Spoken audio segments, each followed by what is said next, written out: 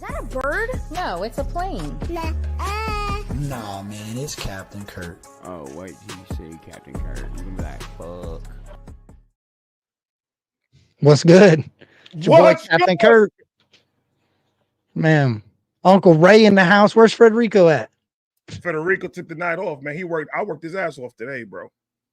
Oh man, I seen you were putting in work. I seen you dropped a lot of reactions over the. You always are on it, bro. Federico's always working. He's always working. That's why I raised his pay. He's getting $100 a month. That's wild.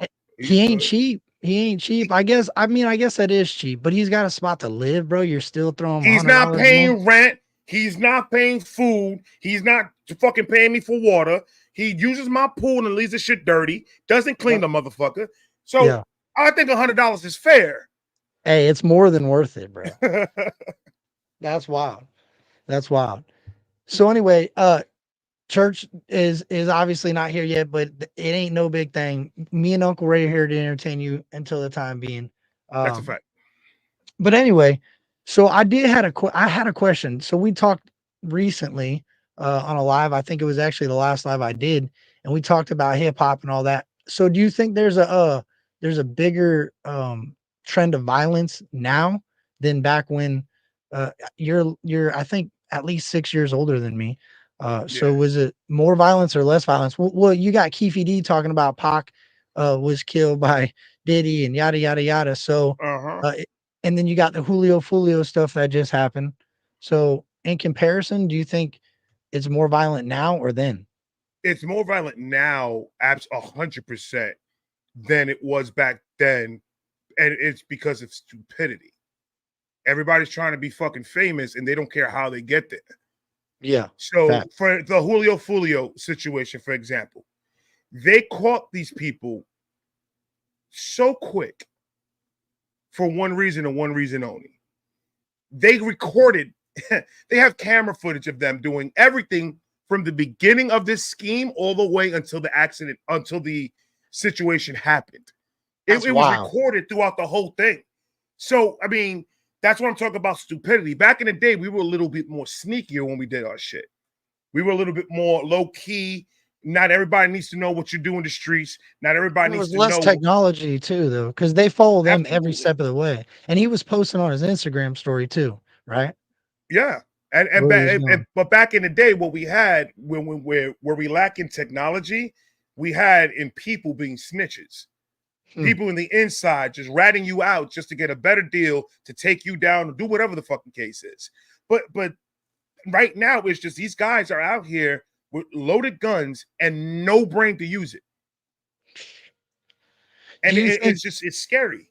Do you think it's a change in the music though, or do you think it's just a change in the cult, like the environment?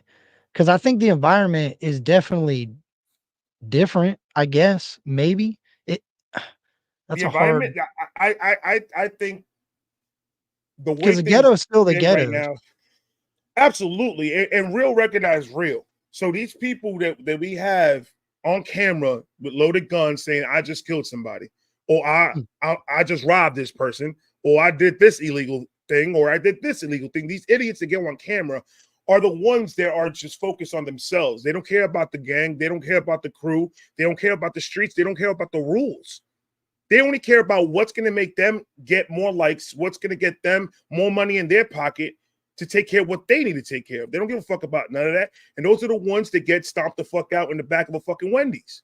You grab little kids like that back in the day, and we'll beat the shit out of them. You over here flaunting all this shit and trying to get this block hot. And then when the cops come or anybody comes through, you're nowhere to be found, and we got to deal with the fucking consequences. So dudes like that, we stomped them out back in the day. Yeah, but I think back in the day though, the penalties and also the action is so nowadays you stomp somebody out in a suburban town, you're done. Like there's somebody inside's calling a cop on you. You ain't got to worry about it. The ghettos aren't much different nowadays. Like it's a lot different. I feel like, but you have to understand something. I'm going to get a lot less time if I stomp somebody out than if I shoot somebody. Oh yeah, 100%. So I mean, I'd rather do 5, 10 than do 25 to life. Yeah, but these dudes rather, are rapping about it. They're rapping about it, because making they're disrespectful. Exactly, Kurt, because they're fucking dumb. They're idiots. They're not using their brain. That's not real nigga shit. No, you're right. Like real dudes in the hood, all these old heads that I know that I grew up with, we talk about this all the fucking time. Like these kids right now have no remorse. They have no, that's why it's more dangerous right now than it was back then. Back then, we had one thing that these kids do not have right now, and that is called respect. They don't respect fucking nothing. At least they're in the streets, there was some sort of respect that was given. There was, even if we're killing each other, even if we're fighting each other, even if I'm one gang and you another gang, there was still that little bit of respect for each other's in each other's pockets sometimes. Right? There's no respect. They don't give a shit about you. They don't give a shit about their mothers. They don't give a fuck about their kids. They don't give a fuck about nothing. All they care about is how many likes did I get on that video? How many views did I get on that video? Money, money, money, money, money. What's going to make me rich? And that's it. And that's a problem. And then we have all the rest of the youth idolizing this type of shit. Well, I don't think a million years would I've ever thought that a nigga like 6ix9ine was going to come out of prison after snitching, being able to walk around a hood. Never in my life I've seen that. Yeah, you're right. I've never seen that in my life. If you guys seen it before, and I'm talking about like 98, like 96, 95 around there. If you guys seen that before and it was accepted in the hood, then I'll shut the fuck up. And I guarantee nobody could find no footage of it because it's not going to be any. Well, you know what's crazy, bro?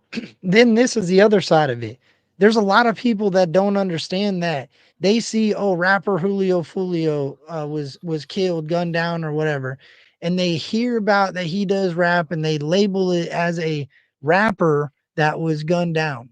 So that's all they hear about it. They don't. It's way bigger than that, bro. You know, Little Durk was also involved in a lot of that stuff. Yep.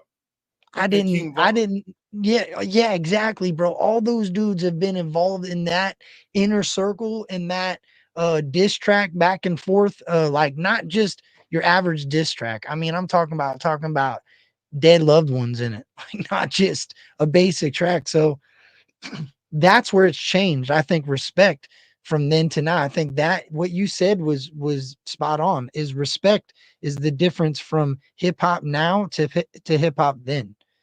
There's none. And like, if you sit and you start thinking about how everybody moves nowadays, most of the most successful fucking channels on YouTube, not all of them, but most of them are people that are bringing drama into their lives.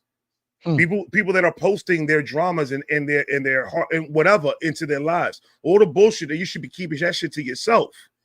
But they want the dramatic because it brings the negativity, it brings the views, it brings everything. We're human. It's human nature for us to adapt to something, like something violent.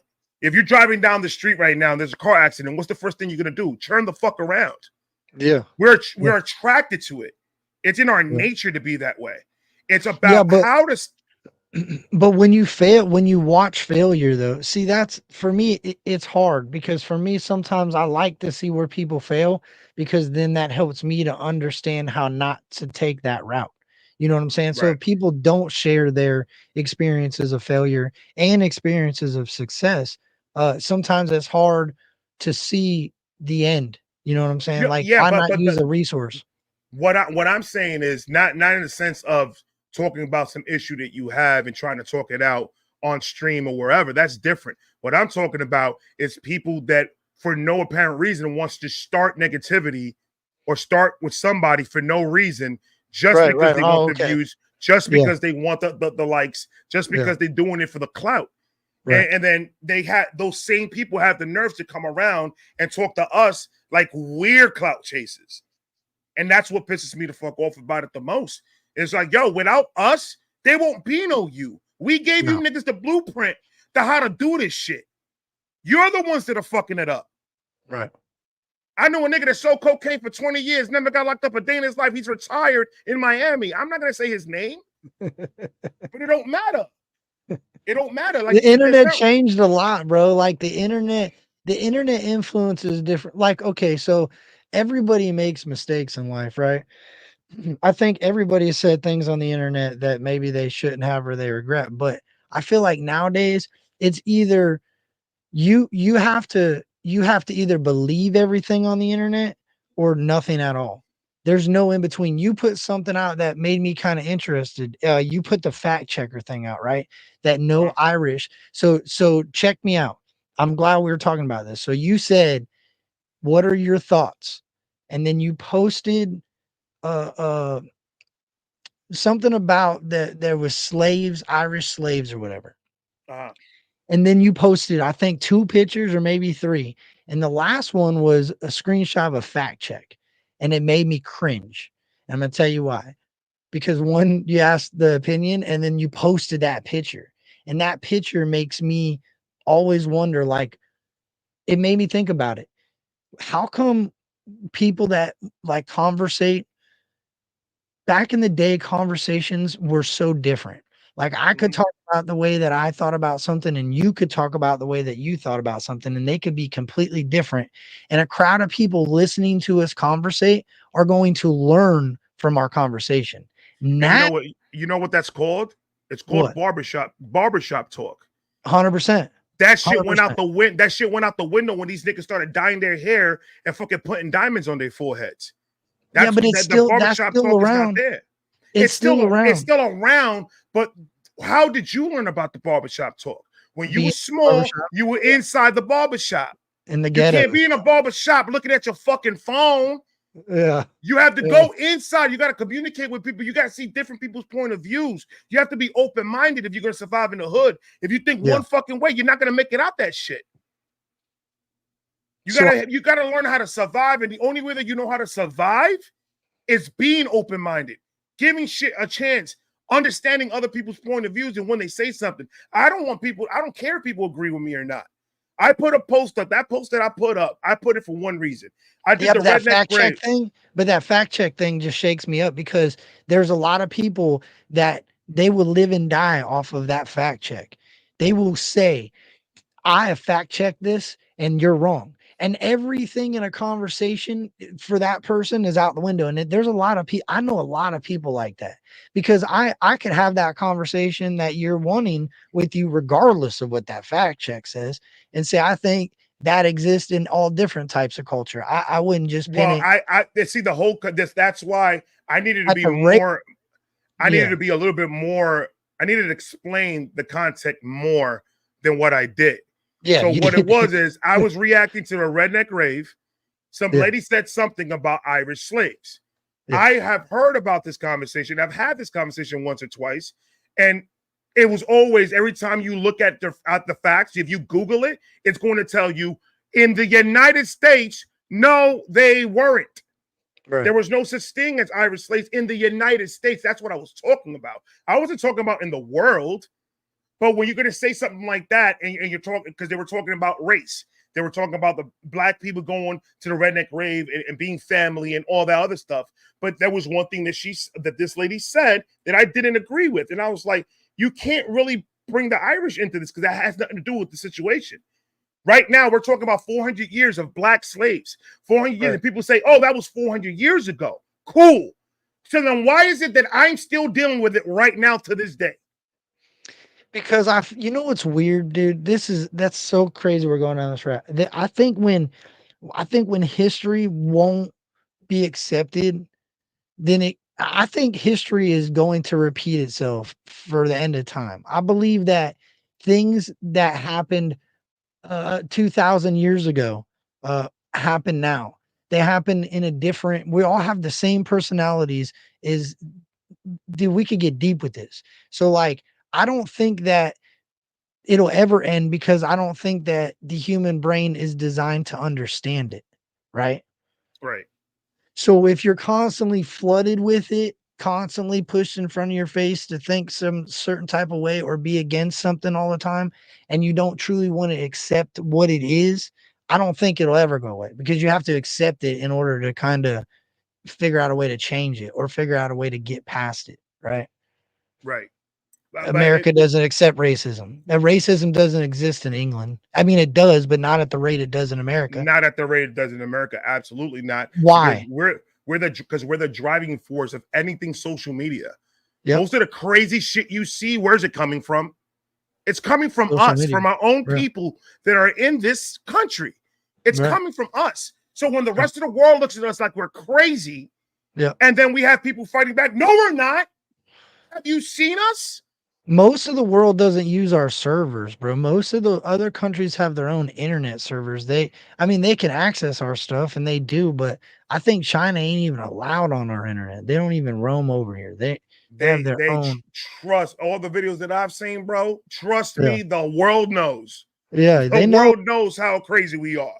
Yeah, And it's cool, and I understand it. We were not supposed to have internet.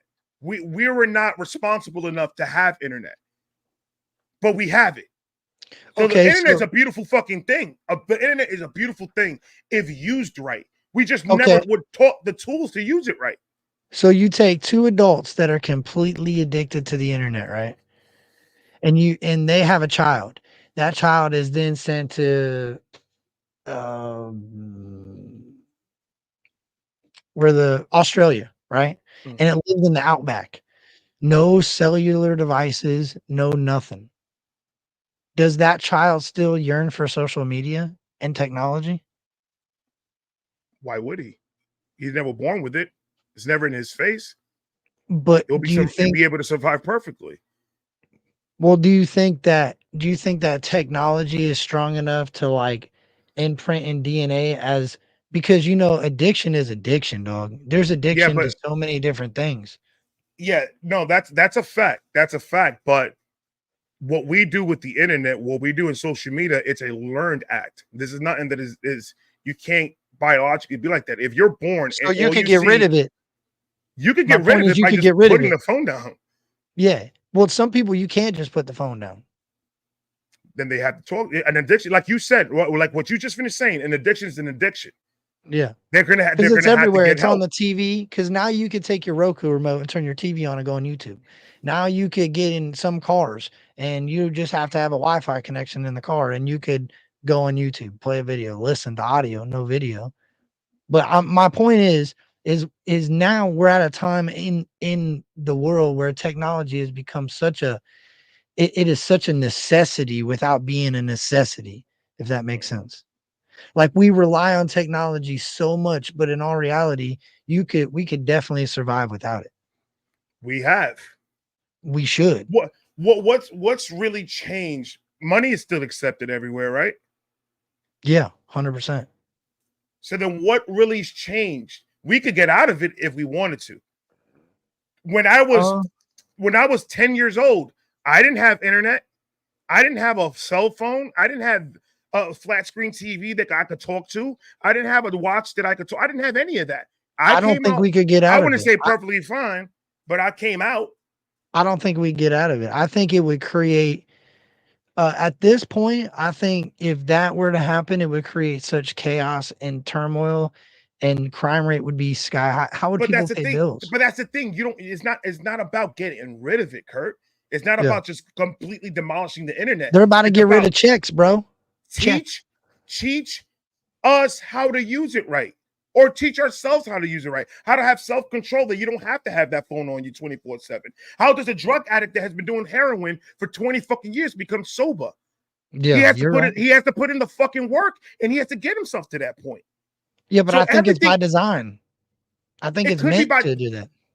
Okay, but if you let it do that to you, right? Don't let it do that to you. It's just like we said. It's just like an addiction. And an addiction can be broken. There's many people out here that are sober right now that were on hard drugs for many fucking years.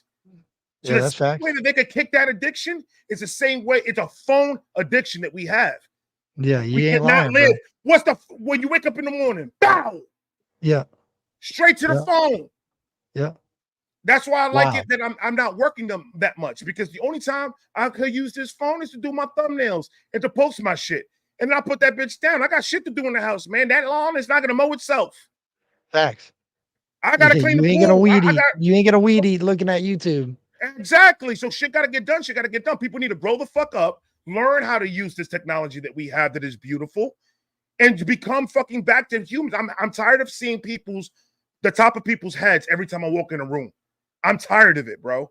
I agree. It's sickening every time I leave out of this house. And motherfuckers are in Walmart walking like this. No, that's nothing, bro. That's nothing. Me and my wife and like my daughter, and we took one of our nieces, and it's a dad and his two kids at Busch Gardens, bro, and they got lanyards with tablets on, and they're walking looking for shade to look down at their tablet, walking through Busch Gardens. I just paid $150 tickets to take you to Busch Gardens so you could be on your phone. All three of them, dad too. All three phones would have been inside that motherfucking lake that they have in the beginning of Busch Gardens. Do it. Now what you gonna do about it? Sit and bitch and complain, or go have some fun? Oh, I would have threw that, but I would have hired somebody to steal them or threw them off the thing, dude. I would have never let him come. I would have taken my phone, gave it to a stranger, tell her to record it, and record me breaking their phones. Don't come into Busch Gardens or to any of these events and shit like that and be on your phone the whole time. That's crazy. You got to have a point where you draw a line. I mean, nowadays, like I want my kids. You know, some parents, Kurt, for real. Some parents, that's their babysitter. Here, watch this, so I can go and do whatever the fuck I want to do. Yeah, that's what's raising the kids now is these phones. Yeah, facts. It's crazy, bro. Facts. No, and you know, it's one thing to have that there for a child to use or to understand technology, but you're right. There's a point where you got to say, hey, look, we're not doing it, and it's hard, dude. A lot of these kids, that's why I'm talking about this, is a lot of these kids don't do what kids used to do anymore. And even when you try to get them to do that, the problem is no other kids are doing it. So I've seen, like, I went through it with my son, trying to get him, encouraging him to understand, like, there is other things to do outside. Like, you know, remember when we used to be like, man, we're bored, bro. I'm bored. And oh, you're bored? I couldn't say that around my mom. Outside I go. You bored? Okay. I'm put you to work. Yes. So outside I went because I knew I was about to have a whole bunch of stuff to do because I said I was bored. And there was kids in the neighborhood. I just really didn't want to have to drink from a hose and be outside that day. It was too hot. But my point is my son go outside. There ain't nobody around. There's kids all through this neighborhood. No kids go outside anymore. They don't want to play outside no more. They don't ride. They got all these bikes in the garage. They don't ride them. See where I'm at in my area. We have neighbors, and every time I come outside to do something, now that the kids are in vacation, they're outside playing basketball and doing things. So they don't know nothing about two-hand touch in the street and tackle in the grass. Brother, please. Yeah. These motherfuckers won't survive back in our days, man. They won't survive back in our days. No. Plays suicide and handball and all types of around the world. Bro, I remember we did so many dumb shit. Yeah, I remember going. Do you remember like when it would flood, riding your bike through the flooded like streets? Absolutely. Yeah, that's what I'm saying, bro. Riding out through the flooded streets, going out when it's flooding. See, I was raised with snow. So we had all types of fucking crazy fun. Granted, you get back home, you can't feel your face, you can't feel your feet, you can't feel your hands, you can't feel shit. But that was the best time of your life.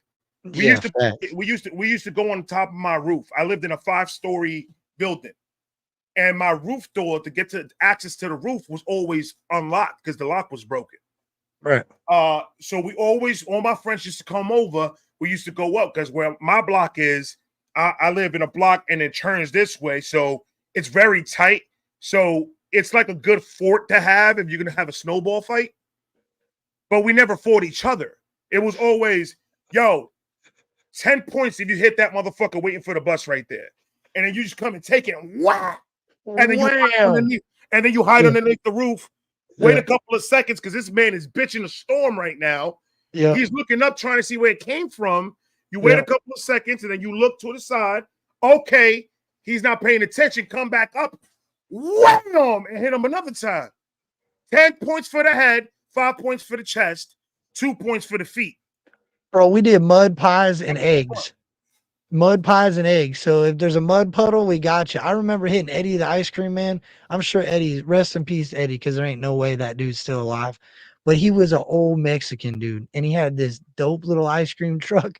He had all the little danglies hanging around that thing. Dude, and I threw an egg one time. And I mean, we played baseball. I should have known better. And I threw an egg right through that window, like where you order the ice cream. Dude, he got out of that thing and chased us through the neighborhood. Oh, I But bet. so I wish I had snow, because snow wouldn't have got me in as much trouble. Mud and eggs get you in a lot more trouble than snow. We can't throw rain. So I have rest in peace to my cousin Christian, rest in peace to him. So he used to take AA batteries and stick them in the snow. No. And then start hitting car windows with it. Mm. And my dad came out of work one day and turned. He didn't know that was my dad's car. And he just went flat and cracked my dad's window dead in half. When I tell you, my dad is 5 foot nothing. Oh, man. This man almost grew 8 feet of how pissed he was. Because it's not like he didn't know it was us. He knew it exactly. He knew it for a fact that it was us. Right. And boy, we had to work that off. We had to work that off, boy. I had to pay for that window somehow. You were right there when he threw it. Fuck yeah, because we were throwing it at cars. I was throwing snow. This dumb motherfucker was throwing battery snows, and I was just like, "Oh, this dude is wilding." No. And then I was just like, I knew I saw it in the corner of my eye. That's my dad's car. But by the time I was going to say something, by the time I was going to say anything, the ball was already out his hand, bro. Before I could say anything, and I was like, "Oh fuck!"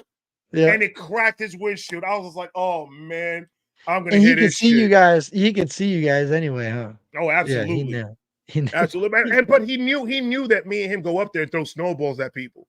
I've got in trouble a couple of times doing it, so he knew. And then I was like, "How can a snowball break a windshield, Dad? That didn't make any sense." Yeah. And he was like, "Fuck, dude, I got grounded for a week. I was cleaning shoes. And you didn't even throw the snowball. And I didn't do shit." Hey, that's crazy. He was able to go home like nothing fucking happened. Everything was cool. Like, nigga, I'm here by myself. So so my punishment was I had to wake up in the morning. I had to turn on his car, turn on the heater, take the snow out the steps, salt the fucking steps for him, make sure everything's good, clean the snow off the windshield. Everything's nice and toasty for him. And this is 5 o'clock in the fucking morning, bro. 5 in the morning. And then I have to go back to bed and wake up in 35 minutes to go to school. Yeah. It sucked, bro. Yeah, that's shitty, bro. I'm going to hold on. I'll send you this. Hold on real quick. I got to send you something real quick. What's going on, Vibe Gang? Yeah, let them know, because I seen you been dropping. Dude, you drop a lot of different music. You always have, but it's like when people start giving you hell about doing that, it's like you go even harder doing that. Mm-hmm. Yeah. Because why not? Would you drop today? I know you dropped 5 reactions probably today.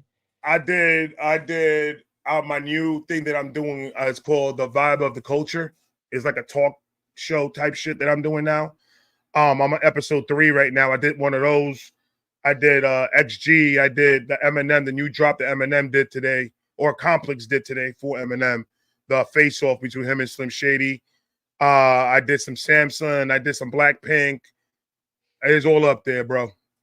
I work. I try to work as much as possible. Stay fucking busy. No, I feel you. You do. That's what I'm saying. You put in a lot of work, bro. You do more than I don't know how you do it.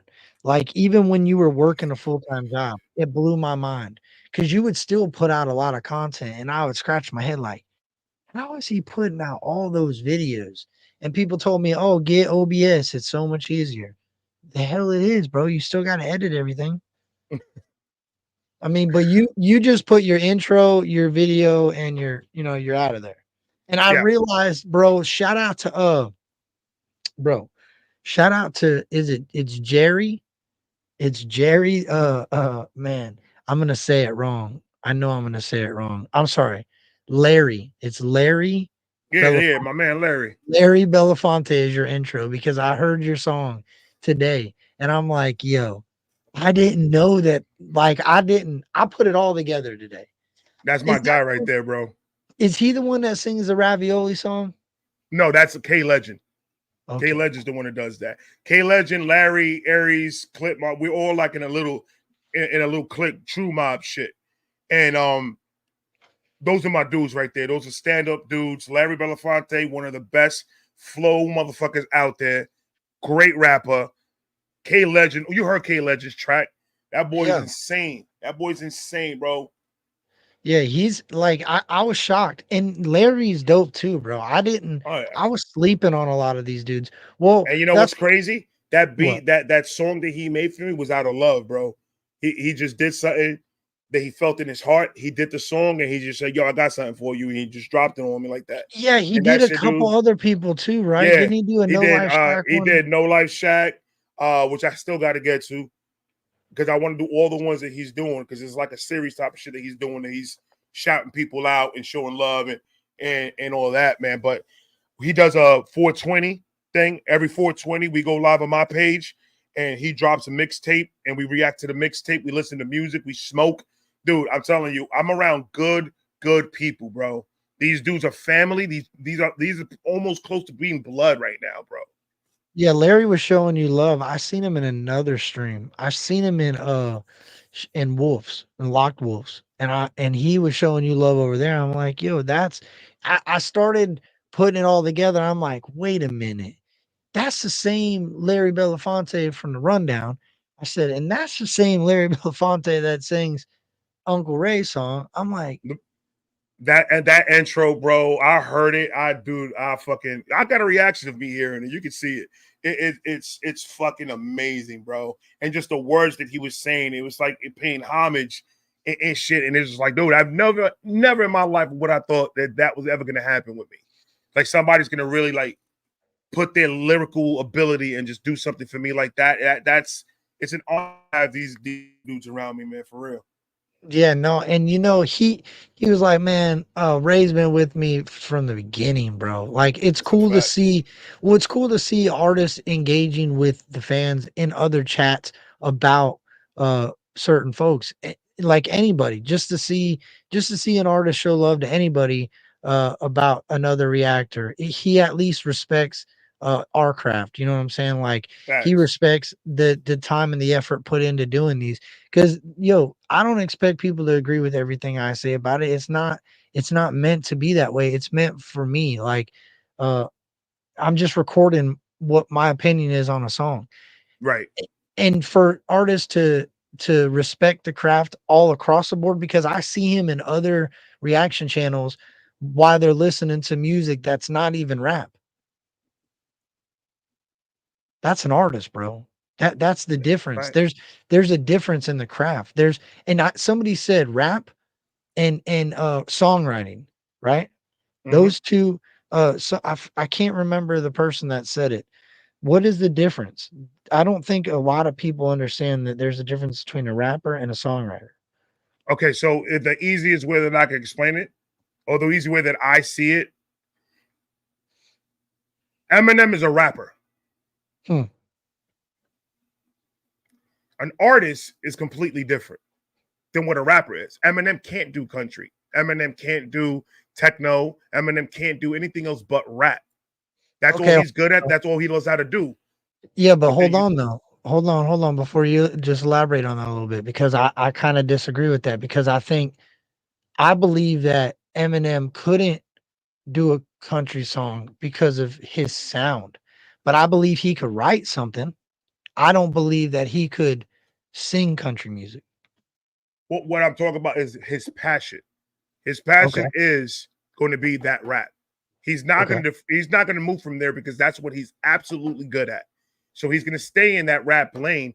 But at the same time, I'm not saying he can't do it. I'm just saying he chooses to stay on that rap lane. So that's a rapper. An artist to me is a completely different word.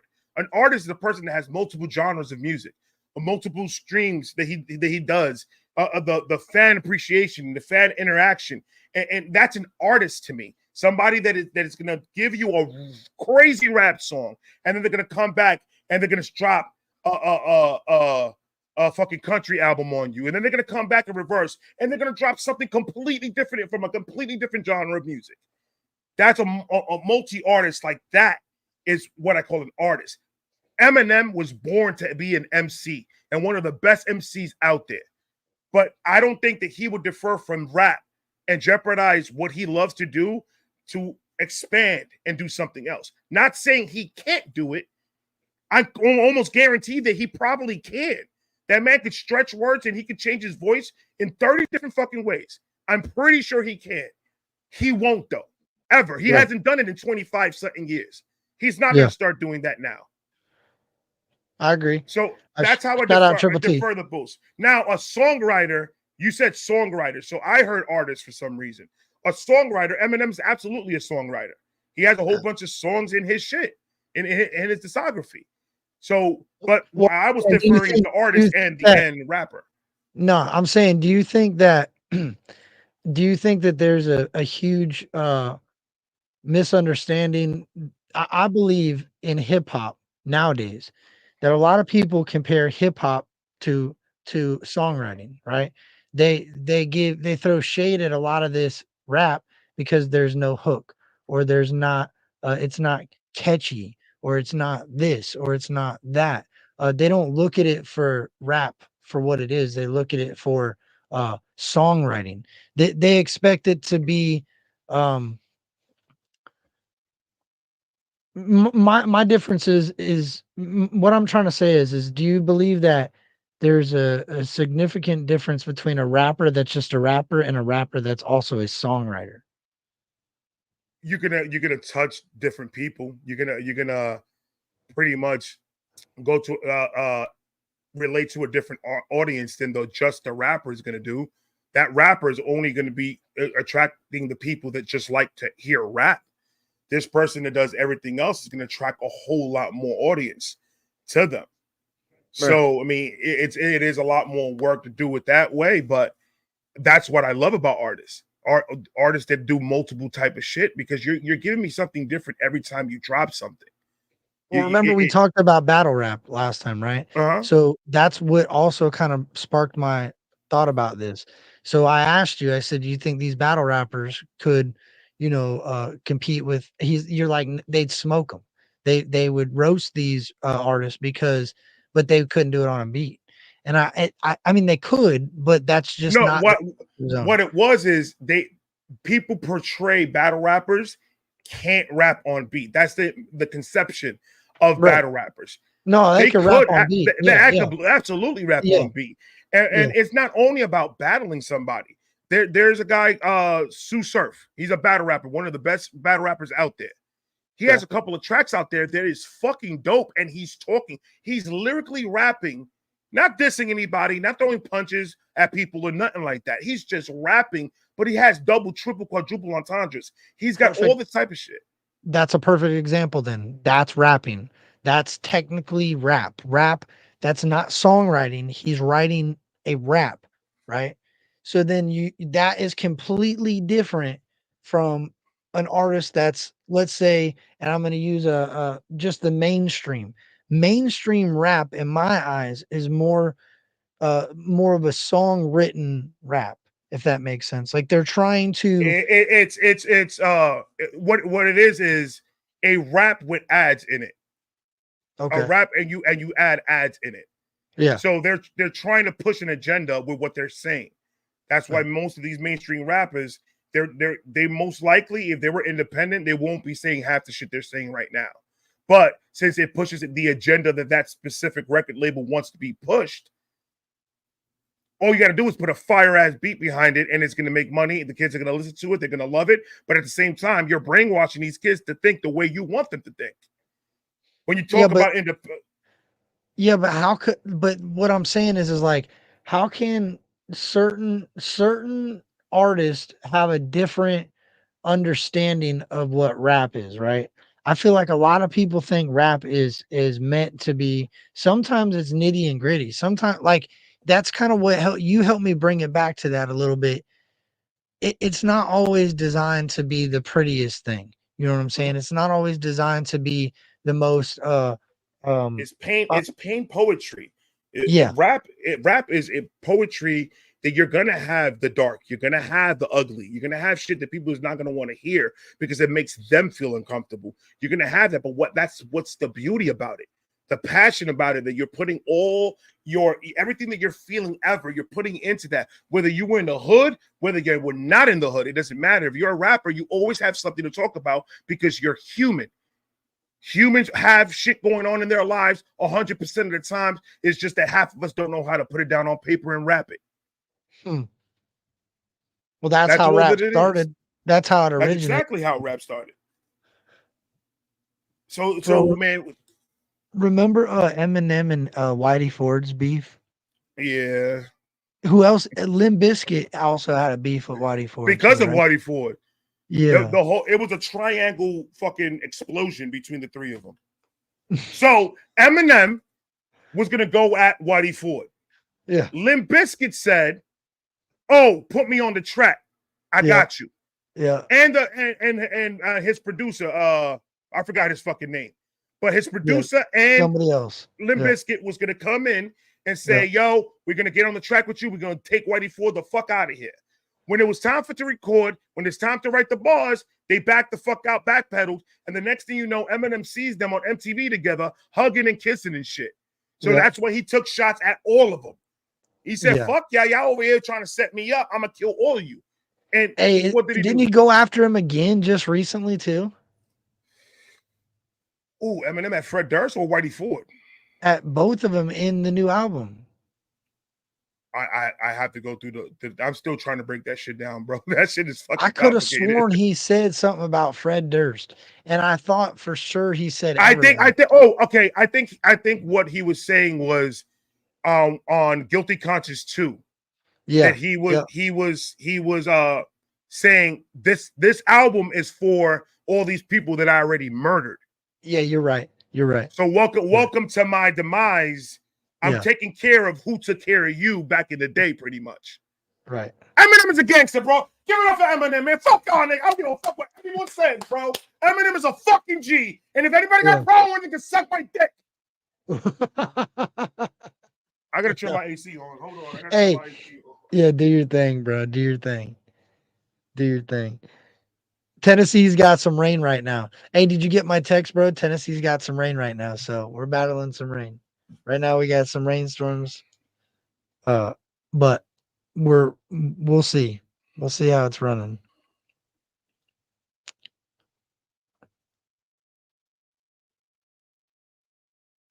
That's right. Yeah. I hear. Yeah, I was having the same issue when I went live on Saturday, bro. That it was storing so fucking bad. And I was like, I really hope that this shit doesn't fucking just cut off in the middle of the stream, bro. Because it was raining bad the other day. Federico, cut the beat. Shout out to you. I appreciate you, T. Triple T also dropped the $5 super Triple chat. T did. Yeah. Shout out to Triple T, man. Yeah, appreciate you, T. Frederico cut the beat. Man, he's sleeping right now. He ain't cutting no beats. Passed out. Yeah. So yeah, bro. I think there's a huge difference between a songwriter and a rapper. Like I think rap is in its own class, and I think there's certain artists. I think there's certain no matter the size of the artist, and this is what I'm saying is that they're able to twist those two together and make a song that is also a rap. If that makes any sense, like making catchy hooks and being able to put down a solid rap verse is not it's hard to find nowadays. Oh yeah. Like it's different. Like the old Bone Thugs and Harmony albums, none of those songs sounded like they were supposed to be catchy ever. Dark, evil. Right? That's a fact. That's a fact. I mean, go back and listen to some of that old shit. It's nostalgia, but you have to listen to it so many times in order for it to become catchy. And I feel like that's a lost art, bro. Appreciate you, Ordsboard React Attack. He says, congrats on 15K. I don't always agree with you, my dude, but I got respect for you holding it down. Stay the course. Shout out to Vibe Reactions. Hey, appreciate you, buddy. Shout out Shout to out to you. Ords. Yeah. React attacks. Yeah, bro. I don't know. I think it's just different. I think music for me, I gotta go back to that spot where I found a lot of different music all the time. I was in a much better mind state. I think music definitely changes your understanding of your own reality. If If that I makes send sense. you if I send you a couple of artists, would you take a look at them and do a reaction on it? Yeah, yeah, yeah. Send them to me this weekend, and I'll definitely. I'm gonna send you a couple of them that it's like not what you're probably used to listening to. And some Okay. of it is rap, some of it is not rap, some of it is just regular, just singing R&B, shit like Yeah. that. But I'm gonna put you on some different type of shit that I've been getting into lately. Because Well, I know you're it's also not about all that nonsense either. Because look, I'll be real with you. I've recorded reactions that they start talking about all that just ridiculous shit. I just shut it off. I stop because I oh no, can't. like I've you know how many donos I had to send back because they want me to react to some crazy ass people that I've heard of and I know Mhm. what they are about, and I'm just like, no, I'm not doing that. Sorry. Like my Yeah, page is positivity. That's why I the first reaction of somebody that I don't know, I'm gonna do it and I'm gonna judge it off of that. And I'm gonna be like, yeah, if I'm not fucking with the message, if I'm not fucking with what they're saying, I'm not gonna ever do a song of theirs again.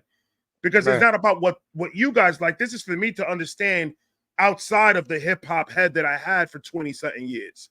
This is for me to go and branch out and listen to different shit and just listen to the music instead of just listening to the music. You have to go and live the music. You got to put yourself in the position of the artist and enjoy the story and ride with the story and just become one with the song.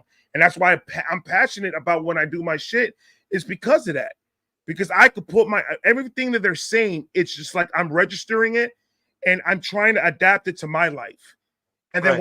when it hits, that's where you get the stank face. That's where you get the emotion. That's where you get the screaming. That's where you get all that. I'm passionate about music. And anything that I do, music has to be a part of it. Right. No, I'm with that. I just feel like music has such a it definitely was a trigger point for me in recovery.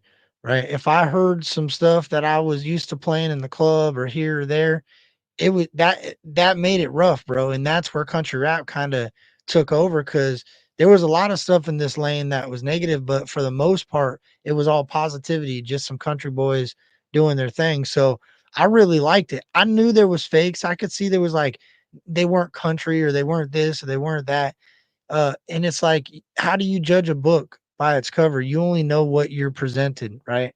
So you Right. can't really look too deep into it.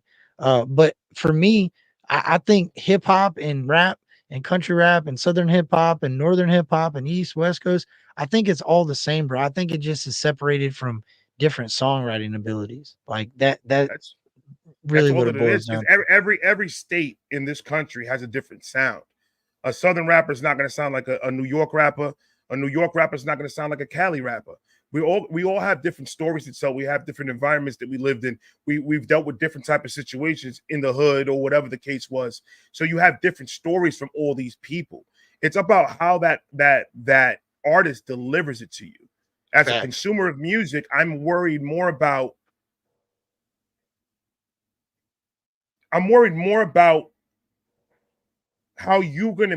what story you're gonna tell me and what new information I'm gonna learn from another area that I was never in, that I So was never raised in.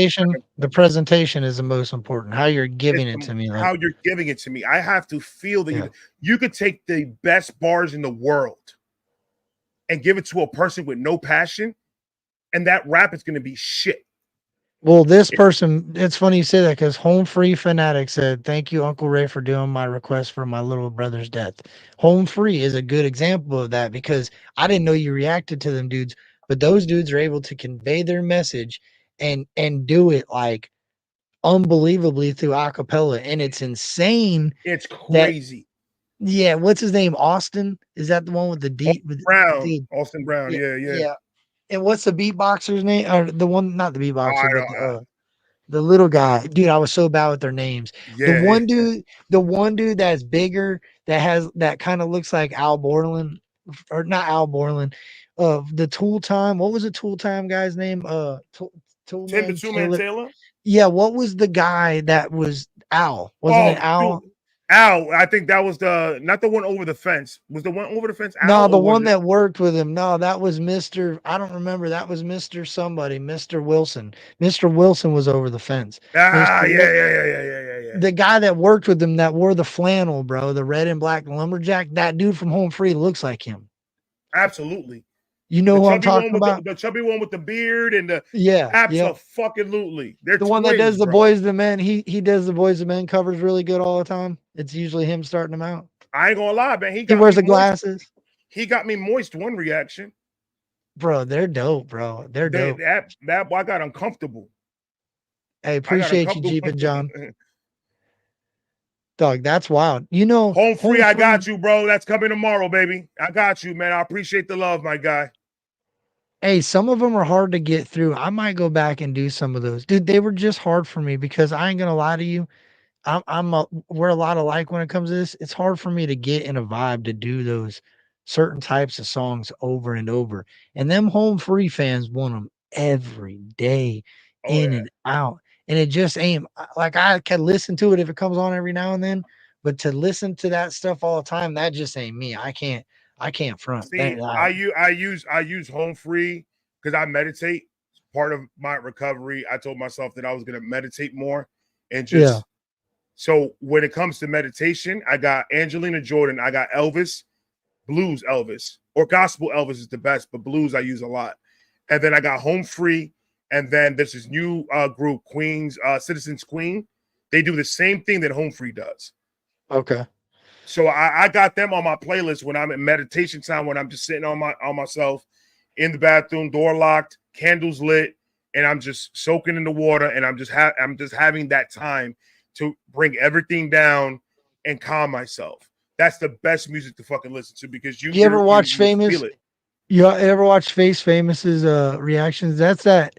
I think that's that dude that breaks him down. I think that's him, No bro. disrespect, but I barely watch anybody's reactions because I feel like if I watch somebody's reaction without even wanting to, I'll take something away from what they say or a characteristic that they have, and Yeah. without wanting to, I start seeing myself do it on my shit. So I just told myself in the beginning, I started to see that, and I said I'm not watching nobody else's reactions because Ah, that's hard. I want this to be as unique as I can be in front of this camera. Even after you record them, like even after you've already done one, you don't go through and maybe check out another song, like the same song. He said, "I don't want." Nope. That's how artists do it, bro. Like that's how some rappers don't listen to their music. They only listen to their music, nothing else. While they're making an album or If whatever. I start doing that, because when I first started, I was watching a lot of No Life Shack, and I was watching a lot of Stevie Knight and Screwface, and I was watching all their fucking reactions, and then I did a video and I said something in a way that sounded exactly like Screwface, Mhm. and then I had to rewind it like a couple of times, and I was like, oh no, fuck that. And that's where I was like, no, I can't do it. I just can't. I was looking at the chat, my bad. Johnny Depp don't watch his movies. I don't That's smart. I mean, that's not a bad idea. Do you like rock? You'll enjoy listening to new Brazilian singer. Lucas, I can't even say that. What is that? Lucas what? Intolissimo. You know that? No, What type of language is that? Brazilian. That you just spoke? I was just pronouncing his last name. That sounds like It's Italian. it's Spanish, it's Spaniard-ish English. That's Brazil speaks a Italian then, form of right? Spanish. It's in a sense, I can understand exactly what an Italian tells me. For some reason, Well, I could just put it together. Well, because the language is so fucking close together, bro. Like, if you know Spanish, you'll understand. You won't speak Italian fluently, but you can carry a conversation with somebody. so okay, this is a good question then. Do you think at one time every continent only had people that were just meant for that continent? Like, do you think at one time there was only Italian people in Italy? only French people in France. Do you think at one Oh, time it was really I ever mean, even like that? I believe back in the day, before we really started hitting it hard with technology and travel and everything else, I believe at one point every country had its people in it and nothing else, except the United States.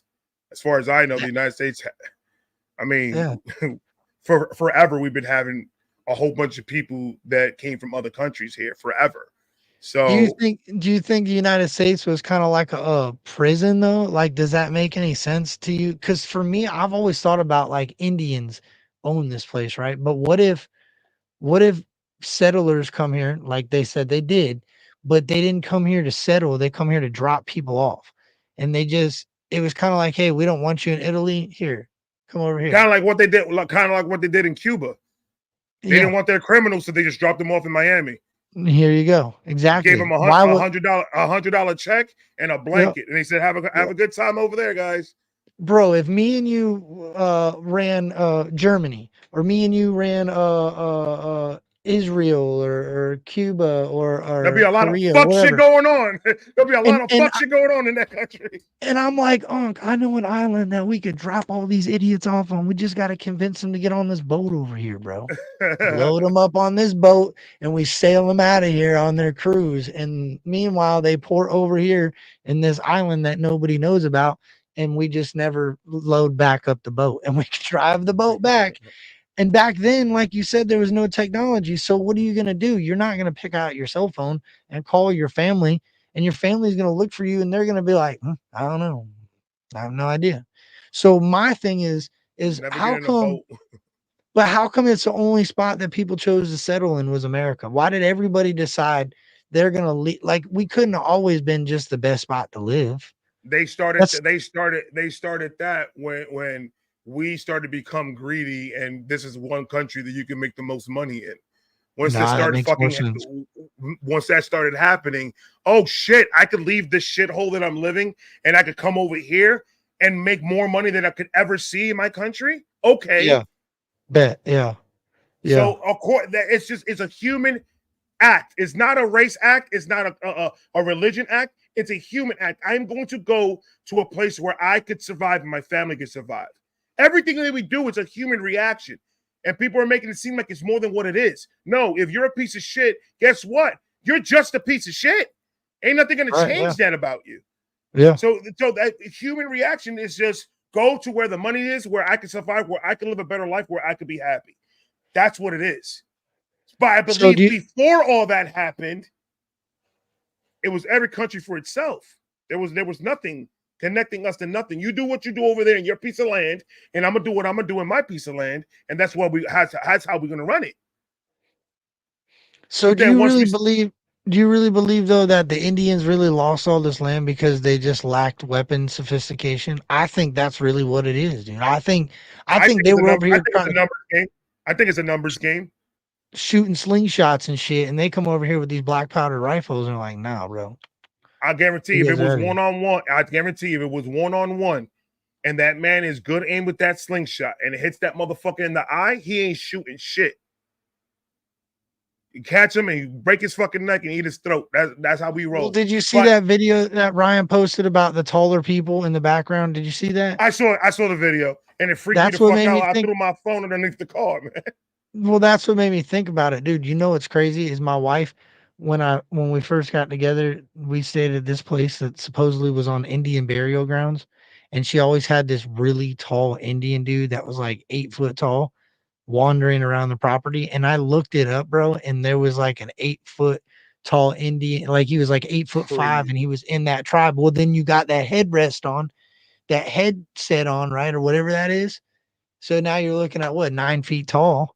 Mm-hmm. So That's what crazy. if those were Indians in the background and it was something going on in the South? Because you got a bunch of wars that have happened all through the South, right? Right. And if you go back to like Pilgrim, they teach you in school that we took over, blah blah blah, the Pilgrims versus the Indians, blah blah blah, whatever, however you want to word it.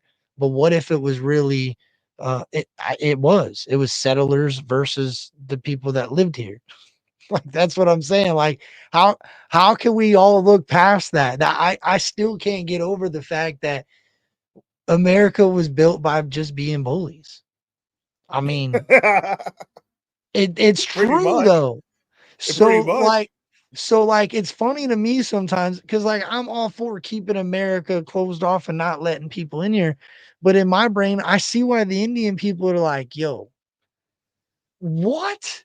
Y'all come in here, pushed around, told us we had to stay in these little Indian reservations, and then said nobody else is allowed to come in. Like, what?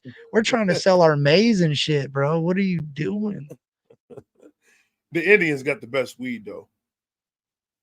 We're the land of the free, bro. Home of the do whatever the fuck you want. And that's facts. Well, to a limit, because you can't get arrested.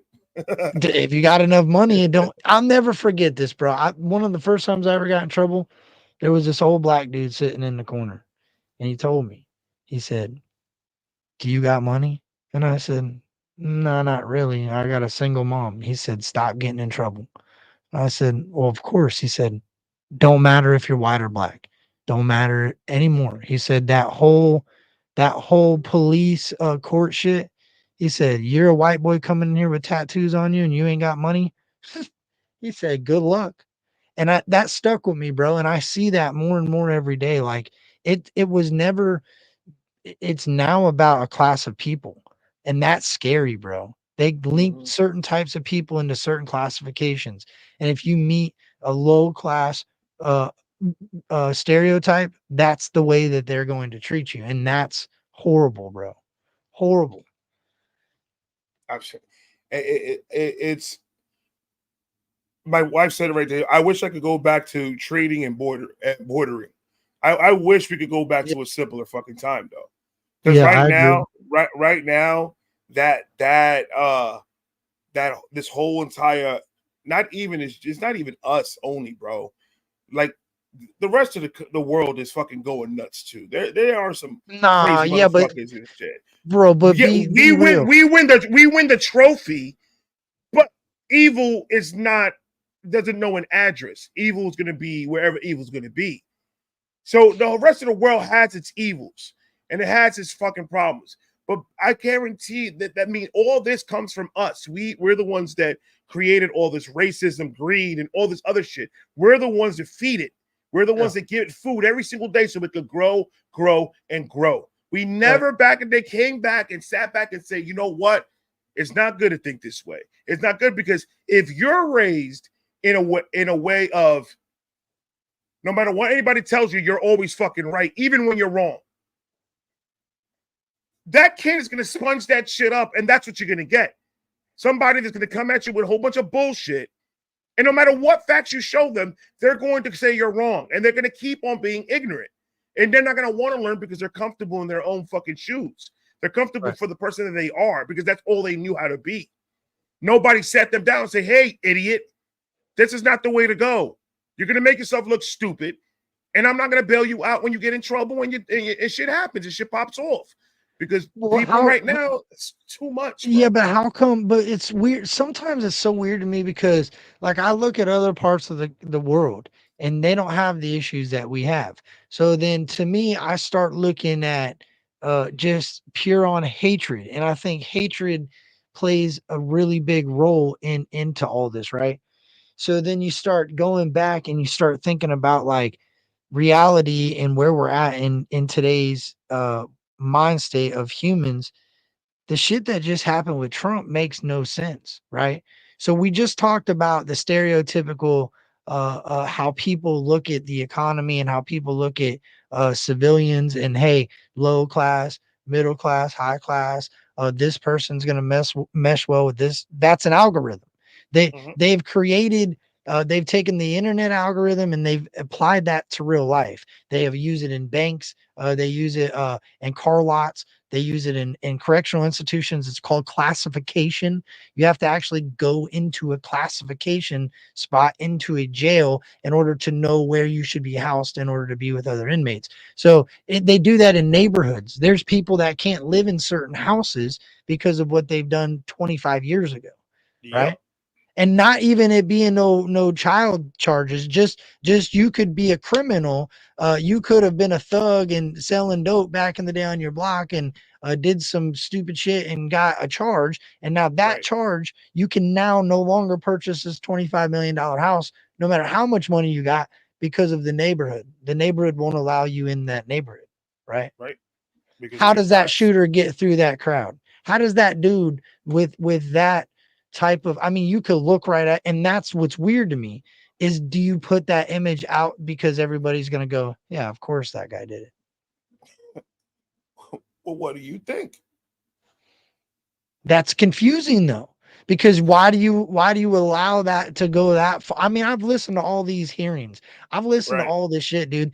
And if that was me or you on that stand, hey, bailiff, go wrap him up, bro. We're gonna go put him in this tank back here until he can think about it for a little bit. And if he can't think about it, lock his ass up and throw away the key. They wouldn't have played this.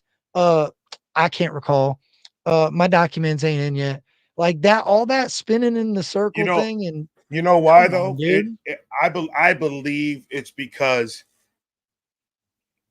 visuals are everything in this world right now. Everything is visually.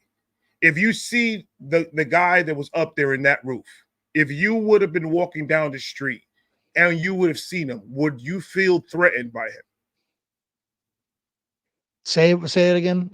Say that one more time. If the guy that did that took the shot at Trump, Yeah.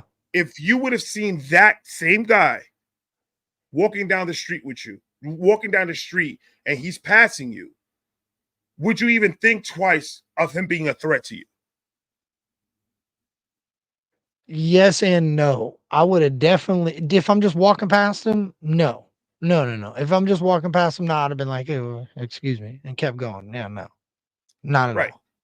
So, and then you go and you get a person that has tattoos, that has gold chains, that has their hat backwards, and they have face tattoos, and they have shit. And he's walking down that same block. I'm not gonna say that you're gonna be scared, but did that threat level just go up in your mind? In your mind, Yeah, it went up. It went up because of maybe more knowledge of what could get bad. Like, yeah, you see exactly. tattoo. Yeah, the dude's been through it. Everything's perspective. Those cops are fucking idiots. They saw that kid. They probably didn't see the gun, but they probably saw him, and they looked at him. He's not a threat. It's all visual. That's how we judge everything, is visually. We don't sit but back and be like, I know a why guy. are you going? Why are you going up that ladder, and why are you laying on that roof? We're not asking that question. We just saw something, and then went the other way with it. Yeah, Because but I he know a didn't dude that's look like a threat. ex-military. I know a dude that's ex-military, and he's a super big stoner now, and he trolls a lot. But he made a valid point, bro. And this is what he says. He says, if I'm Secret Service, now Secret Service, they don't need any. Dude, if I'm Secret Service and I'm sitting there and something looks off to me, and I need to use what I need to use to eliminate that target, I don't have to call nobody, right? So these guys are sitting there and they see this target, right? The people in the crowd could see him laying up on his belly up there. You mean to tell me that none of those officers put a target on that dude with a sight and seen him? He said, bro, I would have hit my radio one time and said, is anybody crawling on the roof around the president? Nope. 3, Pow! 2, 1, pow. He said, oh, hey, Jeff. Oh, if that's Jeff over there, sorry about that. Oh, no, Jeff, you're good. Hey, I got somebody down over there. And then at that point, if he shot the wrong person, then I guess we got to go deal with it in court. But then nobody would have got harmed, bro. Like, that's what I thought the Secret Service was about. I thought that's why people don't make the choices that they make to try to do no dumb shit like that. Because if you're playing games and you got an airsoft gun and you're laying on your belly on that roof, your head's going to get splattered. And that's what made me think, like, bro, that's how it should have went. It should have. But every time. It's a lot of things that you have to put in play there. He didn't have officers and he didn't have Secret Service or snipers in every single roof that were surrounding him, which he should have. There was a lot of people, more people. Yeah, you're right. You're right. You have 300 people in this rally, and you have seven fucking secret agents and couple of snipers for 300 and something people. Mm. I mean, it's impossible to see everything. But what pisses me off the most is they saw them. Yeah, that's what I'm saying. They were They pointing knew he them was out. there. Yeah, They were pointing them yeah. out, but I believe it was like if it For an wasn't anything hour. else, if it wasn't anything else, it was more of there were so many things going on that they just fucked up and they didn't pay attention. Bro, you go, hey, president, you ain't coming out here right now. We got some dude pointing a rangefinder. We don't know if it's golf or not, but if he peeks over that thing, he's got anything other than a what you're saying rangefinder is in you his think head, it's- he's what gone. you're saying is you think it's a setup. No, I think they just let him roll. I think they let that dude do what he had to do. I think that happens more often than we know. I think there's plenty of people that get that. I've never seen it that way. I've No, never maybe seen not. it that way. I think they would have got him before he goes up the ladder, right? Check me out. Absolutely. Hear me out. What if, and this is all speculation. What if this dude brings this ladder out there? He gets the ladder set up and then he goes back to his car to get his backpack, right? Because you can't be carrying a ladder and that at the same time. And that's why they didn't spot him right away. Well, my thing is this: if anybody carries the wrong type of bags into those conventions, they're not supposed to let him in. How did that dude get a ladder anywhere near the president, especially 150 yards? That dude had to have had that ladder set up out there. That means they did zero security. You're supposed to prep those things out for what, 5 days before the president gets there? Nah, that's a lot, bro. So you saying that these are Bideners and they were just like, fuck Trump. Yeah. Do what you got to do, bro. I don't see nothing. I don't think they were trained to do that. Makes more fucking sense. Because they said they were hot. They said they was hot outside, so they went inside that little convention area and were chilling. And they said that there was a lot of resources pulled from there to go take care of somebody else at another location. So in my mind, I feel like a lot of those dudes have never had to protect people in that type of environment. So they were just nonchalantly just like, whatever. Nobody's going to try it because we're the Secret Service. And that's why when it happened, they tackled Trump out of his shoes because they really didn't expect anything to even happen, let alone that. I mean, who expected that to happen? But I just don't think they had the proper training. And I think that's why that lady won't say nothing, because she's the one that instructed them. Hey, just do your thing, bro. You guys just got to go cover Donald Trump for a little bit. He'll say what he's got to say, do his thing, escort him where you got to go, and then we're over. Move on. And it didn't happen. Because it's weird to me that the dude has no political side. Like the guy that did it has no political side. And somebody else pointed something out. If that bullet lands, right? Let's just rewind back. That bullet lands. At this moment, your president is going to be two people that nobody voted for, because Trump won't be here. So then you'll replace Trump with whoever, and then Biden drops out. So now it's Trump versus whoever. So what is that? What would you call that? What was that attempt at? Communism? No, I don't think Why it would not go that far. If you took Trump out, then you would have to replace him with who? Whoever he had running with him. So then and Biden falls out, and then now two people that none of the American people wanted are now facing off against one another. Well, then we're gonna have to get two new motherfuckers in here. As long as it's not Kamala Harris, I'm good.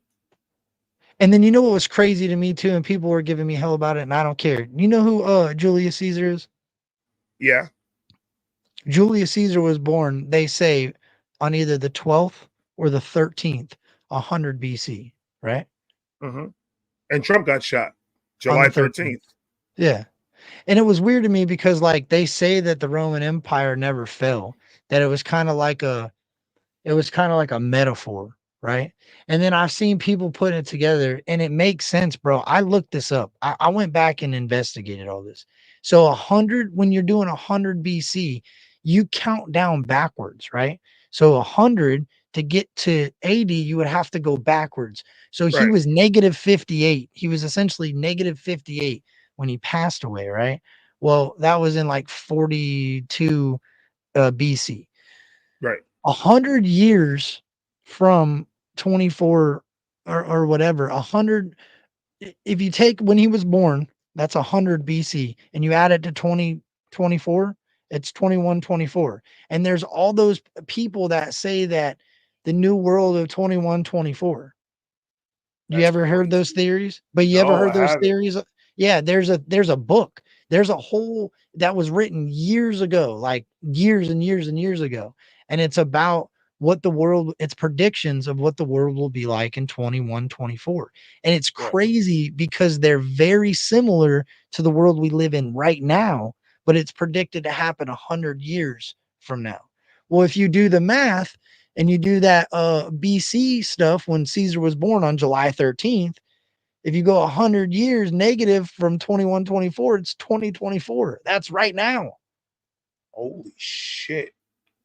So what if it wasn't just a coincidence about the date? You can't be doing that shit to me, Kurt, man. Now you got me over here thinking I'm scared. I want to go under the bed, bro. Well, I feel like leaders always repeat themselves, right? Over and over and over and over and over and over and over again.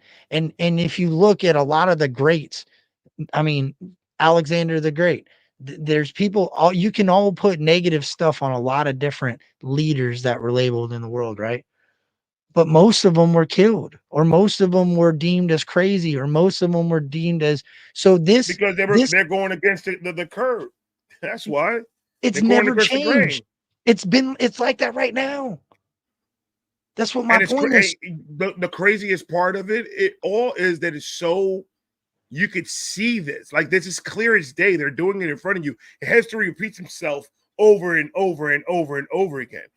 Everybody that we had that was in some sort of a power control part that controlled this country, they were good dudes. They were fighting for us. They were making sure that everybody was okay. Everything was good, and they always got taken the fuck out. Well, that's because why it didn't fit the agenda. It didn't fit their agenda. Yeah, but you hear people talk about like a spiritual war, right? I've always, because I mean, I believe, I have faith, but like the whole Bible push and all that, I run from it, right? So when people hear spiritual war, most of the time, I would just, I'm out of here. Well, then I started to like get older and mature a little bit and understand like maybe there's more to what they're saying. Maybe they're not just pushing a religion on me. Maybe what they're trying to say is the war that we think is being fought in our main minds of life. It's not about this or that. It's really good or evil. And like I thought about that and I'm like, well, that makes a lot more sense, because what you think can be really good, looking at it deep down inside, it's no good at all, bro. And I feel like the whole time that the world has been apart, we've fought this same spiritual war for thousands and thousands and thousands and thousands. And we went through so many different leaders and so many different generations of people. And none of this shit's ever going to change. You just got to fight for your family and yourself to try to make it better. And then if everybody does that as a collective whole, then the world would become a better place. And I think once you start realizing that shit, dude, it opens up your brain. Like the open-mindedness starts to, like, and it's and weird. that's just what it is. That's all that it is. It's just a battle between good and evil that we consider our life.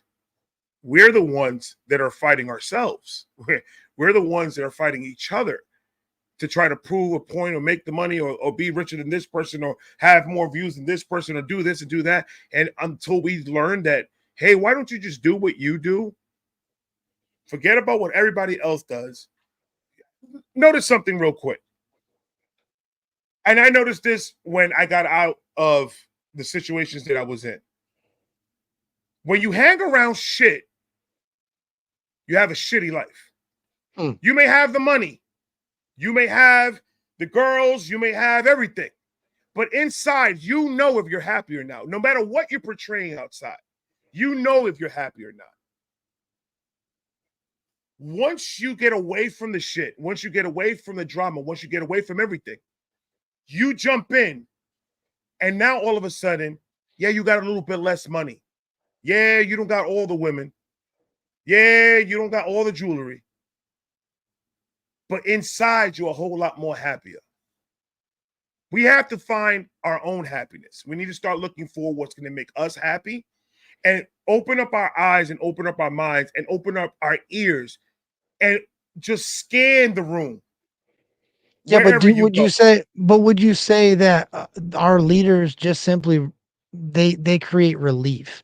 I think that's the best. The comfortability of having a leader around is what is what I think Americans yearn for. I think any human needs some sort of leader to feel comfortable around in their territory, right? And I think that's why Trump is so appealing to a lot of people. A lot of people say, "Well, you can't solve a spiritual war with a leader," and I get that. I understand that, but I think what and I don't care who anybody votes for, but what I feel is I think there's a lot of people in America. See, I don't care who my leader is, right? And I know you don't care. Knowing your personality, you don't need anybody to lead anything. Ray's got it. He can handle his own. But I know America as a whole doesn't have that same confidence. I think that there's a lot of people that need confidence that there's somebody at the helm and leading us through Well, I mean, but darkness, right? now let's go back and let's pop a U-turn and go back to what we were talking about earlier. Mhm. Why do you think that most of this world right now doesn't have confidence? Listen, when you scroll your phone, you see people with perfect bodies in our minds. Yeah. You see people with beautiful cars, with huge homes. So we start looking at that, and then we look back and say, "Look what the fuck I got. This is shit. I want that. That's what I'm yearning for. That's what I want." And we let the greed and the selfishness and all the seven sins hit us all at once. And at that moment, it's your choice. Are you gonna run with the crowd, or are you gonna make your own fucking lane and make yourself happy and the people around you? Yeah, but what do you think drives that? Happy. Yeah, but what do you think drives that? Our The internet. greed, our internet, no, though, of right? course. The internet's the main thing that drives all that shit. That's our bloodline right now. Our bloodline is the internet. Without the internet, if all the phones right now, as we talk, cut out, there's gonna be people losing their fucking minds. Yeah. Everyone's not gonna know How what long the do you fuck to think do. that would last for? How long though? Before what? Yeah, I don't know. That's what I'm saying. Like, okay, If the world right now shuts phones down, you don't got no more phone.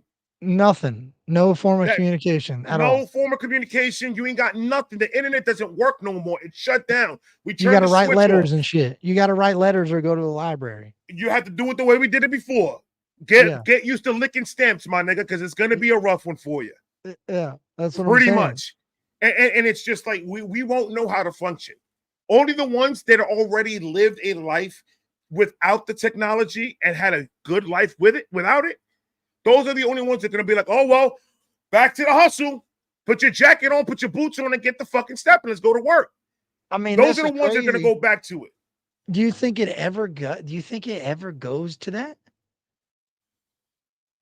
Oh, I don't think it ever will.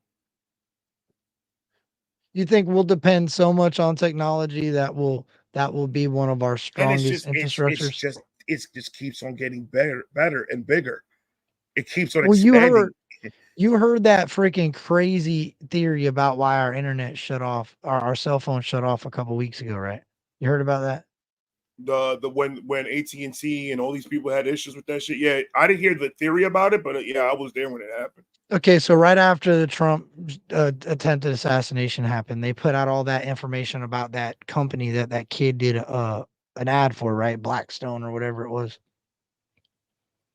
Well, supposedly that's an investment firm, and that investment firm took a huge financial blow when that happened, and they drew out their investment. So they updated the system, and when they updated the system, it knocked all the customers out that were attached to that Blackstone. Yeah, BlackRock.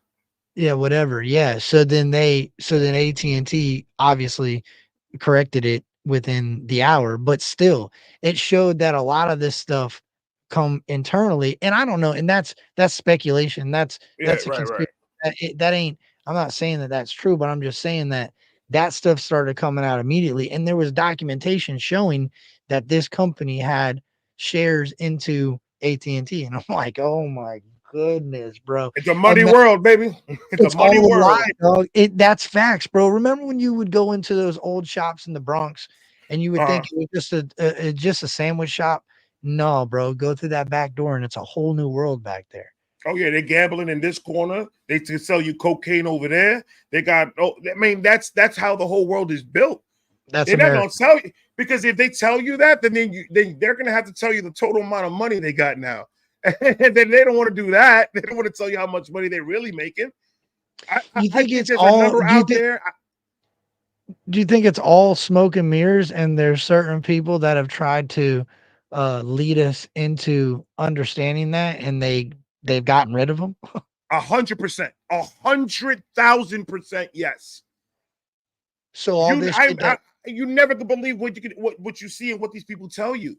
They could tell you whatever they want you to tell you. I'm going to tell you the story that I came up with these 20 people, and that's the ones that you guys are going to believe. Because your favorite rapper is going to say it, because your favorite artist is going to say it, your favorite your actor, your favorite podcast host. We're going to make sure that they get paid to tell them what the fuck we want you to tell them. Okay. Absolutely. Okay. Rest in peace, Tupac. Why do you think we didn't know sooner who killed Tupac? Why do you think it's taking this long? I believe it's a lot bigger than people think.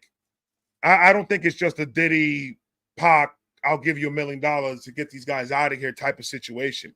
I think it's a lot bigger than that.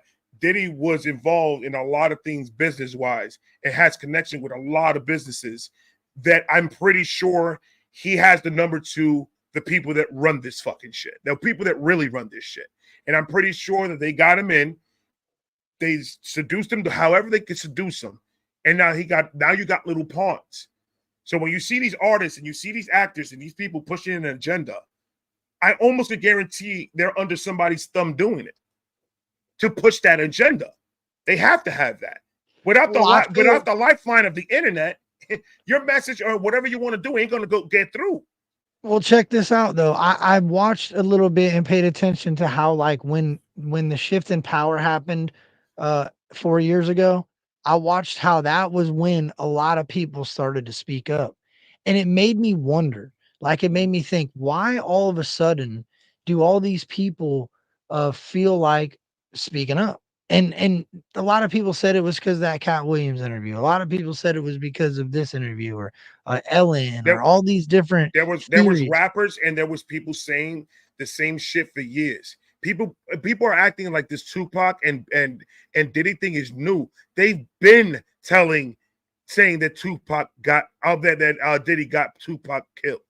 That's been around since 2009, bro. I think it would have killed hip hop. I think hip hop would have died at that moment if they would have put out the information now, or then, that they're putting out now. And the reason why I say that is because I feel like the East and the West Coast shit, I feel like that's what created, or that's what allowed Southern hip hop to thrive. I feel like when all that East and West Coast battle rap was going on and it was in the height of it, I feel like that's when a lot of people that were listening to hip hop got away from that. And that's when they started finding Southern hip hop. That's when they started realizing that the South makes that same type of music and there wasn't as much violence involved in it. And then if they would have eliminated that whole battle and beef between that, then I think it would have fell apart, bro. I think rap wouldn't have been what it is today if they would have released that P. Diddy had anything to do with Tupac, because none of the artists that we come to know now would have ever had any shine. P. Diddy would have been gone. Who would have been what would happen? Name all the artists that P. Diddy had that made him that. It was both sides though. It was both sides. Think of it like this. If I paid so-and-so, it's going to affect both sides, because it comes back to Biggie. I'm sure Biggie's going to get tied into this.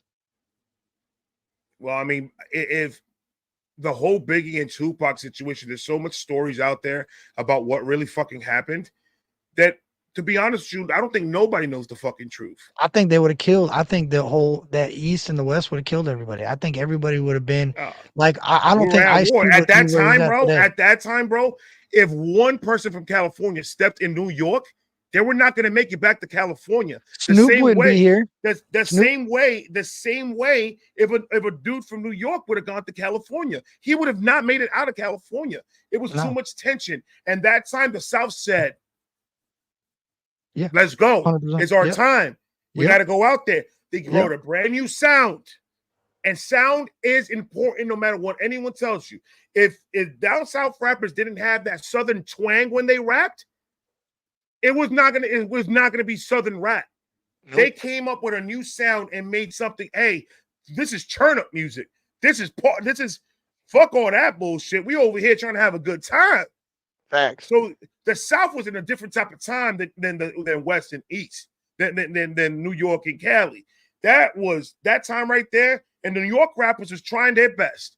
They were working and putting out albums and putting out everything in that moment when that shit went down.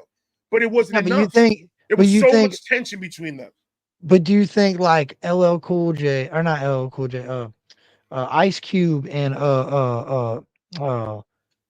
Snoop Dogg, do you think those dudes that were so entwined into that beef right there, do you think those two guys would have even made it out and been where they are today had they released it then? Had they released it then, that Pac got killed by that? Absolutely, absolutely, because Snoop Dogg didn't need Pac.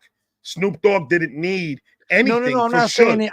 I'm not saying he needed it, but what I'm saying is, do you think it would have been a similar war to what we got now with like the Julio Folio and the Youngin Ace, to where it's literally gunplay now? Like, okay, now it's hits. Okay, bet. Do you think it would have intensified that rap beef so hardcore that they would have killed each other like one after another? Not just, oh, there was a hit and it was unknown how Tupac died. Do you think it would have changed everything if they would have announced it then? Oh, it would have not changed anything, because back to what I was saying. Besides Biggie Smalls, who did he sign? That, you know what made him his money? His clothing line, his TV shows. Yeah, he's not making money off of rap, and I don't understand why people are not understanding that. He hasn't had a good artist since MGK. No, yeah, I agree. MGK was his last good artist. What was Bad Boys doing back in the day besides Biggie that people were going crazy for? Nothing. It was the money. Yeah, it was just the money. He just had. That's why he had to come out and get Sean John. That's why he had to go and get liquor. That's why he had to go and do other things besides rap, because he was not making his money towards it. Yes, he had Bad Boys. It's still being signed by Bad Boys. It's still a big deal because it's still Bad Boys. This is where Biggie made his time, his shine. One of the best rappers in the fucking world is Biggie Smalls. Right. I agree. But at that time, it would have not changed shit. Situations would have been different for certain artists. They probably would have gotten more shine being out of the situation. Right. If it all would have went down and Diddy would have gotten arrested, and rest in peace Tupac and Biggie and the artists around that area and that time, only the true motherfuckers that are good at what they do would have came out of that with no problem. They probably would have launched faster at that time. Sean John made a lot of money. Do you think this exposes the industry for that, though? That it shows that yeah, I'm sorry. Go ahead. No, you're good. Do you think that it shows that the industry will put it on the back burner and kind of act like we don't know nothing about this, depending on how valuable that person is to the? Because I feel like the reason Diddy's getting exposed right now because the shelf life is up. He's no longer that pocket. He's no longer. You no longer fit what we need. So now we're getting you the fuck out of here. Yes. 100%. You telling me that Diddy was doing all that crazy shit back in the fucking day, and now all of a sudden, why? Diddy had, before all the accusations, what was Diddy doing? Yeah, but I'm sure he was tied into a lot of funding for a lot of these artists that you'd have no clue about, because look at his son. I didn't even know his son could rap, bro. But his son's friends with so many of these different rappers, and they're hedge funds. And I was watching how he would dump money into certain accounts and he would put money into certain pockets. So I feel like all that's done dried up and they don't need him for that money no more. So they're like, oh yeah, what about this recording and that recording? Like they just been snakes the whole time. Ever since all these artists started coming up with their own clothing line, with their own alcohol, with their own everything, these rich leaders like 50 had G-Unit gear, 50 had, but 50 surrounded himself. He positioned himself the right way when he came in. He made a decision, and Eminem made a decision to work together and say, I like your style and I fuck with your style. Let's do something. and 50 blew the fuck up. First album out, blew the fuck up with no problem. And every problem that 50 had, who started it? 50. And who finished it? 50. Yeah, that's facts. Because he's not going to be in nobody's pocket. No matter who you are, he's not going to be in nobody's pocket. Yeah, but And wasn't he Nas's bodyguard? Wasn't he Nas's bodyguard before he was even an artist? Like before you knew who 50 Cent was? 50? Yeah. He was no, I don't believe he was nobody's bodyguard. I'm gonna look it up. I think that's what his job was in before he become Well, he got signed with Run DMC and he was doing music with them. And then he got signed with Columbia and then they dropped him because he got shot. And then that after he got shot and everything came out, he dropped a mixtape and that got to Eminem and that's when they started working together. So I don't know what part of his history was that he was a bodyguard for Nas. I never heard it. Not saying it never happened. I just never heard it. No. That's why I'm trying to make sure.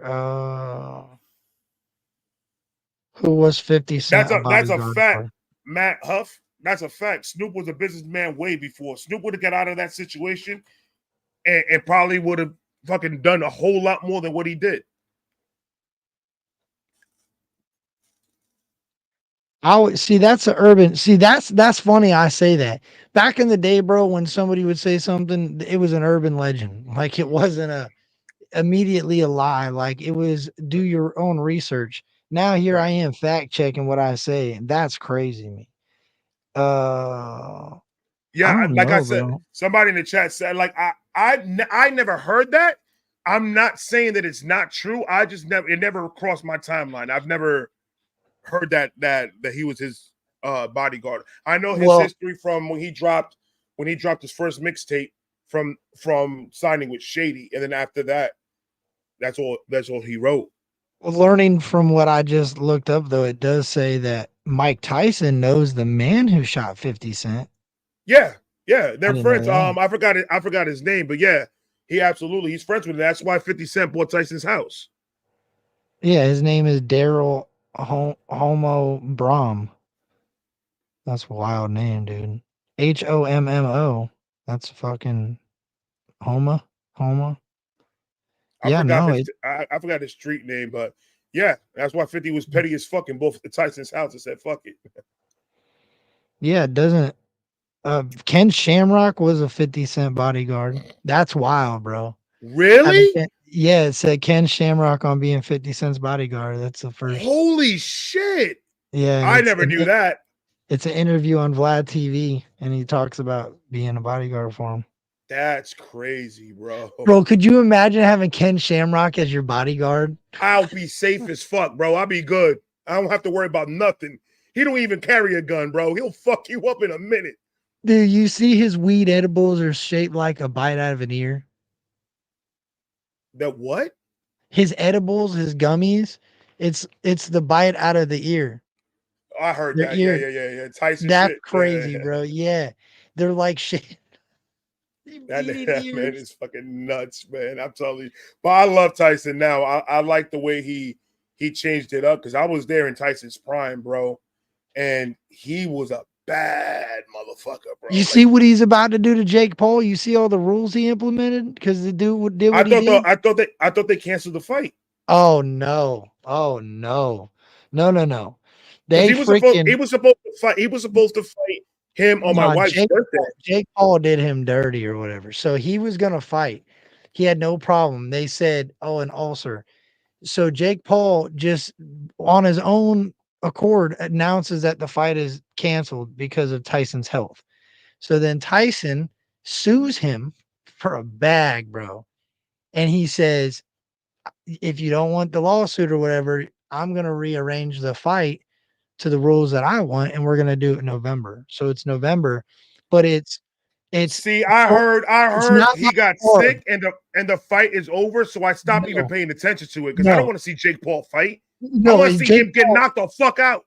Oh, you're going to, because guess what? One of the rules that Tyson said is there's no card. It's not going to a decision. They're fighting until somebody hits the pavement and the mat, and it's 13 rounds. and it's lighter. It's 8-ounce gloves. It's not the 13-ounce gloves. He wants harder punches. He wants longer rounds. He wants 13 rounds. He wants no decision. It's by knockout. So And there ain't no, that's Tyson's rules. that's because he backed out and canceled the fight without Mike Tyson agreeing to cancel in the fight, which was against their contract. Yes, that's by his rules now. Unless he Let's wants go to get ahead that lawsuit. and we might as well get it out the way now. Let's give a 10-second moment of silence for Jake Paul, because Jake Paul's about to get knocked the fuck out by Tyson was cool. Man. Bro, this is the crazy part. And he was talking about it. Mike Tyson's like, bro, I'm cool. I was like, Jake Paul understood. Mike Tyson's done enough interviews now to understand when this dude goes into that fight mode, it's just who he is as a person, right? So Jake Paul already knew that. He had seen that side of him. So when he canceled Tyson from fighting, and Tyson's like, damn, I got an ulcer, but I'm ready to go, dude. This guy don't understand. I'm a killer. It was offensive to him. So now he's offended this man that is a trained killer, that is the greatest to ever step in the ring. So now he's like, okay, little Jake, you think you're tough and you want to cancel the fight and act like, I'm just looking out for Mike Tyson. Nah, now I want longer round. That motherfucker's gonna knock the bleach out his hair, bro. Yeah, he is. That boy's gonna go to sleep first round. I believe Tyson. Now, this is the crazy part. This is what's going on. Jake Paul represents this generation. 100%. He's never get hurt. He's out with a person like Tyson. No. Tyson might be a lot more positive now, and he's not on drugs. He's not a psychopath, a fucking pit bull right now. You see his videos, he's eating shrooms and laughing and having a good time, and everything is fine. But the minute that Tyson put up that video of his training, I said, Jake Paul's going to die. There's no more DMX. Jake Paul. When DMX comes on, he better just be like, okay. He better shut the fuck up and say, you know what? I'm just going to lay down in the ring and I'm going to let that nigga win, because he's not going to hit me. When he comes out with no shoes on and a white towel, bro, just say, hey, I'm out, dog. I ain't about sitting in this ring and watching my whole life. And that's what it is. When you hear and that motherfucker comes out with that towel around his head, boy, you better get the fuck out of here, bro. Yeah. It's not gonna happen. Jake Paul, I don't give a fuck how old Mike Tyson, he's still got that dog in him. Well, I've watched so many interviews of his podcast when he's eating mushrooms and he's tripping his balls and he's telling his whole idea behind fighting, and he's going in depth on why he fights and the mindset that he gets in when he's ready to fight somebody. I don't know what Jake Paul is thinking, bro. And not only that, I don't know what he was thinking. Maybe he tried to I would have called and be like, Mike, I fucked up, bro. I'll pay you whatever we need to pay to get this shit canceled, but I'm calling this shit. That man Tyson said, when I'm in the ring with somebody, all I could think about is me eating your fucking face. I'm gonna kill him. I'm gonna kill him. I'm gonna fucking kill him. And that's all I had go through my head is I'm gonna kill him. I want him to feel pain. I want him to die. This is ridiculous. This is ridiculous. And he's gonna knock him the fuck out, bro. I'm telling you, Tyson's gonna be playing around in the beginning. He's just gonna play with him. Oh, and hey, you know, another stipulation of the fight is he wants random weekly drug testing up till the fight. Every week. For what? For Jake Paul? Yes. Tyson wants some drug tested for performance-enhancing drugs. We're gonna do this blood for blood, tear for tear, my nigga. We're gonna find out who is the one. And you know that Tyson's gonna kill him. Yeah, he said, I'm sending my own person to do the test too. I am not allowing you to let your little lab do it in your little fight league. He said that he wants that shit to be he wants him to really fight a real boxing match. He is now to the point where, like, dude, I played your game. We were gonna jump around in the ring and play this little game for some money, and you fucking challenged my integrity that I couldn't fight. Now it's over, bro. He's gonna embarrass this dude in November. I'm telling you, like I said, he's gonna play around in the beginning. Tyson's just gonna tap him a couple of times. Jake Paul's gonna fuck up and land a hit in his jaw. And that 20-year-old pit bull is gonna ignite. and it's a wrap. After that, Bro, you know who I want to see him fight? I want to see him and Mayweather fight. I want to see Mike Tyson and Floyd Mayweather fight. that'll be a good That one. and I seen a Mayweather Who's your favorite fight. boxer? Who's your favorite boxer of all time? Oh man, dude, it would be hard to take it away from Mike. And I didn't like Floyd Mayweather for the longest time, bro, but I paid a lot of attention to him lately. And just the dude's, I mean, he is the boxing boxer. Like, I think between Floyd Mayweather and Mike Tyson, it would have to be between them two. I've always been a Tyson fan since, because he's from the hood, bro. Like he's from Brooklyn, so Yeah. It was a different connection with Mike Tyson because everything that we Cleveland, right? Tyson, Cleveland we saw Street. first. What did he call it? It was in Brownsville. I know he was in Brownsville. There you go. Yeah. And I've always loved Mike Tyson. I've seen every fucking fight. My dad always orders the pay-per-view. We always have a gathering and watch the shit. I am a huge boxing fucking fan. I stopped watching it because it just got corny to me. Uncle, you about to get hit with that rain. We might hit. Oh no! Don't do that to me, please. Yeah, we're about to get it. Listen, bro. Fuck. Before my wife, so Ryan got hit with that rain. That same rain. Well, maybe not the same rain, but that's the issues we're having. We're just gonna have to do. Ryan will be here again. We'll have to do it another time. But I knew it was coming. No, I knew it was coming for you. My wife's been texting me. She's like, "Oh, severe storm warning on the way," and I'm like, we'll be all right. It's gonna hit me first, and you're gonna get the drizzle. That's why I'm bringing it up now, because I noticed you start getting crackly and your internet starts getting crazy. So I'm like, and that's the crazy part about it. It could be a light rain, and I still start getting problems with the internet here. And we got the best internet in the spectrum. There's gonna be a company that's probably already up your way that's called Open Infra, right? They're going to say, we're putting fiber in your area. Tell them to take that fiber and stick it in their ass. Don't let them play you for no fool, bro. And I'm telling you right now, they're going to, but it's a sweet deal. They'll hook it up for free. They'll do all this for free. And when they hook it up to your house, you'll run an internet speed test. It'll be through the roof. Go to try to use your internet. Don't switch. I was smart and I kept Spectrum and let them come in, but I didn't leave Spectrum. I hooked that thing up to my PlayStation to update something. It said 2.5 hours. I said, what? Yeah. So I unplugged it. I hooked it to my Spectrum and I plugged the Spectrum into the hardwire. It was like 12 minutes. That's crazy. And they're coming your way though. That's why I'm warning you, because they'll get you. They're free. They're real sweet, but they'll waste a whole bunch of your fucking time taking off work to let them do this and do that. I have a sign that's in front of my house that says no soliciting, and I have another sign in my bedroom that says Glock 45. I wish the nigga would try to come in here and try to fucking put anything in my fucking house. You ain't doing it unless I want it. I ain't gonna do it, and I'm gonna hire a professional. I've lived that. Try to do shit cheap, and it always ended up being more expensive. So I'd rather just hire a professional, get the shit done professionally, because it comes with a warranty. Whatever they fuck up, they got to fix. I'm good.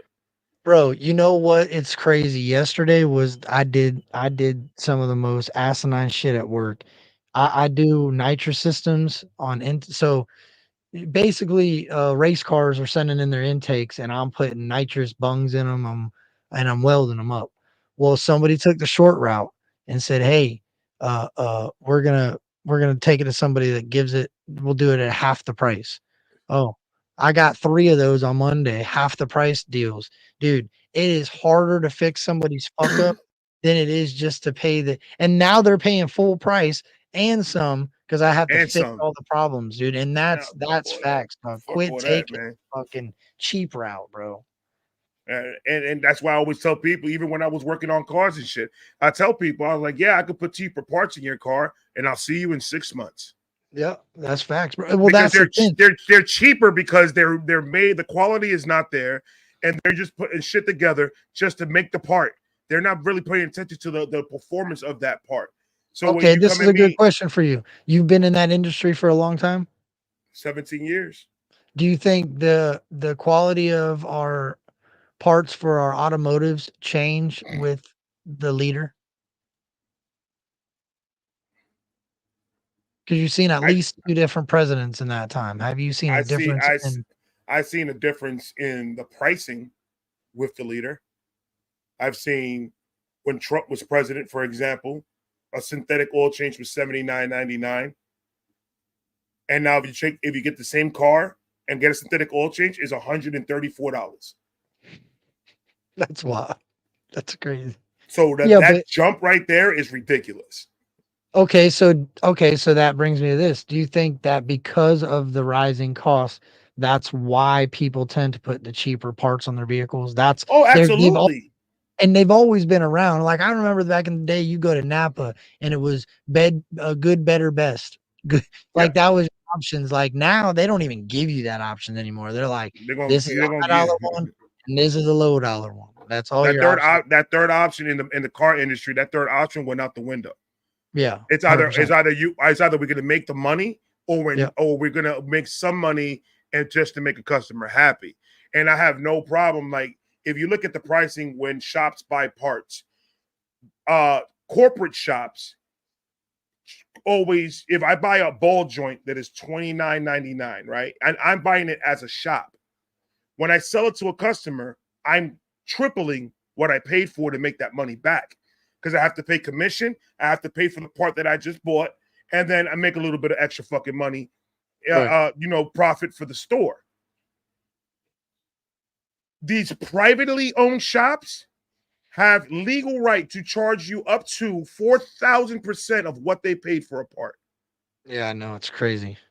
So when you go into a shop and you need brakes, the first thing I'm going to talk to you about is how much driving do you do? Who's in the car with you? Shit like that. Because depending on what you tell me is depending on the price that I'm going to give you.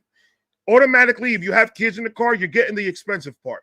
I'm not trying to put no cheap shit in this car, and then that part fails, and then there's an accident, and God forbid something happens. Right. So that's going to be the price. But if you come to me and you say, oh, I'm 21 years old, I just got this car, I don't really give too much of shit about you. Yeah. And I understand you're in school. You're probably working a part-time job. You don't have a lot of money. So why am I going to give you a higher amount when I know you can't afford it? I'm going to give you the cheaper part. And I'm going to feel a little bit better because I know that you're probably going to fuck it up and you can defend yourself better than an older person with kids in the car. So I always try to put in consideration everything when I'm trying to sell something to a customer. When these prices went up, there was no way that I could help anybody. Even the cheap parts were expensive. So, and it was, but when Trump was president for 4 years, guess what? We had the best 4 years in my store. The best 4 years. Everything was cheaper. Understand something. Oil goes up because the delivery drivers are paying more gas to get the oil to the shops. So that's the reason why the oil goes up and your oil changes go up. It's because of that. So you control the gas price. You control the majority of deliveries for food, which breaks the bottom dollar out to these businesses where they're not spending as much for the delivery. Then they could bring down the prices cheaper for the customer to get more clientele. It's how it works. In any business you could think of, that's how it works. The hospitals, they have a delivery service to bring all their equipment and all the shit that they need to do. If a syringe costs 10 cents and gas went up $4, that syringe just cost you $1.50. So it's all a money game. It's all a money scheme. So if a president comes here and fixes this shit, I could see this pricing go down so much that it's going to fix what we've already fucked up for 4 years. Bro, remember when we ran out of toilet paper? What the fuck was that about? Like, there's so many things that I still, but it's still, like, when you look back at all the shit that's happened over the last 40 years, it's like, how do we Because no matter what's going on, Kurt, ain't nobody want to walk around with a dirty ass. No. Yeah, you're right. Hey, at this point, dog, I just want to see something different because I don't even remember what it was like to go through that. Like, that's the traumatic part about this world that we live in. It's like, I don't remember what it was like to struggle to not buy toilet paper, because now the struggle of not buying anything is real. Like, before I was like, oh yeah, babe, let's go do this. Let's go do that. Like, it wasn't no thing because You could travel. It almost costs just as much to drive a car as it does to fly in a plane. It's cheaper to fly in a plane, but not for much longer, bro. Gas prices are back on that climb again. Like, so how is it? How can you be at peace? Like we talked about it in the beginning. You said you believe that, it's about being at peace with yourself and being happy, and that's what helps the world to be a better place. But when you have a world that is in such a fucked up, it is so different than That's why I say it's never going to happen. That's a dream of what the that world could be. that percentage though, that 400% increase on our food and everything. Like you see the video of the guy that ordered Amazon, whatever, and then he ordered it a year later or whatever, and it was 400%. In my eyes, I see that as a lot of big problems, but I see that it's technology, bro. Like I've thought about this for a long time. I think technology has pushed our life so far forward so quickly, and that's what we're dealing with. This is that economic crash. Like I don't understand how they keep up with the supply and demand for shit because of technology. Like people buy shit just to break shit on TikTok or just to, create a trend. Like when Tide And when Pods I and people, when I see those videos, bro, I'm like, between my wife's car, my car, and car insurance, we're paying like $1,100 in just cars a month. And these people are buying $500 fucking PlayStation 5s just to fuck them up. And I'm just like, this is the problem. Yeah. This is the biggest problem in the world right now. Well, think about it like could have this. used that shit, man. The small mom and pops that are just washed away now because the big corporations push them so quickly because they had to, because of this big, powerful thing called Amazon. So that's the way I look at that. It's like they pushed all this shit away. And now the only resource people have to buy anything is to go where? To the internet. And if you can't find it in your local store, which there's not many more of those anymore, other than big department stores, go on the internet. So how do you ever take that shit away? How about you go? Damn, I lost my train of fucking thought. But it was around the sense of what you were going right now. Oh, Redbox. Redbox used to be the shit. Gone. Now you got Hulu, you got Netflix, you got all this shit. Yep. Why would I want to come out of my home, get in my car, drive to the 7-Eleven to go get a movie when I could just look for it on fucking Amazon? I could do everything on the internet. I don't even have to leave my house to make money. I don't have to leave my house to do groceries. I don't have to leave my house to do anything. And that it's a scary fucking thing. It's the most scariest thing. Because it boils back to money. It's money. Yeah. Money. It's money. You want to beat China. Let's get rid of money. Let's get rid of money and let's see what happens. That's what I feel like the moon. I feel like the same thing with the moon, bro. I feel like it was at that time, it was a race to be the first people on the moon. And here we come being liars and fucking using CGI and doing what we had to do because it was money. So now, prime example, we want to be the first people to do this. Look what China just did. They created a 4 million megabyte internet connection. Some private internet company created the fastest internet connection ever. Like nobody can even touch it. You think about going on Pornhub, that shit just pops up on your phone. But that, yeah, and so quick that what is the need for that? But that today now is the most valuable form of knowledge, and it's knowledge of the internet. It's a scary thing. Like I that's why I like the country life that I'm living right now, because I'm still in a rural area. So yeah, we got internet, we got all this, but it's more of a country life. I see more people outside here than I've ever did living in Tampa. Yeah, like more people are doing things out here. It's still tending to their garden, country life. Yeah, like sharpening their lawnmower blades. I'll walk out of my house. My neighbor is fucking planting roses around his walkway.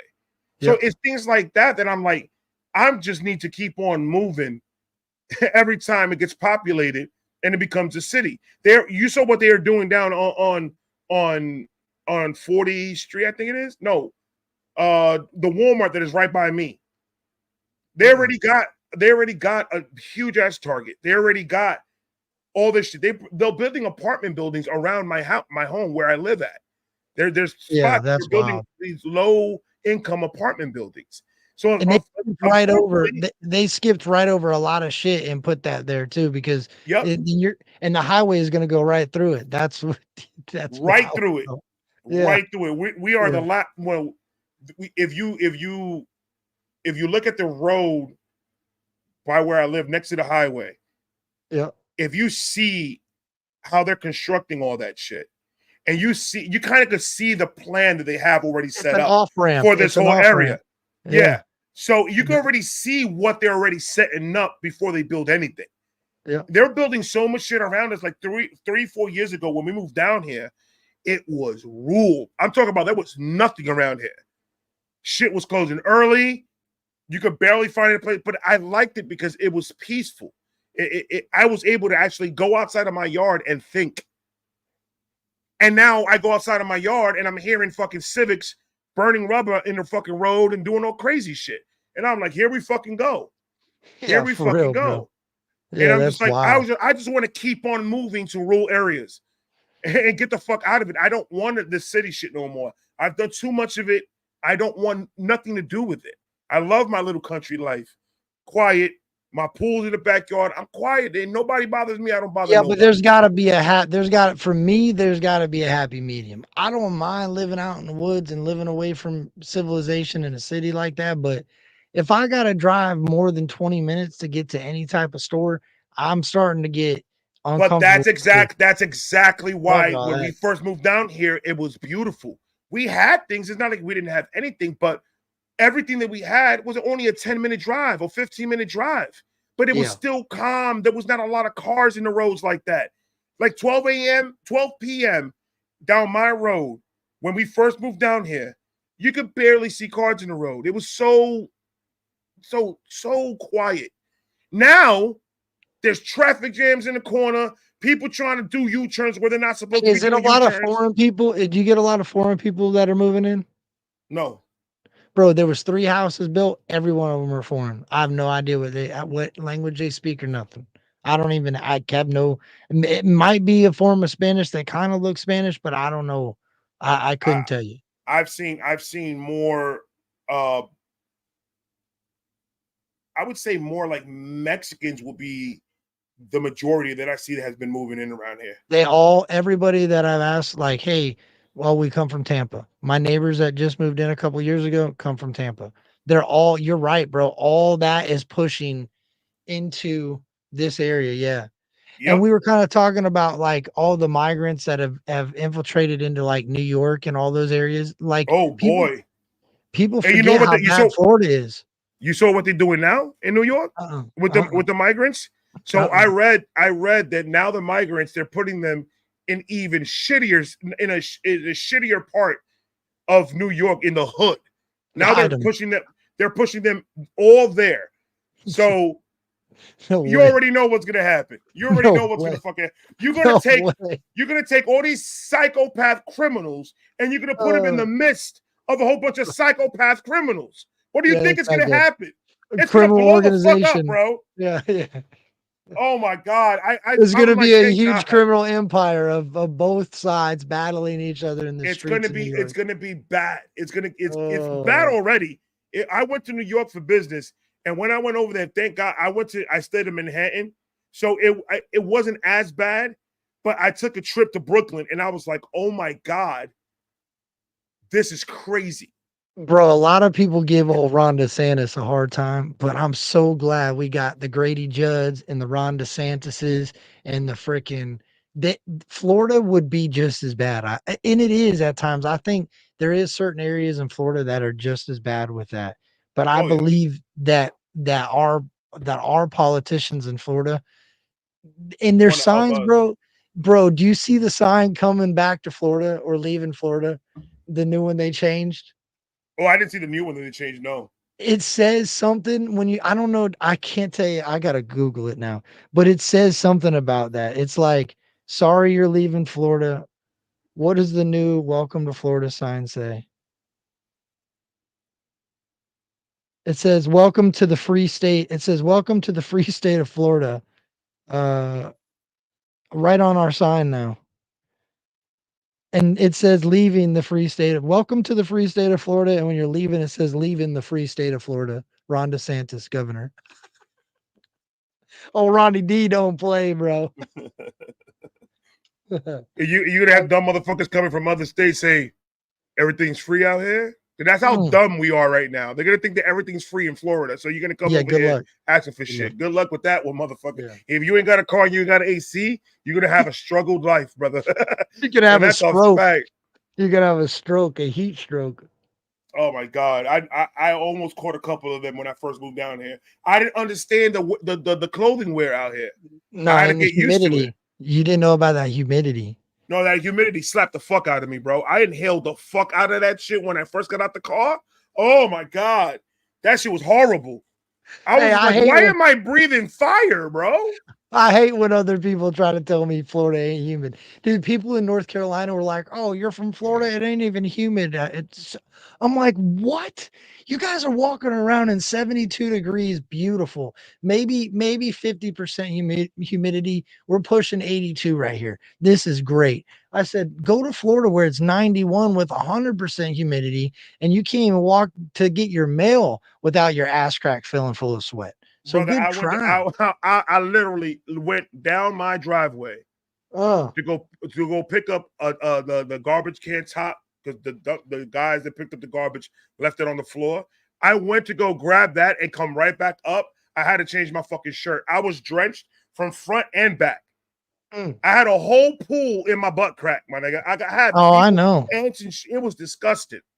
Bro, I went from welding inside at night in a climate controlled facility to welding during the day outside again. I know all about that transition. For 17 years, bro, I was outside in a hot ass shop. So if it's 100 degrees in the shop, it's 120 degrees. If it's 100 degrees outside, it's 120 degrees in that shop. Metal.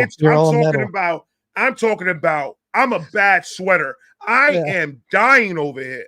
That's why I drink so much water. I've made myself get used to drinking so much water to stay hydrated because it's impossible to do that working in a shop.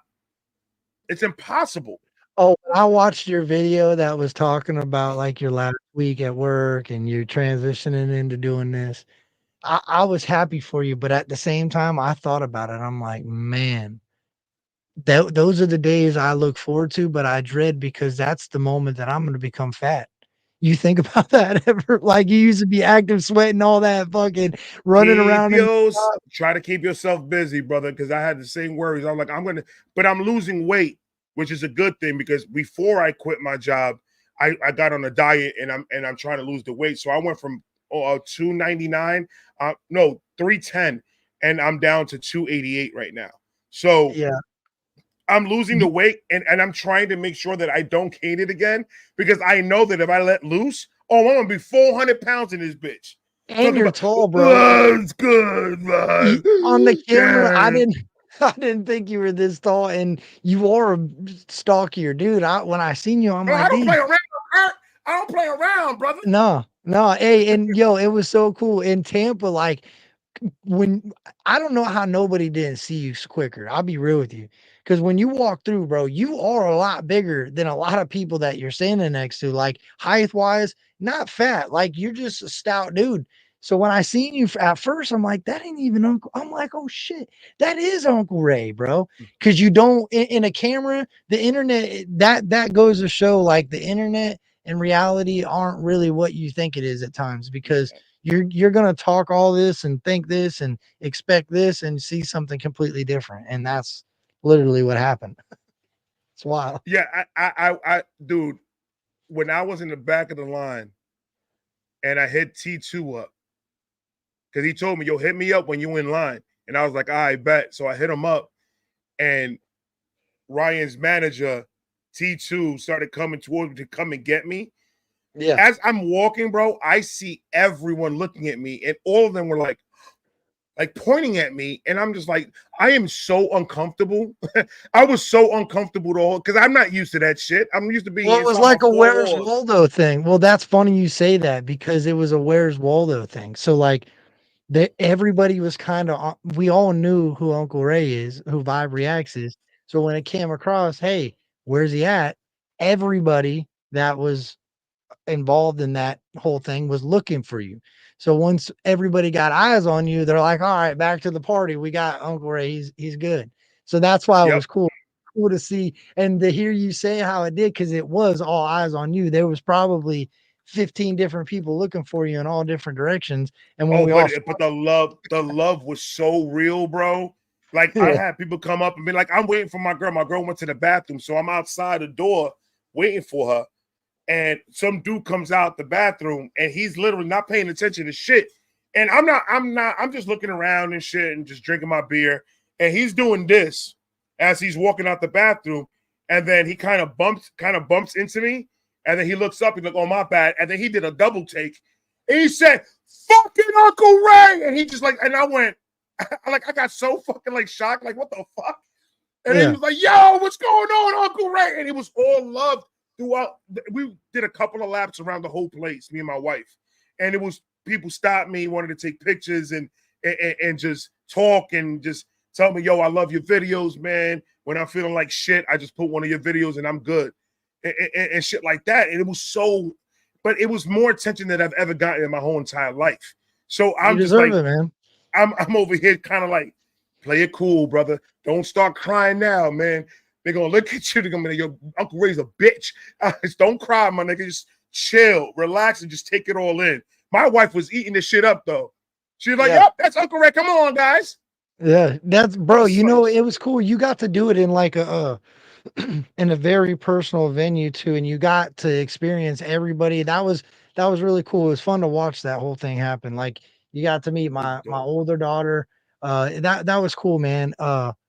It's cool how Ryan kind of puts his friends and his fans and his supporters and the reactors and anybody that he has a connection with in that type of environment, so that we're in order to like we could feel that. And that's, dude, you know how many times I ran around backstage and had people tell me, hey, you're not supposed to be back here, and I'm like, like that feeling of being able to do that. People, Bro, it was it's unexplainable, so, really. It was so crazy because it was like I came to his concert as a fan. I love his music. He's in my neck of the woods. I'm gonna go. I have the opportunity to go. I'm gonna do it. And it was just like when I got there, he showed me. So the first thing he did when we went backstage, he was like, "Here, Uncle Ray," and handed me a joint. Said, let's smoke. Let's do this. He like, take that home with you. Don't worry about it. And we lit up and started the whole cipher and talking and everything. And I'm just like, every time he got up, yo, Uncle Ray, let's go outside. Uncle Ray, let's go do this. Hey, Uncle Ray, let's go. And I was just like, I felt like a superstar. And then I was like, don't get ahead of yourself, brother. Just relax. And it was an experience. It was an experience that I don't ever think that I was ever going to experience in my life. And that's why I'm grateful, and I'm also in debt to Upchurch and to you guys, because you guys made me feel like something that I didn't think that I ever was going to be. Right. And you guys made me feel wanted and appreciated. And when he shouted me out in the middle of the concert, I was just like, holy fuck, this is crazy. And I was like, I don't know how to act. I don't like. Vibe reaction stood home that day, brother. I was all like in awe of everything that was going on. Like all my senses were like at 100, and it was like the best time of my whole life. So to me, I'm in debt to Ryan just for the way he made me feel going to his concert and the way he treated me. I'm in debt to Ryan for the rest of my life. I never thought that was ever going to happen to me. And so it was a crazy experience, bro. It's crazy to hear that experience from different people, because I've heard that from every type of person. Like I've heard that testimony from people that have met him personally. I've heard that testimony from people that just strictly listen to his music. I've heard that testimony from people that, I mean, all walks of life, white, black, poor, rich. And I don't know really. It's so hard for me to understand how people can hate on the dude. I get that the difference of opinion thing. I get that sometimes he might have a lot of passion for a certain topic, but The fact that he brings folks together without attempting to bring folks together is a powerful thing. Oh Like, yeah. people, there's artists that look for the ability to do what Ryan does, and Ryan does it without trying. Uh, Because I it's don't. natural to right. Church is because that's who it is. There's no facade. There's no acting. There's no nothing. Well, you got to He see is. that though. Yeah, You got to see that. absolutely. He is the Yeah. definition of Southern hospitality. He is the definition of it. When you can make a person like me that came from the middle of Brooklyn somewhere, and you make me feel like a 10-year-old girl in the feelings department, and you make me really sit back and really just enjoy what's going on at the moment and feel the love 100%. You can't be taught that you have to be that type of person without the music, without the fans, without anything. You just have to be that person. And Ryan, no matter what anyone fucking says about Ryan, no matter what dirt they want to throw on Ryan's name, no matter what they want to say, that man has been nothing but a stand-up Southern dude, and it's nothing but love no matter what. Is Ryan a little out there? We're all a little fucking out there. Who gives a fuck? But when it comes to being a human being, I want to be like Ryan. I want to be able to do things like that with my community that I'm building. I look at him as a role model of mine, because you can't have enough role models. One person can't just be your role model. Different people do different things, and it affects you differently. Right. Ryan has showed me that the way to do this and the way to do this YouTube shit and the way to do what I do is be yourself and be as humbled as possible. You're no better than nobody else, and you just do what you're good at and just live your life and have fun with it and be open about who you are. The minute that motherfuckers start putting this facade on, that's how you get the ditties. That's how you get 20 years from now, get fucking, oh, look what happened 20 years ago. Because you put that facade up and you didn't show your true colors in the beginning. So that's one thing that really resonates with me and Ryan's music and just his videos, just the way he is. It's because he showed me that it doesn't matter how big you are, bro. Don't ever change who the fuck you are. Be who the fuck you are, whether people fucking like me or not. Whether people say my videos are too goddamn long, then don't fucking watch the motherfuckers. I feel like, yeah, and you know what's funny? It's funny you say that, because I feel like well, for me, I'm going to speak for me. This is me. When somebody paints me as a certain type of person, I used to tend to want to push that down their throat. So, like, my example is when somebody would say, "Oh, you're smoking too much weed," I would smoke double the weed, Right. like, just to prove a point. Like, motherfucker, I can do me. So sometimes I've always thought, like, man, I wonder if Ryan just rubs this shit into these haters' face. Like, it's easy for me to look at a video and be like, "Ah, I don't agree with him," and just keep going. Like, I don't understand the hatred that is brought to any individual. It doesn't even have to be just him. Uh, I see you get it a lot. What do you have? Raise rants, where you'll go on a rant and you'll go and you'll have the Sunday where you find these idiot comments that are left. It's like those things in life are necessary in order to push people to do better, to work harder at whatever it is. But I feel like there's a moment in history where people stopped recognizing any form of talent or stopped understanding any form of difference in opinion. And I feel like that's one of the reasons why I was attracted to Ryan's music, the song Next to Red and all these songs that he's created and the things that he's done over his career. And he's not gave a fuck. He'll stick a light bulb in his mouth and make the fucker glow and say he believes it glows. And if you don't like that, well, oh well. You probably weren't meant to be around there anyway. But it's Because there's people one of those things, Kurt, that this is the way that I am. If I'm like listening to a song, Frederico, bro. Frederico is a perfect fucking example of what I'm saying, though. A lot of people are too afraid to look over in this corner every day and talk to this fucking piece of paper and call it Rico Suave. And then when it's time to explain Rico Suave, pop that motherfucker up on the screen. That's why Frederico means a lot to me, because that's who Uncle Ray is. Frederico is who Uncle Ray is, because the quirky, weird motherfucker that creates Fredericos all the time, that's normal for Uncle Ray. But other people are going to judge you. Let's just put it like this. Federico to me is what Slim Shady is to Marshall Mathers. Alter ego. Pretty much. Yeah. That's who he is. That makes sense. That makes sense. And it's up to the point right now that we all understand we're gonna get hate comments. We're gonna understand that people are not gonna agree with some of our views or how we think or whatever. We get that. I get it. And when I sit and will do a reaction to a song, if I don't agree with something that somebody's saying, you know what I do? Just don't talk about it. Yeah. I know. Because I don't agree with it. I don't agree with that one part that he said. So therefore, trash the whole song because he said one part that I didn't agree with. That's not listening to music. That's listening to something that you could use to get views or just to shame somebody because you're not happy with yourself. Right.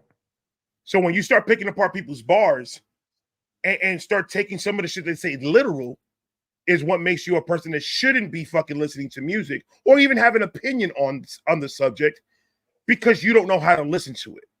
Do you think Upchurch is affected by cancel culture? No.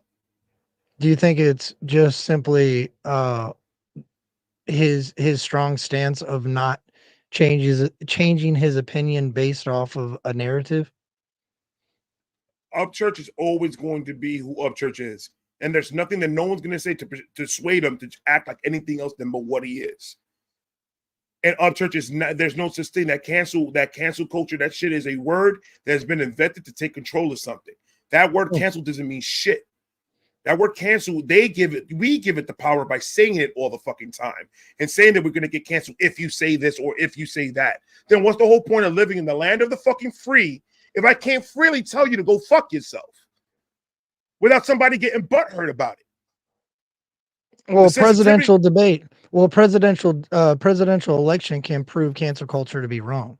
Just a simple president election, because if you got a 46-52 or a 46-53 sway on the votes, that just shows you that there's going to be roughly half of the people that are going to agree with you and roughly half the people that are going to disagree with you. So if you're canceling somebody, there's no way that everybody's going to disagree with you.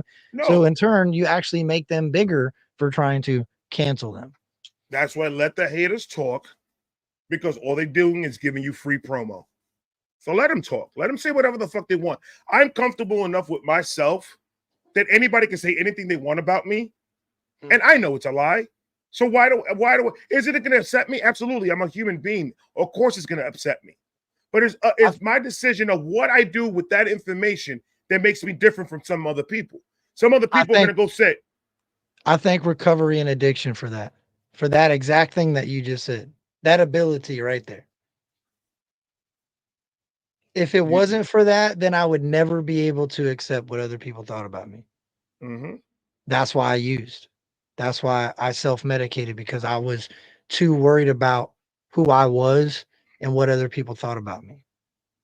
Once we get out of that mindset of caring so much about what other people think, the minute that we start doing that, these people will be surprised of how much clearer think. But mine. See, that's weird. I'm glad we're talking about this because I got a question. Does yours ever come with anger? Yes. That same clarity will get. Yeah, that's weird. It's like you can't get out of that sometimes either. And it's like that same anger that will come was the same anger that was around with addiction. And that's weird to me.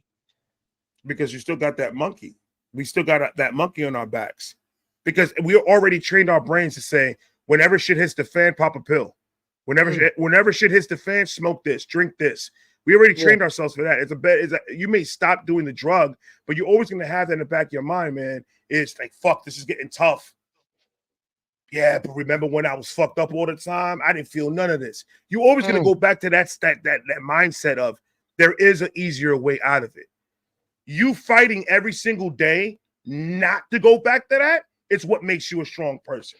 Well, A person that has common sense. Well, that's what I was going to say. It took some time, but I don't ever think about that. I can honestly say I don't ever think about that it would be easier to use again. Like I know that ain't easier. But what's weird to me, you know about what the outcome is if you do it. Yeah, 100%. Yeah, of course it's easier to use because you don't have to go to work. You don't. There's a lot of things that become easier, Yeah, right? right. Yeah, I know the outcome. But what I'm saying is the same traits that sometimes were the most powerful, dominant traits that caused me to use will still affect me 7 years later. And it's going to affect you 20 years later. It's affecting me. It's still affecting me 10 years later. I hate that shit though. It's the worst thing in the fucking world. It's the worst thing in the fucking world. And it's just, we have to train our brains to, before we snap or before we feel that anger. And you know how when you start to feel that anger come, that you just start getting hot and you start every single thing that anyone tells you is so irritating and you just want to fucking blow. We have to learn how to take that moment and force ourselves to sit back, assess the situation, calm ourselves down, and then attack the situation accordingly without you blowing up a gasket, without you losing your fucking mind and punching something or throwing something or getting a fight in a bar because somebody looked at you the wrong way or anything like that.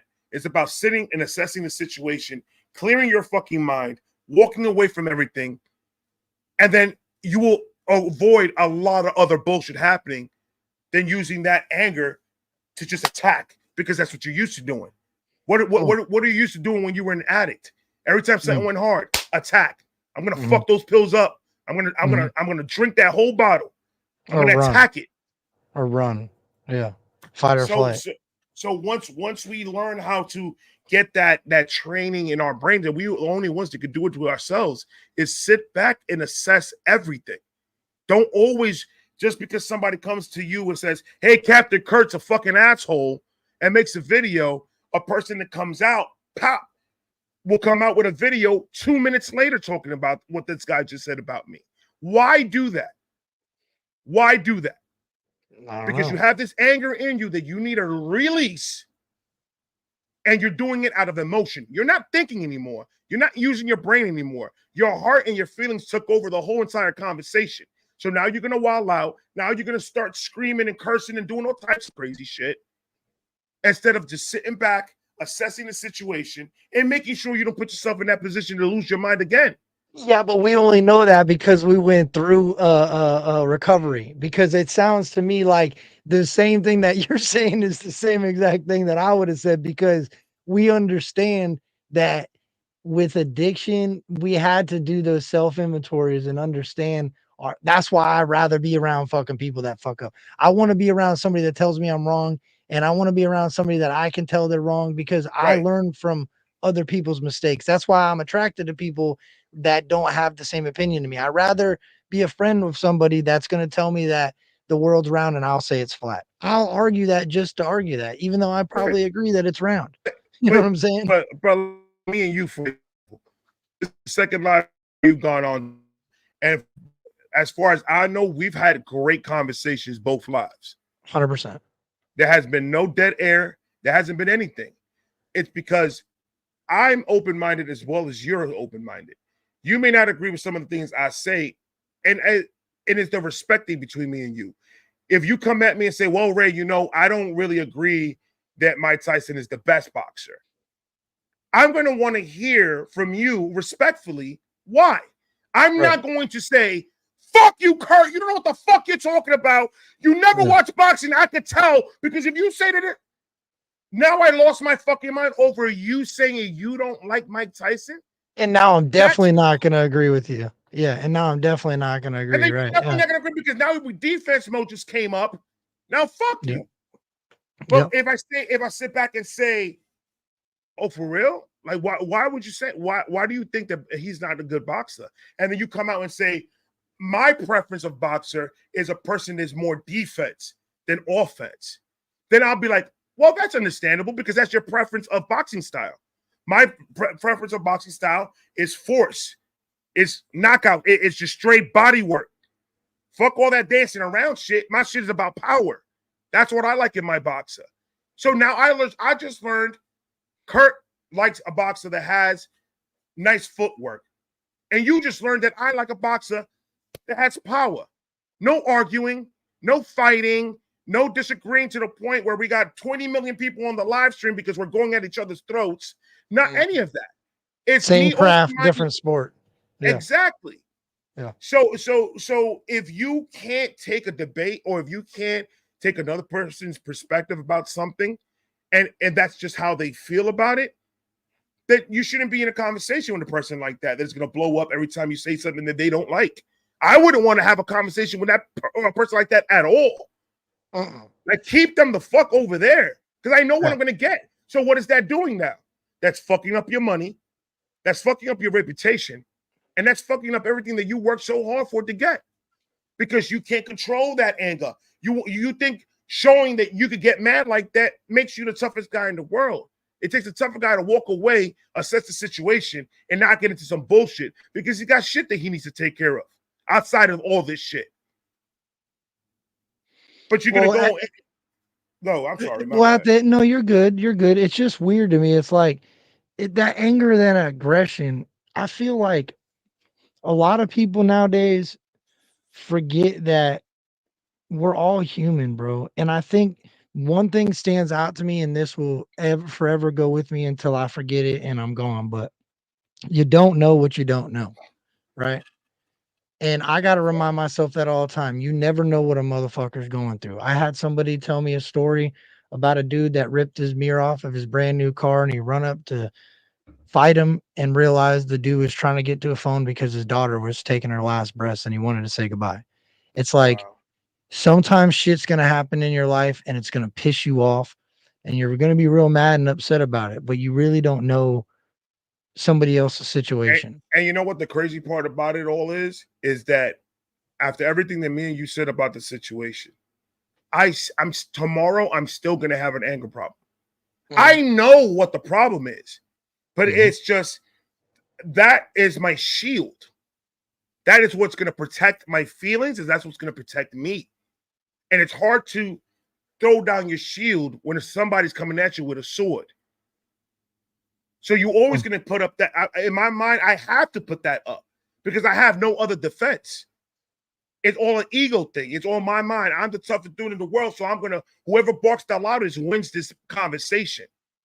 And I have to train my brain not to think that way no more. So I still have anger problems, and I'm trying my best to control it. I'm talking to somebody every week.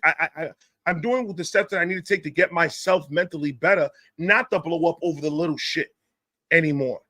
Because what it sounds like to me though, all right, so I'm trying to look at it through like my experiences through life and my experience through going through what I've gone through, right? And what I see is we still both deal with it, but I've learned how to deal with it in certain situations and not be able to control it in others. And it sounds like you have that same understanding. It's something you kind of deal with, but it's something that you don't deal with at the same magnitude as you did before, maybe, right? Yeah, you understand right now, it enough to kind of control it.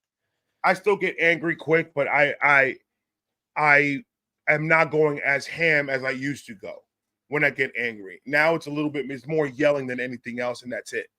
And I try to take it back. I'm not throwing fans or punching walls or doing crazy shit like that. I'm more of just, I want to let my aggression out by just screaming and saying crazy shit just to get the other person that I'm arguing with pissed off. And it's a battle. And that's why I love what I do. That was spite. So that sounds like spite. You were very spiteful. Like you would just throw in just to throw in. Just to throw in. And now it's more, what helps me the most is doing my channel. All that aggression, all that energy that I put into doing my videos, all the screaming and the talking and everything, mentally it drains you. So when you're too tired, guess what? You're too tired to give a fucking fight with anybody. So just Okay, work. so check this out. So check this out. Everything should be lead by example, lead by example. And I've said this and I stand on this. I feel like the presidential debates, what they do at those debates is what's really is probably the most cringe thing that America does, because it shows that we can't have conversation without slinging insults and discrediting the next person rather than talking about the things that we are going to do in order to better America, Right. right? So Pretty what much. I feel like is I feel like now everybody's so concerned about uh uh I'm better than you and you're this and you're that and I'm this and you're that, and we're seeing leaders do it on live television and get millions of views.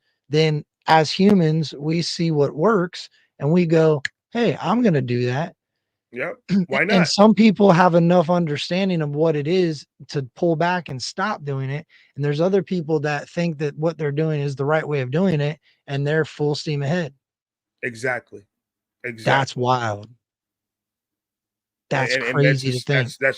that's just human nature, bro. It's just human nature. We're built to be this way. Nobody turned us this way. Greed and all that shit started just increasing. The more the greed got bigger and bigger and bigger, the more our brains started just focusing on that green and stop focusing on anything fucking else. I'm gonna It get that really, money. How many motherfuckers that you hear right now, rapper, whoever, all these young motherfuckers are making what's the main thing that they say? Gonna get that money. yeah, They're money motivated. They're not motivated by anything fucking else. It's just money.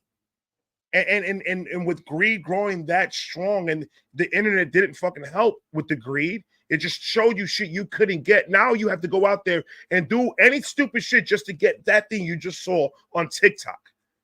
facts. I ain't got the money for it, so I'm gonna go rob this motherfucker because I want that. Because if That's I an have addiction. that and I post a picture on it, guess how much likes I'm gonna get? Hmm. Oh, that's just gonna be fire. All I gotta do is just rob this nigga, not knowing that you're just gonna walk into somebody's house and you're probably gonna get your brains blown the fuck off. Hmm. But you're willing to take that risk for likes, for popularity, for I I'm feel like empty they inside create of myself, so I'm gonna do something stupid so I can have people that follow me and think that I'm cool now. they create a bunch of addicts. Doesn't have to be an addiction to drugs. It could be an addiction to social media. It could be an addiction to whatever, in order to sway what they're doing in order to manipulate a And a situation. and a That's the way it feels to me. an abundance of anything is an addiction. Mm. An abundance of anything you could see. Drugs are not the only thing that are addictive. You get people that are addicted to porn. You get people that are addicted to dancing. And they do it too goddamn much. You got Playing people that are video addicted to games. eating, playing video Yeah, games. yeah, All this shit is an yeah. addiction. Is plentiful. You If can you make don't anything go an to work, addiction. if you don't go to work because you're staying at home and drawing, and you're so addicted to drawing a picture that you don't go to work and it's affecting your life, that's an addiction. You're right. And it's just as long we're all addicts in one way or another. It's just some of us found the help that cleared our minds of our addiction, that gave us an open mind, that we're able to see things with sense. And there's some people that are still inside that matrix that they're not going to get out of because they're on whatever is it that they're on, and it's polluting their fucking brains. So when you back out from all that shit and you see the world as what the world really is, you start thinking to yourself, what the fuck am I doing? Why am I feeding into this? Why am I adding to this chaos that's going on right now? Then you'll see a little bit brighter picture, pull yourself back, and then you stop calling some people. You start distancing yourself to some people. You're more family oriented. You're more, let's go on a vacation instead of buying that $10,000 or $20,000 car. Let's use that money. Let's make memories. Let's be more. That's when you're doing that. But until that happens, it's just going to get worse and worse with technology getting better and better. Ain't nothing going to fucking change. How can it? It's not going to change. Well, I think like it boils back to this, bro. Like I believe that at the end of the day, it is a way. This is all to divide folks from an understanding of reality. Like if I'm constantly shoving the internet in your face. I'm constantly talking like this is a addiction. This whole thing with addiction thing is interesting to me because looking back years later and starting to pay attention to uh everyday life and looking through the eyes of somebody that's not in active substance abuse, I start to realize that almost everybody that I know that's ever come out of addiction and into life without substance, they take their addiction and they put it elsewhere. So like for me, it's YouTube, making videos. It was fishing for a while. It was I took things and I took them way too serious, almost like my drug. Like I had to make these YouTube videos. I had to stay up all hours of the night to edit these YouTube videos. It was the same thing that I was doing in my addiction. I just wasn't getting high. You just changed what you were addicted to. That's all. Yes. Well, no, You're and then you're still getting high. yes, You're just not getting, but you're still getting some I'm dopamine ignoring hit. the people around me. I'm ignoring people around me. I'm affecting people around me because of what I'm so hyper focused on doing. And that's the same thing, right? That at the core, the only thing that was removed from it was the addiction. I was still the asshole. I was still secluding myself from society because I was so hyper focused on doing what I needed to do. So all those things, I started looking around. I'm like, bro, everybody deals with the same shit that addicts deal with. They just don't have drugs involved with all of it. Right. How are you Right. gonna figure that shit out if you're fucked up all the time? You're never gonna figure it out. Before I started doing YouTube, I was like going through a bad time because I was starting to feel the monkey in my back getting stronger and stronger, and I needed something to focus on that wasn't me being. I was depressed when I got sober. I was depressed the whole entire fucking time, and then I started doing pour painting, and I started doing one. And then What I is learned it? how to do it pour painting. So What's the that? paintings so pretty much you take painting, different colors, put it in a cup, pour it Sling on it. the paint, and then just move the paint around and just make designs and stuff like that. So I Okay. started doing that, and I was pretty decent at it, and I just kept on doing it. Then I started seeing that I started building a trend that if I don't do a painting today, I'm going to smack somebody. I got to do a painting today because I was Yeah. focused more on that than anything else because I Yeah. didn't want to focus on the drugs. Yeah. And then I'm just like, fuck, I'm getting it. And then it came to a point where I had to put that down for a minute. And I was like, I need to stop and I need to just chill with it. And then I found YouTube. I haven't done a painting since. I went How ham many and videos though? How many videos? I'm at 3,000? I'm at 3,000 videos right now. Yeah. And That's I'm just like, crazy, bro. let's go all in or don't do nothing. But in the beginning, it was hard. I was spending every minute doing videos, ignoring my wife, ignoring the kids, just videos.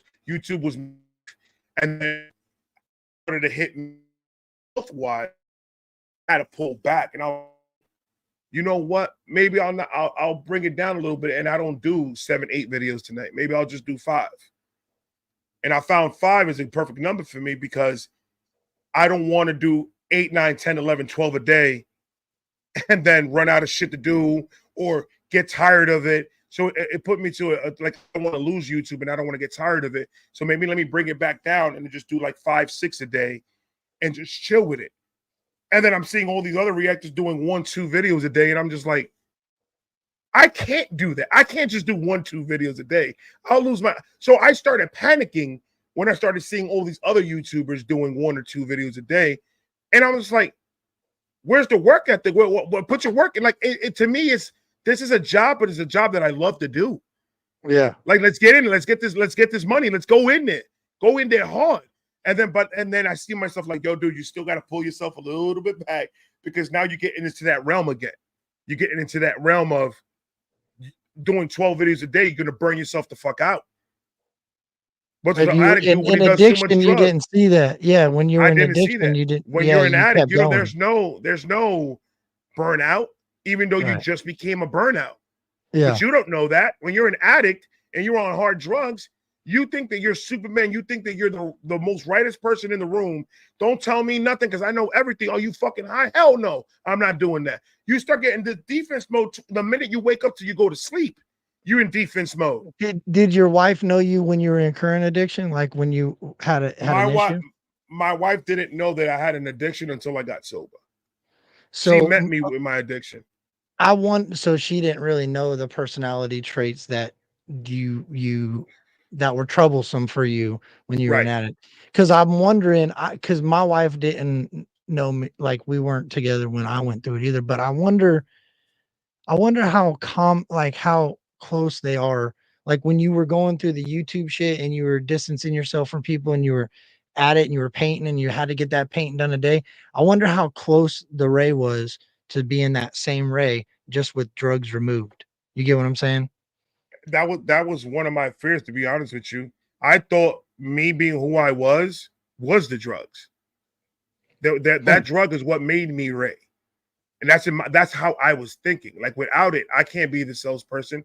I can't be this funny guy. I can't be this confident. I can't be this. I can't be that. The drugs is what made me, because as soon as I started taking drugs at a young age, I'm in the cool class.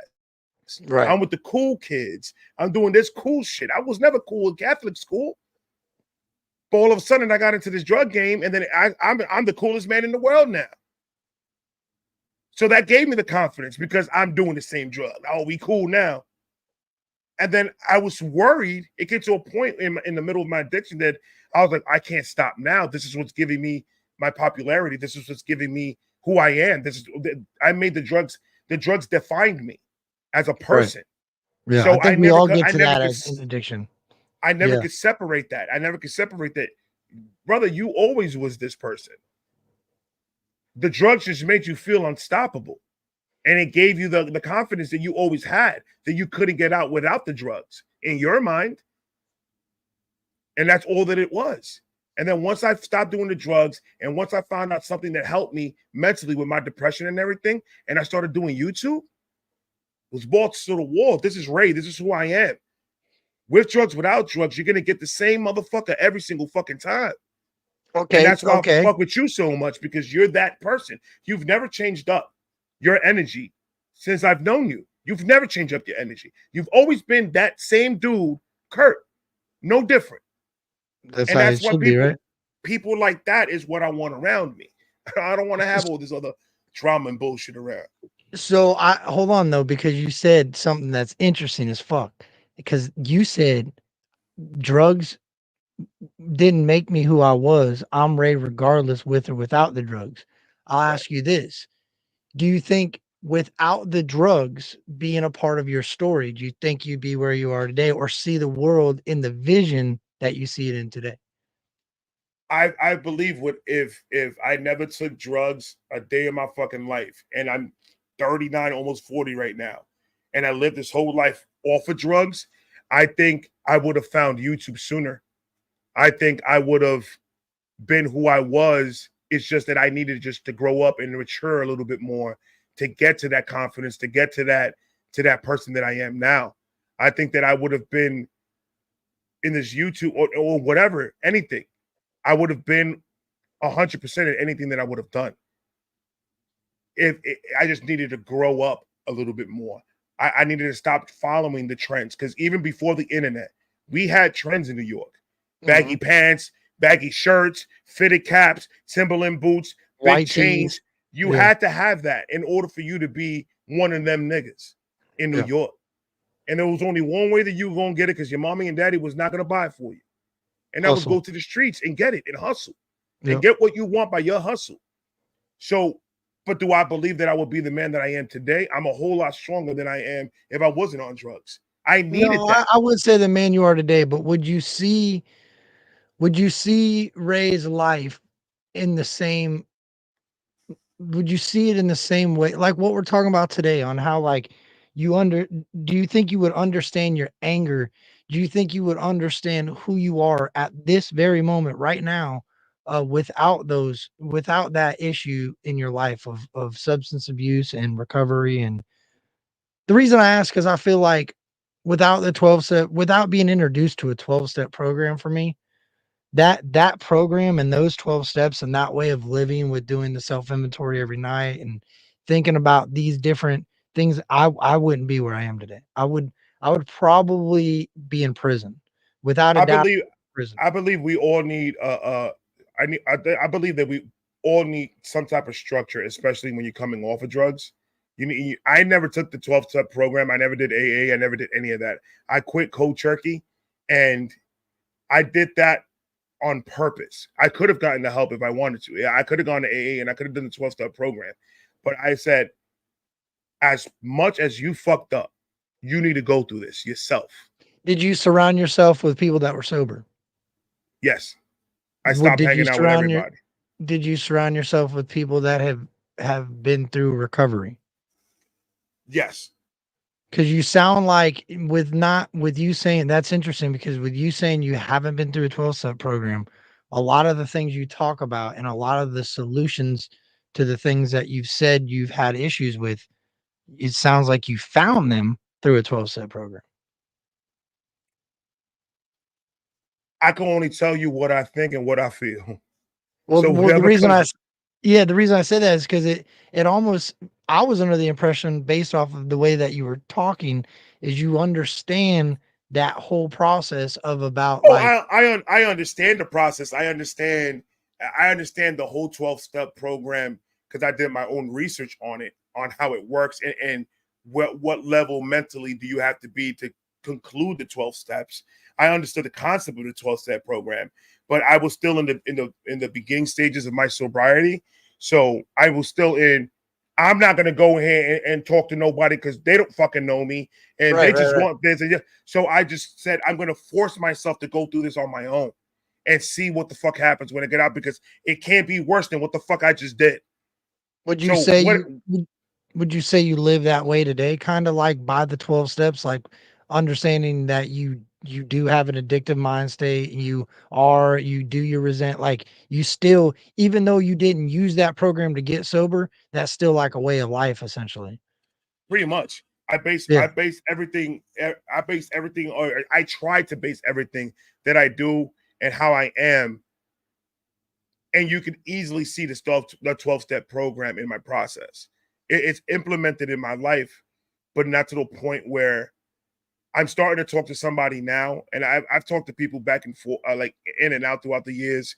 And I've had conversations with people, psychiatrists and counselors and stuff like that. And in my mind, I just can't open up to somebody because it feels like I'm forced to be there. So it feels like I'm forced to talk to somebody. Yeah. That's why my therapy is my videos. If bro, shit like this right here does more for me than any counselor will do. You don't even know. You don't even know, brother. You spoke the gospel right there. And that's 100%. Me getting on my videos and ranting, it's me letting it all out. It's me letting everything out that I have in me to get it out of my chest.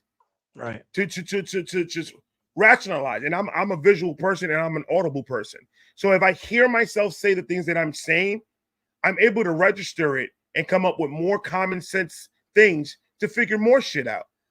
So me hearing myself speak, yes, it's therapeutic. It's me letting all this shit out because I can rewatch my video and say, you know what, Ray, you're right.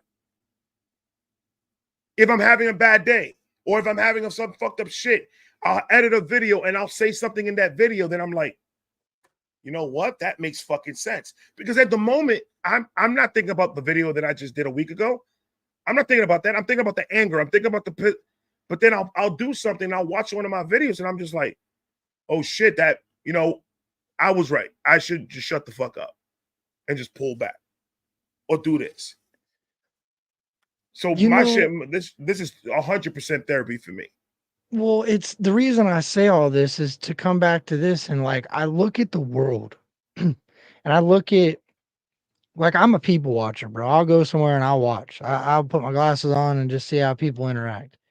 And it seems like the world has sped up so fast and people are in such a chaotic state of mind that everybody almost moves as if they were an addict because we're so hyper focused on everything that we have going on and we're not worried about what everybody else is doing.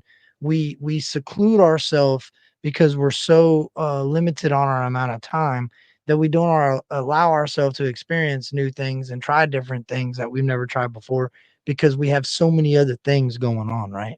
Right. And I start thinking about that and looking at like the way that the world is going, and I'm like, damn, bro. Thank God that I made the decisions I made when I made them, because now I'm able to step back and look at this for what it is and not panic. 10 years, 15 years ago, bro, I'd have been eating Xanax like they were chiclets. You telling me? Shit. I would have been looking for an excuse. Oh, it's about to rain. Eat a Xanax. Oh, it's I about would have been. What's good, Bob? yeah, It's your boy right here with a fucking another one. yeah, I'll be fucking nut punching Federico. I'll be doing all types of crazy shit. yeah. Oh hell, I would lose my fucking mind because the one thing, Whole different world. You have kids, Kurt, so you know what I'm gonna say right now.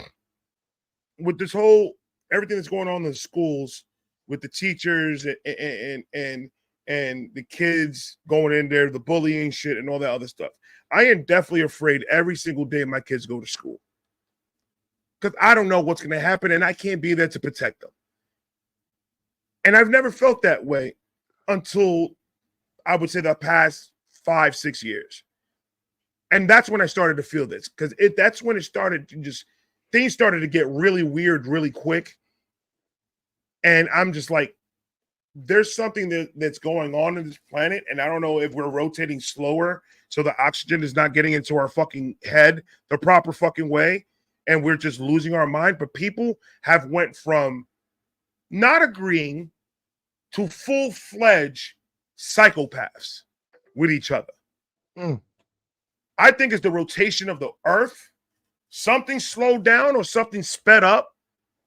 Because have you noticed that time has been going by faster? Yeah.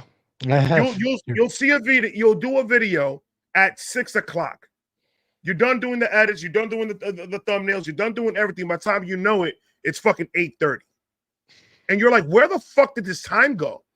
It's going by faster. Something in the universe internally is yeah. Something's going on. Because it's just like we went from not agreeing to being complete psychopaths with each other, and I didn't get what time frame that happened. Bro, Ryan's talking. Yo, when Ryan talked about all this and talked about how he thinks this was going, bro, the internet went fucking nuts, bro. Because what he said kind of started to make a little sense. Because you talk about if you remove time in small increments in every day, how much time do you have over 10 years, right? What if time is being harvested by space? Like that's and I thought about it, and I'm like, wait a minute.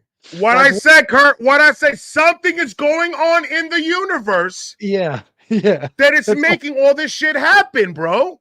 That's why I smiled when you said that, because the way you put it was like, what if the earth is kind of put here to harvest time for something bigger on the outside of Earth? So like if there is aliens, what if aliens simply use Earth to harvest their time? That's why they're light years ahead. I'm like, wait. Yeah.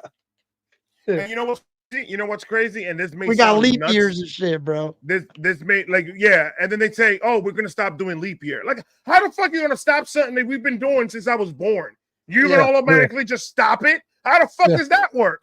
Yeah. Who controls my clock? I want to know.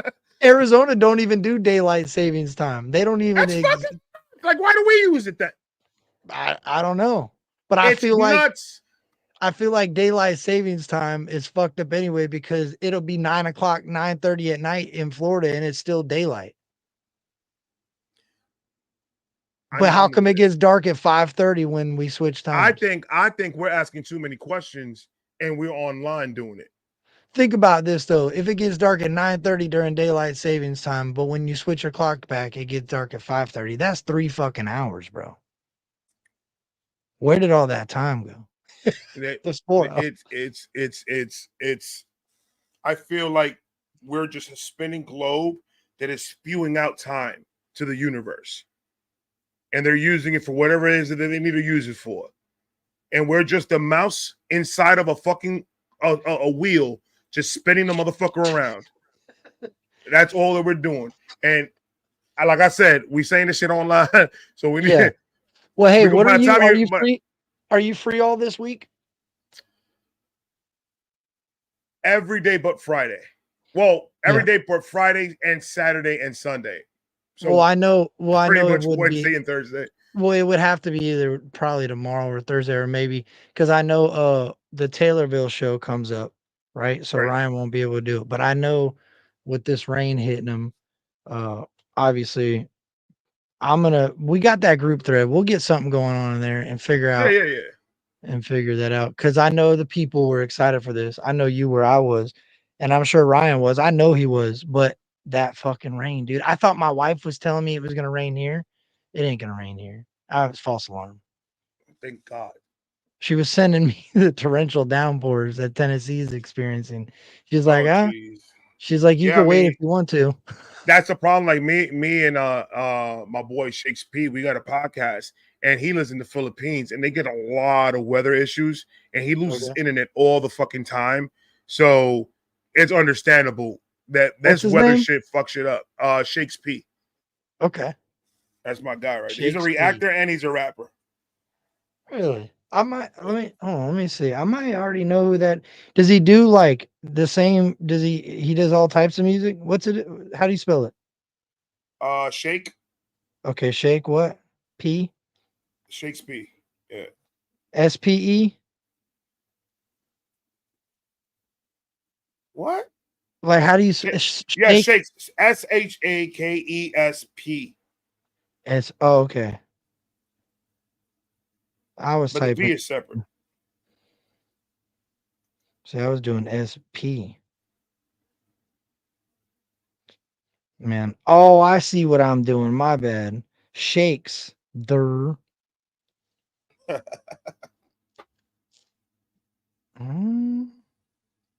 No, they don't pop up. Man, I've been ignoring the chat. What's going on, chat? Yeah, my bad. Me too, bro. What's Me too. popping, chat? Look, when you have a good conversation with a good dude, it's hard because we talked about what 17 conversations in 3 hours. Yeah, we talked about it a lot. Well, bro, it's fun talking to you because, like, at the end of the day, I know I've watched your reactions long enough, and I've listened to you give opinions, and I know our opinions are different, right? So, hearing somebody that has different opinions, but yet has come to the same solutions is important for me. So, if I have problems and I can't seem to solve those problems doing it my way based off of my opinions on the situation, what better person is there in my life to be a friend that somebody that's going to have a different opinion and a different outlook on maybe that situation that I can learn from in order to maybe get to a resolution of my problem that I would have never. That's where the ego part for me has to go away. Like I have to swallow my pride at times and say, yeah, I'm You wrong. took the Ray's word. right. You took the words right out my fucking mouth. Sometimes we let that ego take over, and we would rather sit there. And I'm not saying you. I'm just saying in general. We'll just sit there and let ourselves look dumb because we don't want to go out and ask for no help. Because that ego, that's another thing that's built in us in the way our parents were, how our parents were raised, and the way they raised us. And I was raised in a Hispanic household, so that bravado, that I'm a man, and that ego shit was put on me really strong at a really young age. Is to have that ego. My worst thing was trying to get away from having that ego. I had to take that ego and put that bitch in a box and throw that bitch in the middle of the fucking ocean. Shout out the bad boys. Because that ego was fucking up a lot of shit in my life. Once I humbled myself and understood, hey, you ain't perfect. Sometimes you're wrong, even if you think you're right. Understand other people's opinions. Let them talk. Let them get their shit out. And if you don't agree, there's no need to fight about it. But it's hard because you're still dealing with that anger. I'm still dealing with that anger. it's hard because that anger brings that ego out of you. And once the anger is controlled, that ego will go away. Yeah, but I think for me, well, at least for me, I get angry at myself when I let myself down, right? So the only way I was able to tame my ego is I used my addiction to not wanting to give up against my own ego. I tore my ego down because for me, it's more important not to give up at what I said I'm going to do. Right. And at times when you get into a situation where you think you can't do it or you can't handle it or anger's about to arise, for me, I just go back to saying I told myself I wasn't going to give up. And that's why I took a lot of what you said about the fact that you were able to get clean and you still believe that you would be the same person that you are now. And I believe you because it sounds like you were just simply using your vices in your life in order to block out the real you because you were afraid of it, right? Right. And I was the opposite. I blocked out who I was because I knew who I was and I didn't like who I was, right? We both got there two different ways. We both got there at two different times in our life. But at the end of the day, we both got to one common end, and that's an understanding that our ego will destroy us. And if we use, our life will become unmanageable, right? Absolutely. Ain't that crazy, bro? That we're from the same state, but we're two different guys, two different races, two different opinions, but we're able to come to one final understanding that it is what it is, bro. You're going to have your opinions. I'm going to have mine. You might be right. I might be right. But at the end of the day, we're all here for one reason, and it is to understand why we're here and to enjoy our life, bro. And to add on top of what you just said, because 100% you're right. To add on top of all that is we do what we do because we love it and because we're good at it. And it gives us a certain amount of peace. All these people that come at us and hate on us, like, I'm not trying to sell you a car. Don't buy the motherfucker. I'm here being who the fuck I am. Whether you want to agree with it or not, that's your prerogative. You do what you do. But my job as Ray and your job as Kurt is to keep that boundary between that bullshit and our recovering process and our and what we've worked so hard to gain being sober for the years that we've been sober. We cannot let that build on us. And it's hard because people are saying things to us that if we had a solution for that back in the day, and that's called getting fucked up. When people start attacking us and people start telling us negative shit and throwing negativity at us as addicts, we shut down, we get fucked up, and we forget about it. That was our trend. That's what we did. But if we come over here and somebody comes and says, fuck Kurt and fuck what Kurt thinks of it, da-da-da, I've seen you do this already. I'm not bringing shit up, but I've seen you do this already. Mm-hmm. Okay. Cool. Handling yourself as the man, you could tell a person by how he handles himself in the situation. And you handle yourself in situations the way a recovering addict handles himself in a situation that found that bright light at the end of the tunnel, that found that stop taking some shit serious, put your ego aside, and be the bigger man. You Bro, I keep it real.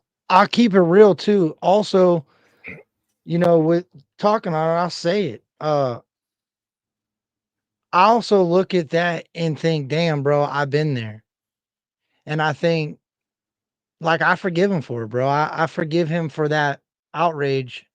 I forgave him for it after he did it. He don't have to apologize for it because I understand where his, in my opinion, I can understand where his mentality is. Like, and I don't mean no shade when I say that.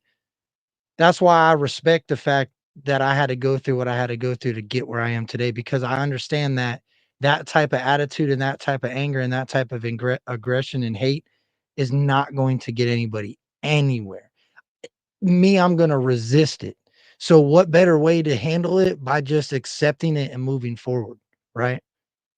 That's At the end, you're absolutely correct. at the end of the day, that this computer could turn off, and when you come out of your studio, guess what you hitting? Real life.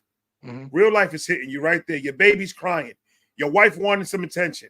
Your job calling you because you need to come in early. You got a whole nother life outside of all of this shit. So feeding into all that is going to affect your family life. It's going to affect your job. It's going to affect everything you do because you're dwelling on the negative. Fuck the negative. Take negative, and negative will go fuck itself, because all that negativity is going to bring two recovering addicts. If we feed into the negativity, it's going to feed us into back to our bullshit. Eventually, it's going to get to a point where there's so much negativity around you that one day you're going to say, and one day I'm going to say, why fucking not? Fuck it. Because it's going to break us down if we feed into it. Now, if we ignore it, let the negativity happen, learn from that negativity to not be that way and keep it pushing, is what makes you a better man. Well, I won't allow resentments to get harbored for long anymore. Like I used to have resentments on me, and I used to hold resentments. I don't let that happen, bro. When, like, yes, people are going to have their opinions on whatever, and I understand that. But at the end of the day, you're right. I'm the one that's got to walk out of this door. So if I have to walk out of this door and anything that was just happened on the internet is still bothering me, I'm not okay with that. So Right. the only way I know how to get rid of that shit is accept it for what it is, figure out where I could have done better in the situation, and move forward. I can't And that, stay. And you're right. You're absolutely correct. I can't stay stuck in that shit, because if I do, that's what draw me right back to getting on that wagon. and to circle back around to the beginning of the conversation. And that's where it comes to, we don't know what other people are going through in their private lives. Right. So staying quiet and not saying much is always better than feeding into it, because you don't know what this person went through. You don't know what happened today in this person's life. I don't know what happened in today's person's life. I'm trying to learn how to say, okay, this person obviously has an issue, so I'm going to try to stay away from the situation and away from this person as much as possible, because I don't know what he's going through. People lashing out for reasons because there's something bigger going on. And that being said, I love Adam Calhoun. That's my fucking brother. I love you. You're my fucking brother. I love Church. That's my fucking brother. We're all human. We're all the fucking same. It is what the fuck it is. He say, she say, cool.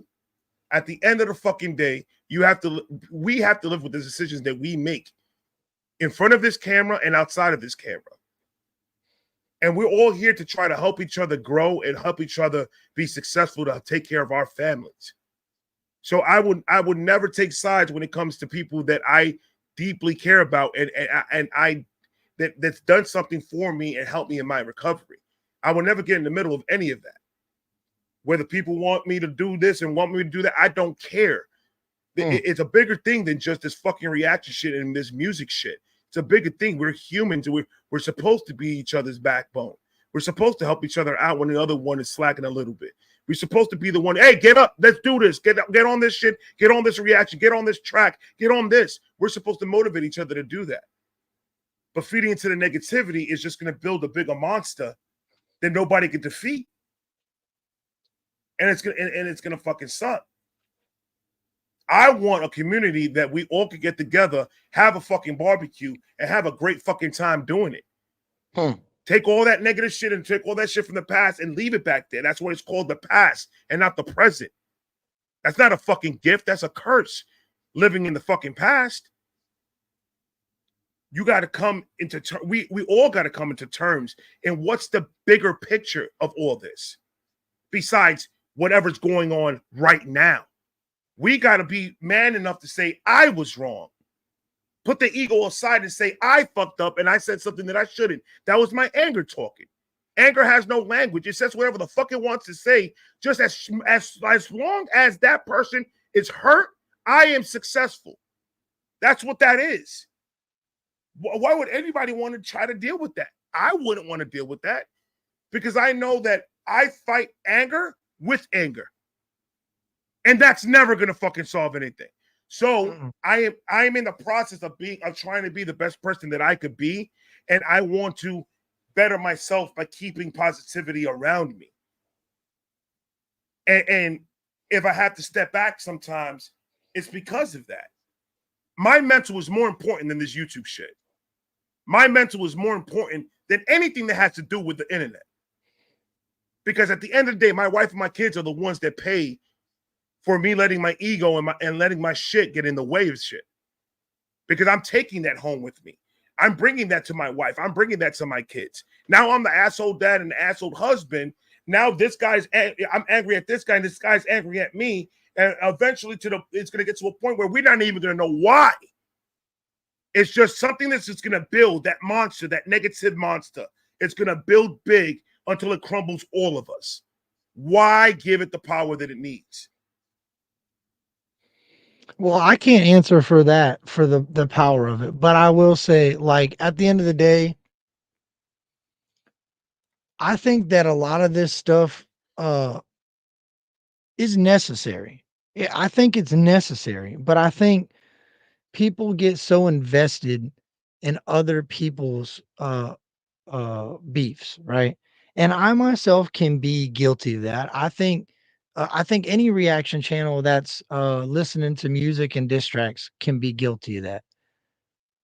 I think the accountability aspect of what a lot of uh arguments boil down to, people don't take accountability for what their issue is with the problem. Like, nobody Okay, wants to all right. say Now I'm sorry. I I'm was sorry. wrong. Now that you said that, Okay. when a person takes accountability and that person is dealing with whatever it is that they're dealing with, how easy do you think that is going to be for that person to take responsibility for what they did? Hard. So what's easier? Blowing the To fuck agree up. to disagree. Yeah, but yeah, I get, yeah, and I'm answering it as a, yeah, I get what you're saying. It's easier to go the negative route and take the path of least resistance and freak the fuck out. Because your body Yeah. hormone, everything in your body that is telling you to burst out is telling you, hey, release this. You're in teapot and you're about to blow a gasket. So release it. It's easier to release it than try to hold it in, turn off the camera, and then start breaking shit all over you because you're so pissed the fuck off. But it happens like that stand- in everything. Driving down the road, even I think that's where I lose. That's why, to me, the internet is so different than reality, because I feel like a lot of times, a lot of the shit that happens here would never happen in real life. And it goes both ways. Like, I've said shit on the internet that maybe I wouldn't say in a real life setting, depending on who I was around, right? I've made those mistakes. So I have to understand that other people are going to make those mistakes and things Right. are going to be said, not just in my situation, in every situation in life. But what is the most confusing part about it for me is why so many other people get so invested in it. That's why I get what you're saying. But I think it's so hard to do that on the internet, because no matter what I feel inside, somebody else is going to be offended by what happened. And that's all right. I can't get mad at somebody for their opinions, but people want to change that. And I've come to the understanding, like, now, that you really can't change that. You're really never going to be able to deflate that negative monster. The only thing you can do is do the best you can today and keep pushing forward to the next. Because the more you try to deflate that motherfucker, the more other people just come out of nowhere to pump that thing full of air. And it's like, and it's crazy to me, because you think, okay, well, I'm just going to do the exact opposite in order to keep this shit away from me. No, bro, you can't focus on it whatsoever. The more you focus on it, the more you realize it's there. And that's why it becomes so big. That's my opinion on the internet. I think people that focus on it and are so hyper focused to the negativity, that's why the negativity is so big. I've seen a lot of positivity in the chat today because I wasn't trying to look for negativity. If I go back through and look for negativity, I'm going to find tons of negativity. Oh, you're gonna find it everywhere. So what's And growing the negativity? Is it there's a lot of negativity, or is it the attention to the negative? the attraction of someone saying something negative is better than a lot of things in this world. People, we without thinking, without even saying it in our own brains, we without thinking go on the phone and look at negative comments. And that's just us looking for negativity. Just because we have something that we need to get off our chest, let the first motherfucker that say something stupid, I'm gonna blow him up on the comments. And that's what we do. We look for that shit. And then when we find it, we find it. And we go at it. Back and forth. And now go and stop everything. Rewind it and see how much time you just wasted in your life doing that. You think that's competition, though? You think that's competition, or you think that's simply ego?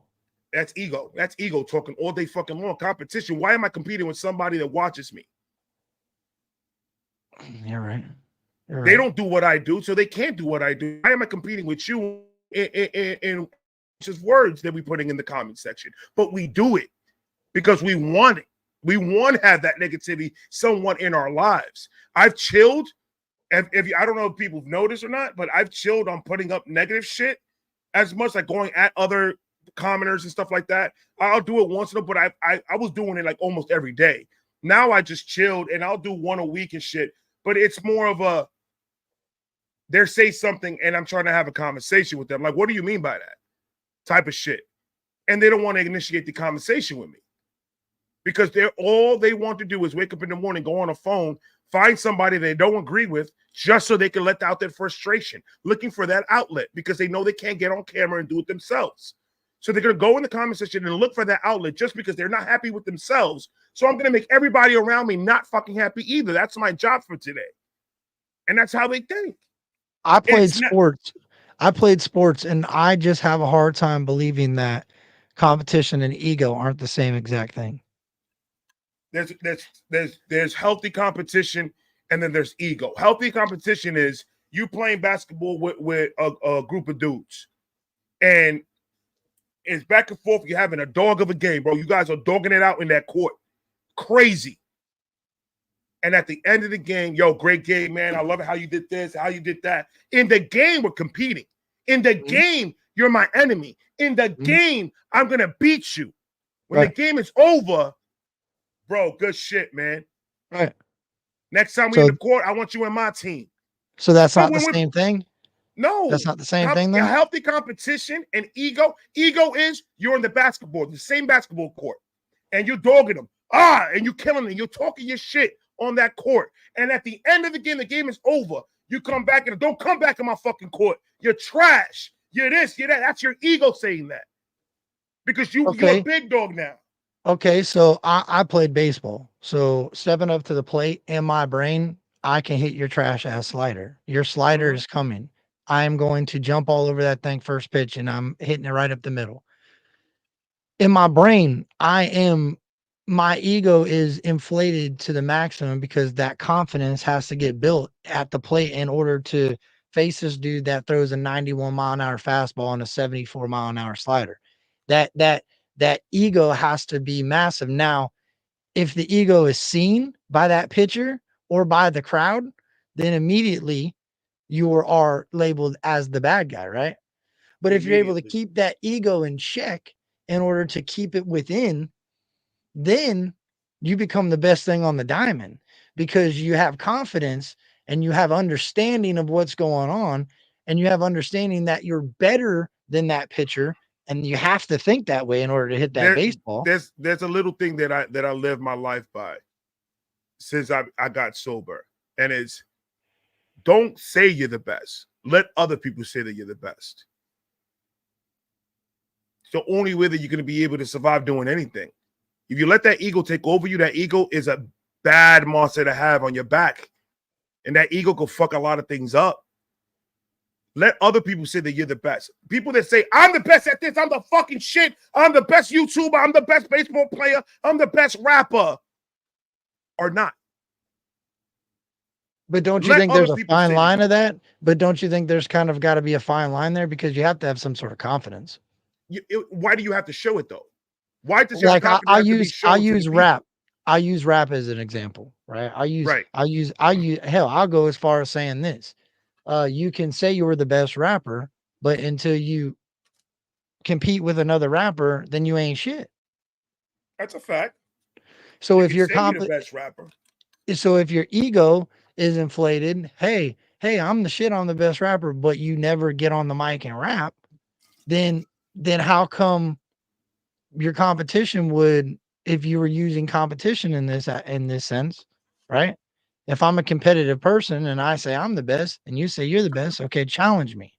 So what separates that? I still think competition and ego are one of the same. I think champions have an understanding of when to keep their ego in check, and I think that falls across for everything.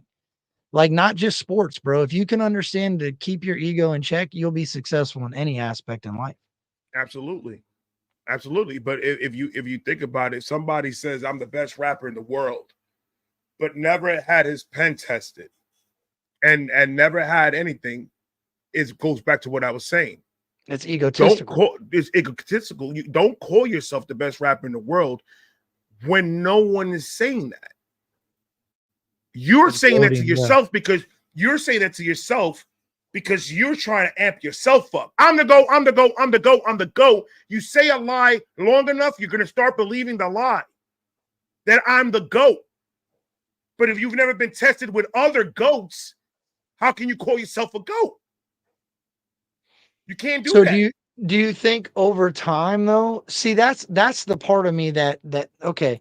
So do you think over time, if you're I'm the go, and that's the ability that you got to have in order to rap, and that's you're using that to gain confidence in yourself, right? To help pump that ego up in order to perform at your highest level.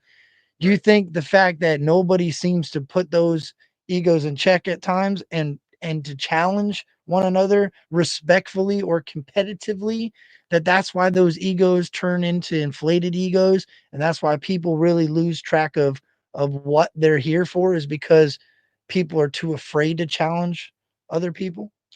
People are way too afraid to challenge, and because we don't know what a healthy competition is. We've never seen that. When it comes to rap and hip hop, barely we see that. There's no friendly competition when it comes to what they do. It's always, I'm the best. You have to go in there thinking you're the best at what you are. But like I said before, keeping your ego in check, you could be the most egotistical person. But if you don't talk about it or show it, no one would ever know. So you could be egotistical with putting it on check. Like, I feel like I'm the best. You're supposed to feel like you're the best. You're a rapper. Right. If you don't feel like you're the best rapper in the world, then what the fuck are you doing here? But Well, like it's one thing saying I'm the best rapper. Nobody can get on this mic and fuck me up. Your bars are weak. And all this other shit. And then when somebody comes at you, you hide inside of a cave and you don't do nothing about it. Isn't that going to mess up your ego a lot more? Yeah, 100%. Because now somebody tested you. Now you walked away from it and you didn't do nothing about it. So then what are you really here for? You're here for a fucking check. As long as you're getting your check, you can say whatever you want now. Understand something? Nobody's getting tested about nothing nowadays. You could say anything you want, and there's going to be a major group of people that are going to agree with you. And as long as that major group of people is going to agree with you, you're always going to be right. And that's why cancel culture doesn't exist. It goes back to what we talked about earlier. Yeah. Yeah, that's what I'm saying. It's hard for me to put all this shit together and make it understand, because it all trickles back to one thing. It's like the internet will destroy everything. The internet, the ego, it will destroy your ego. It will destroy your it will destroy friendships. It destroys everything, because people are so afraid to have their opinion on the internet, um, and to have it judged and criticized. Like, I feel like a lot of this rap shit was real foreign to me. And then when you listen to a lot of these artists that they're the best artists in the game, but then when it's time to be the best artist in the game, it's not there. And it goes across the board in every genre. You hear it in every genre. It's like people try to invoke fear, right? People use fear. Hey, I'm better than you. I'm better than you. And rather than using talent, talent is like gone. It's now I'm going to use fear in order to manipulate you to think this type of way. And I'm not going to showcase any of my talent. I'm going to let my fearful tactics speak for And then themselves. and not knowing that what that person is doing is putting up a smoke screen to trick you into thinking something that is not right. So there's a lot of people that back up and say, you know what, I'm not even going to get in it because, I don't know what he could do. I don't know what could happen, yada, yada, yada. So I'm just going to back off of it. Remember those? No, you're good. Good. Oh, I just lost my train of thought. No, I was saying, you remember those shows back in the day? They don't show them anymore where like the kid would be left in the park and then somebody would grab the kid. Yeah. And they would see how many people even pay attention to it. Yeah. I wonder what that would be like now, bro. The person Like imagine me and you fighting. fighting. No, they record it, bro. Imagine me and you fighting in a park and they would, and our kids just standing there with nowhere to go. We just got arrested or something for a fight in a park. They would probably record it and try to interview people. It would be way different. The world's a different place. It's a way different place. People benefit off of what's it called? Benefiting. It's like a tragedy pimp. We're all tragedy pimps. A tragedy pimp. Ah, yeah. I mean, that's a good fucking point. I mean, that right there. I mean, that clears it up right fucking there. I mean, if we're talking about Keefy D and Tupac and shit, and at the end of the day, what is that? A tragedy. Big tragedy. We're pimping it out. You either, now what it boils down to for me is you're either going to do it respectfully or disrespectfully. And that's where it comes. Everything that we've talked about tonight, that's where it comes. If we could master to implement half of the shit that we've said tonight. Yeah, facts.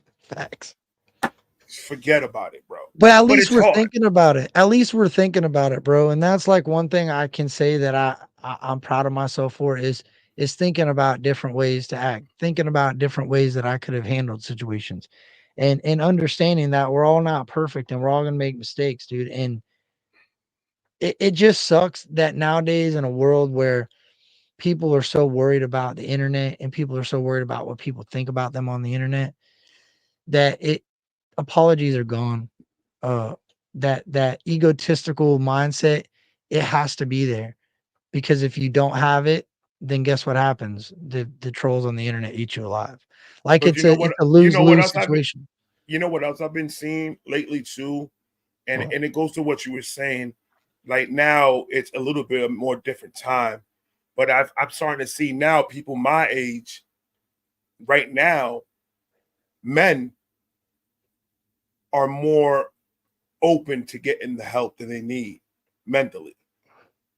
And they're open to talking about their issues and talking about their problems and holding it in a little, like a lot more than what it was when I would never see a man walk down the street and talk about his feelings. That didn't exist. Or a man that you see him crying because he was just having a bad day and he's just going through it. And you'll be laughed at. You'll be laughed out the fucking building if that happened back in our day. You ever heard this song? Oh, my bad. You ever heard this right here? No, it's funny you said that mental health shit, because this Creek Squad shit's really helped me understand that men in any aspect of life are gonna have emotion, bro. Like, I don't know if you know who Buckeye Creeker is. You say you don't watch much of the reactions and shit. Why does it keep? It's not the right one. He reacted to Heavier Rain by Upchurch, and it was pretty emotional for him. And I always looked up to him for that. Well, have you heard you might have heard this song, Champagne Tundra, Upchurch? Yeah, I think I did. Okay. It's a country song. It's a slower song.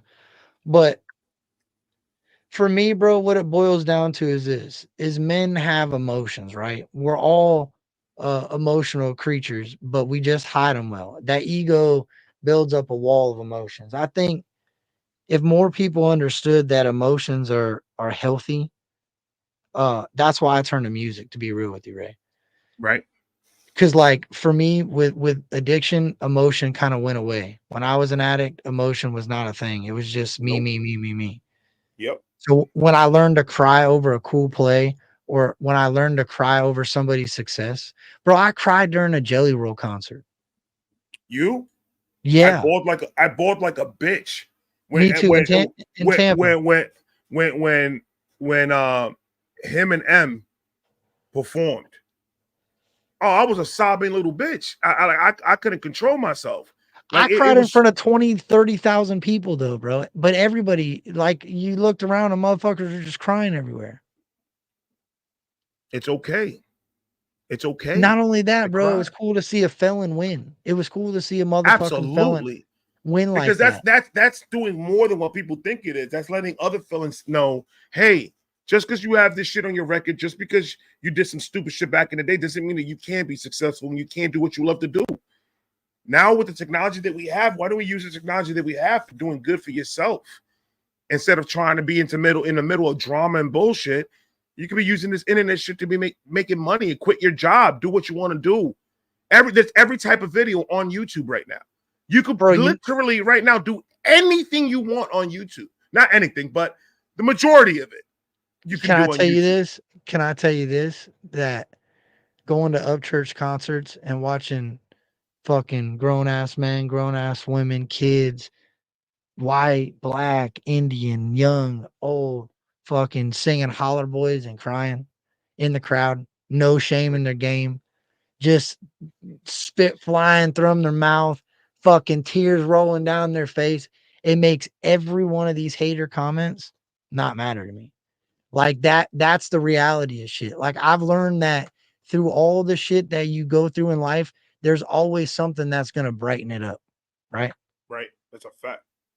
And seeing this shit at these shows and seeing like and I'll give the credit to Ryan, but there's other people in the genre that put on these amazing shows, and you see them perform at these festivals, and you see the connection that the fans have with the artist, and you see the connection that these fans have with the music, and it's changed their life. Dude, I've heard more testimonies from people in Creek Squad that their whole fucking life's been changed. You just gave one.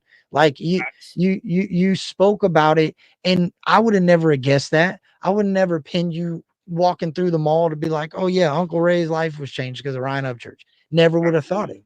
Never. And no matter what, nobody can take that shit away from you, right? Nope. There we You could go. try. You could try. You're gonna get something real nice in one of your kneecaps. Because When you're not when gonna take those this away from me.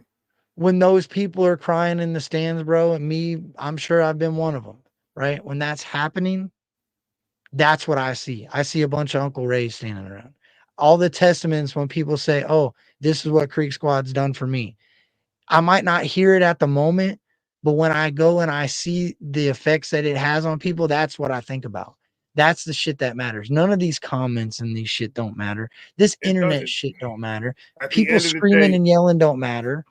I go down comments and I hear a lot of people with their testimony every time I do an Upchurch track, and I see what these people say about him, and how he changed it, and it's like that's the music. That's the whole point of it. Forget about the followers. Forget about everything. The whole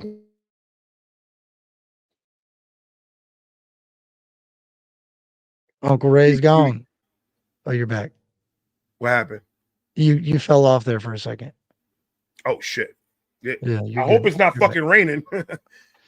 But my point of playing this song is this, bro. Do you know who British Bulldog is in the comments? Yeah, I've seen him a couple of times. Yeah, He's from across the pond, bro. He's from the UK. He's not even from here. This dude lives and dies up church. Like I don't know him. I've never seen him face to face. I've never met him, but I read his comments. I feel like I understand him for who he is, and I don't even know the dude's real name. I know him as British Bulldog. right. But when I first heard this song, I ain't gonna lie to you, it's a slower song. It's not got much uppity to it, right? Right. But it's so heartfelt. It's so heartfelt. And I never found another artist in my life that has made me interested and how that person's music makes other people feel. Ever. I can't tell you one time when I was ever interested on how Eminem makes other people feel. I never gave a fuck. How Right. how Plies made people feel. But I love when I hear, hey, bro, I listened to Upchurch the other day and I was going through some real shit and my whole life changed. I heard this song. I heard that song. My brother just died and I just listened to Upchurch's whole Pioneer album. Thank you. This is awesome. See, Like, though, that's see, crazy. when it comes to me, I get a little of everybody. I get emotional no matter who I'm listening to. If they're putting out a track, and like I told you before, it's about the delivery of it. You could say the words, but if you don't feel them, it comes out in the music that it's just an act. When I hear Upchurch, when I hear Ren, when I hear Yeah, Ren's dope with that too. when I hear all these dope storytellers and these people that you could really resonate with what they're saying, because half the shit they're saying, you've already been through it. You already know what it felt to be in that position. I let the music speak to me in a different fucking way. I let it speak to me and help me fix what is going on with me and really, really understand what the artist is saying, instead of just listening to what the words are or catching a bar or catching a scheme. It's more of what's the content behind all these lyrical miracle shits that they're putting in it. And it's a lot deeper than what they're really saying, because you've gone through so much things in your life that when they say it, it hits you a different way than it'll hit somebody that didn't go through the shit that we went through. So I get inspiration from all these people. Well, you know what it is? It boils down to this. You like to see people win, because I was thinking Always. about that. Like, when people are winning, that's when it happens. You know that little Nandy Bush, now I can't even probably say her name right. The drummer girl that covers the Dave Grohl, Nandy. I think that's how you say her name. She's a little drummer. She's like a little black girl. She's been drumming since she was like 11 or 10 or 3 or something stupid. I think I know who you're talking about. Yeah. She drums with Dave Grohl. It's like her versus Dave Grohl and blah blah blah. Well, I forget where she played. She played somewhere huge, and that there's another girl. My daughter plays a guitar after some like seeing people win.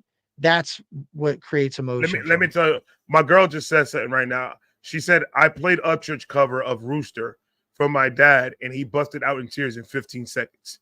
And now let me tell you something about this. This is a very strong-minded man, and he does not like showing emotion at all. I've known this man for 16, 17 years, bro. He does not like showing emotion at all. That right there says a lot about what type of music puts out and what Connect Upchurch puts out for the people that listen to it. I guarantee that her dad didn't know who the fuck Upchurch was until he heard that song. He probably heard of him, but he probably never got into his music. And that's a big deal in our household, just because he is a man that doesn't want to show emotion, that doesn't want to show that he's weak or anything like that. So when I tell you this music thing is real, if you let music resonate in your heart and really use what you hear as a guideline of how to live your life, that's how you fix hip hop. That's facts, bro. Damn, that was deep. Now it's That's time to wild. smoke. Yeah, no, and listen, dog, we'll get together. We'll run the Champagne Tundra, and yo, I want you to hear this, because it's funny you say that, because this ain't even hip hop, right? But I Right. feel like it is.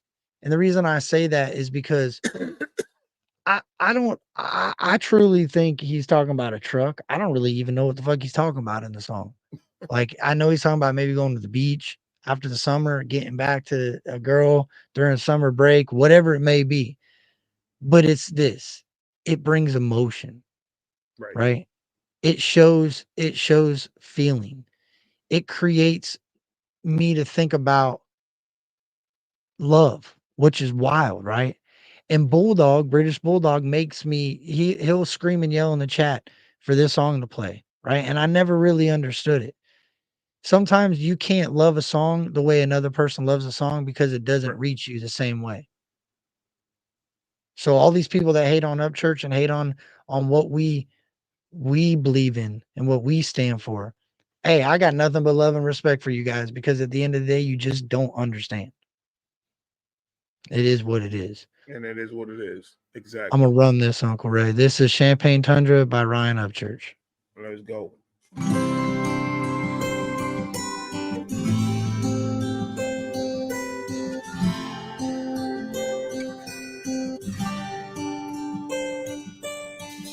Packed up, headed out for the summer, sunscreen, bikinis, and cut-up shirts for a long road trip out to PCB just to get burned and lay on a beach. Hit the strip a couple dozen times, waste a tank of gas to feel alive. And in the black smoke, blue lights and straight pipes roaring, I seen this champagne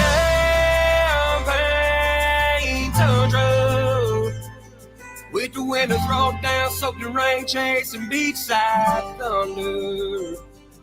And sometimes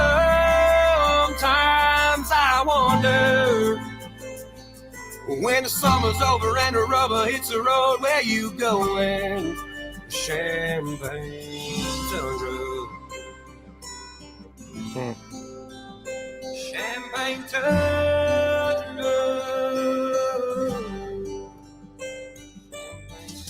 Chaos in a world full of tears, but the world stands still when its boots on a pier. When everybody's at a bar, not remembering it. I'll be swinging these Wrangler boot cuts once a year, riding white sand, blue sky tank top Shakespeare. Smoked too many joints and drank too much beer. Laughed too damn hard, playing guitar loud, getting kicked out of those Regency towers inside of Champagne Tundra. With the windows rolled down, soaked in rain, chasing beachside thunder. And sometimes I wonder. Yo, Kurt, pause it for a second. Over and the rubber hits the road. Yeah. See that part right there that it kind of dropped, and then he came out and just went up. When he went, shit, that right there is the reason why I love Upchurch's singing more than I like his rapping. That type of passion is not taught. When he came out and he belted that out, you can hear the passion come out when he does it. And that's the reason why I fuck with Upchurch so much when it comes to his singing, because oh my fucking God, like I get goosebumps every time I hear him hit those high notes. Because he's not hitting just a high note. It's not trained. He didn't take vocal classes and shit like that to get that high. He's using what's inside his fucking gut, and he's just letting it all rip out when he goes that high. And that's the reason. That's the reason right there that this music shit, you have to listen to it differently. You can't just go and just nonchalantly listen to a song and not feel what this motherfucker's saying. No, I don't. You're never gonna understand the song that way. No. That's what I'm saying. I don't really truly even know what the hell he's singing about here. I know he's talking about going to Panama City and blah, blah, blah.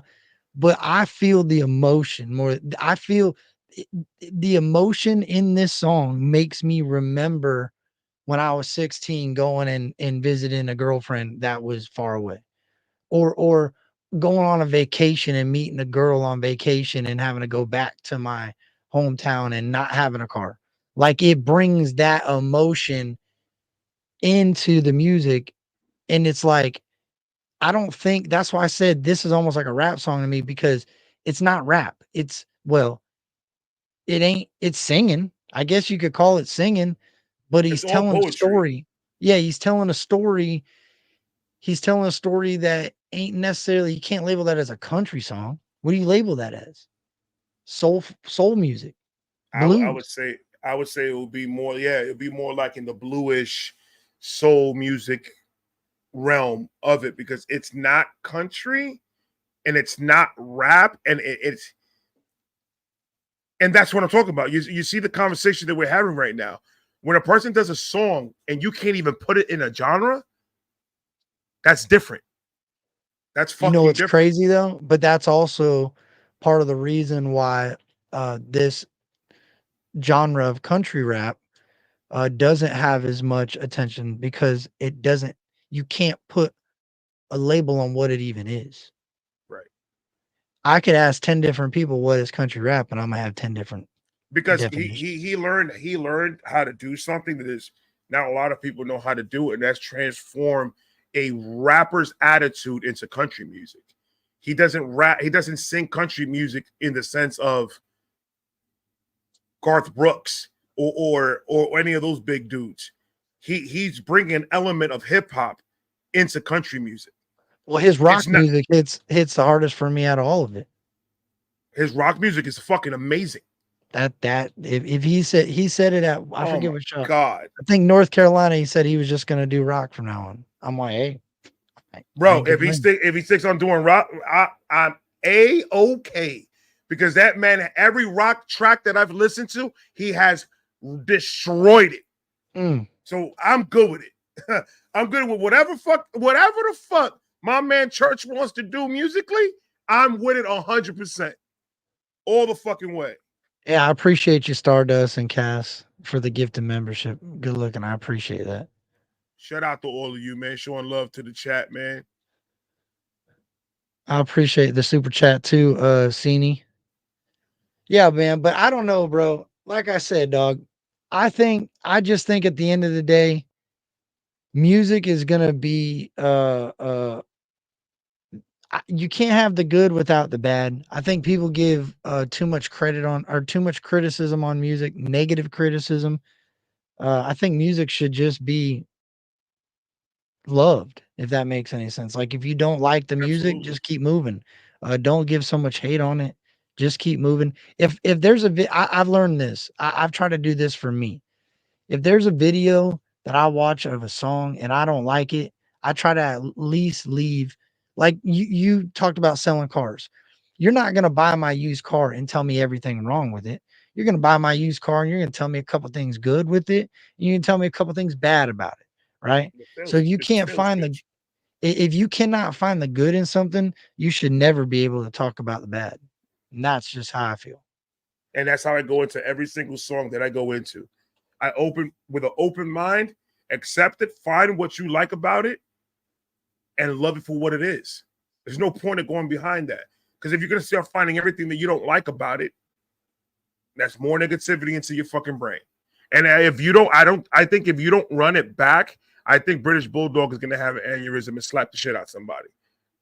I just have a feeling. He is. He's gonna rage, bro. He goes in these fits where he says he's gonna rage out because he's got a radio station. He's gonna rage out and play like hate streams about Captain Kurt if I don't finish the song. One time I ended it without finishing the song, bro, and I felt so bad I had to go live the next day and play the damn song for him. So, but that's the cool thing. But bro, that's the cool thing about church. Like, is I know other artists do that, but I found that with him. I found a connection to some people that I don't even know through his art. You know what I'm saying? Right. Through what he's done. And people get so upset that when you give him the credit for that, and I'll never understand it. I don't get it. That's why I love the reaction channels that react to whatever the fuck they want to, and they still say they got support for church. It eats people alive to see that. And I don't get it. I see you get hate for it. I know Locked Wolf got a lot of hate for it, for reacting to Tom, Upchurch, Adam, and people were like, which one? You're a fence sitter. They start freaking out on him. It's like, oh, somebody called me a fence sitter, and I was like, well, I paid $11,000 for this fucking fence, so I'm sitting motherfucker. Yeah, I sit fuck on out of that here. I'm a fence sitter. I don't give a fuck if you call me a fence sitter or anything like that. I'm not, keyword, I'm not bringing negativity into my life. You do what you do, guys. Go have the big battle in the comment section about who's better and who's right and who's wrong, and do all that. I got to plate of fucking pizza rolls and a nice 2-liter soda. Then when I'm done, I'm going to go eat that shit besides my wife's feet, kiss her good night, and go to fuck the bed. My life goes on. This might sound crazy, bro, but I go on a lot of road trips, right? And Right. I see people broke down on the side of the road, flat tires and shit. So what, we got 143 people in the chat. Uncle Ray, if you were broke down on the side of if you were broke down on the side of 75 right now, do you think 143 cars would pass you, or you think they would stop? Oh, they're gonna pass me by and laugh. That's all I'm saying. So at the end of the day, bro, the chat, I got love for the support. I'm not saying that at all. But you don't know, man. People are gonna talk shit in the chat. You don't know who they really are. They could really support you in real life and just be entertaining the bullshit. Are they gonna stop? Wolf said it great. He said if you don't have my phone number to call me and tell me what you think about me, then you shouldn't be talking about me. Right? That is I mean, a great analogy. That is a fact. And it's true, I think that's why the people that I surround myself with, I'm so cool with, and we get a good connection is because of that. It's because I ain't got time, dude. I'm 40 years old, bro. I'm fucking old. I ain't got time to fight no more. I'm all fought out, bro. I just want to chill, drink a mojito, swim in my fucking pool, and chill, bro. I ain't got time for any of that shit. So when people give me bullshit because I react to Tom McDonald and I react to Adam Calhoun and I did an Adam Calhoun, Tom McDonald, and Upchurch reaction on the same day just to be a dick. Because I'm just like, oh, I care what you think. I don't. do you think that one side versus the other, like this political shit, is what fuels this to get to where it is though? Because look, I'll say this. I've never seen this much of a divide, and I gotta pick a side ever in my life, bro. Like I've been a fan of sports my whole life, and I've never seen so many people just jump in a corner of a certain person just because they have no other corner to jump into. I've never seen it. And it's fueled by the spectators. It's fueled by a lot of the spectators. Not all of them, not even a big percentage of them. But it only takes 3 dumb motherfuckers or 4 motherfuckers to say something stupid to get it all riled the fuck up. But that's the cool thing about Creek Squad. That's what I'll say about that. And that's one thing I'll come back to is that at the end of the day, bro, I've been in a lot of weird situations in towns that I ain't familiar with at these shows. And I've gotten to a bind where I've had something come up, and guess who's been there to back me? Bro, my wife had to go to the hospital in South Carolina. I had Creekers all up and down helping me out during that show. Like you, and that's something that I have to band together and say, look, bro, that's my fucking people, bro. At the end of the day, I might not get along with some of them. I might not agree with some of them, but those are my people, bro. Like, and that's what it boils down to. Uncle Ray is my people. Uncle Ray could fucking react to Tom McDonald, every reaction from here on out. Tom McDonald and then Upchurch when he drops. And guess what? Uncle Ray's still my people because I know why Uncle Ray does what he does. I know why Uncle Ray is here. It's for the music. Period. Point blank. Rico, there's no other motherfucking beat. There's no other agenda. There's no other anything. I'm here strictly because I was in a box for a long time listening to just one specific type of music and nothing else. And now that I'm open, I was like, let me be open-minded with this music shit. And I started to tap into all different type of music, and I fell in love with music all over again. All over again, I fell in love with it. And it's just like, I don't care about what politics is what. I don't give a fuck if these motherfuckers go at it in a parking lot at Kmart. I don't give a fuck. What track are you going to get? How are you going to knock my socks off this time with whatever you dropping? That's what I am only worried about. I don't give a fuck about Tom McDonald, what he does behind the fucking camera or away from the camera. I don't give a fuck what Adam does, and I don't give a fuck what Upchurch does.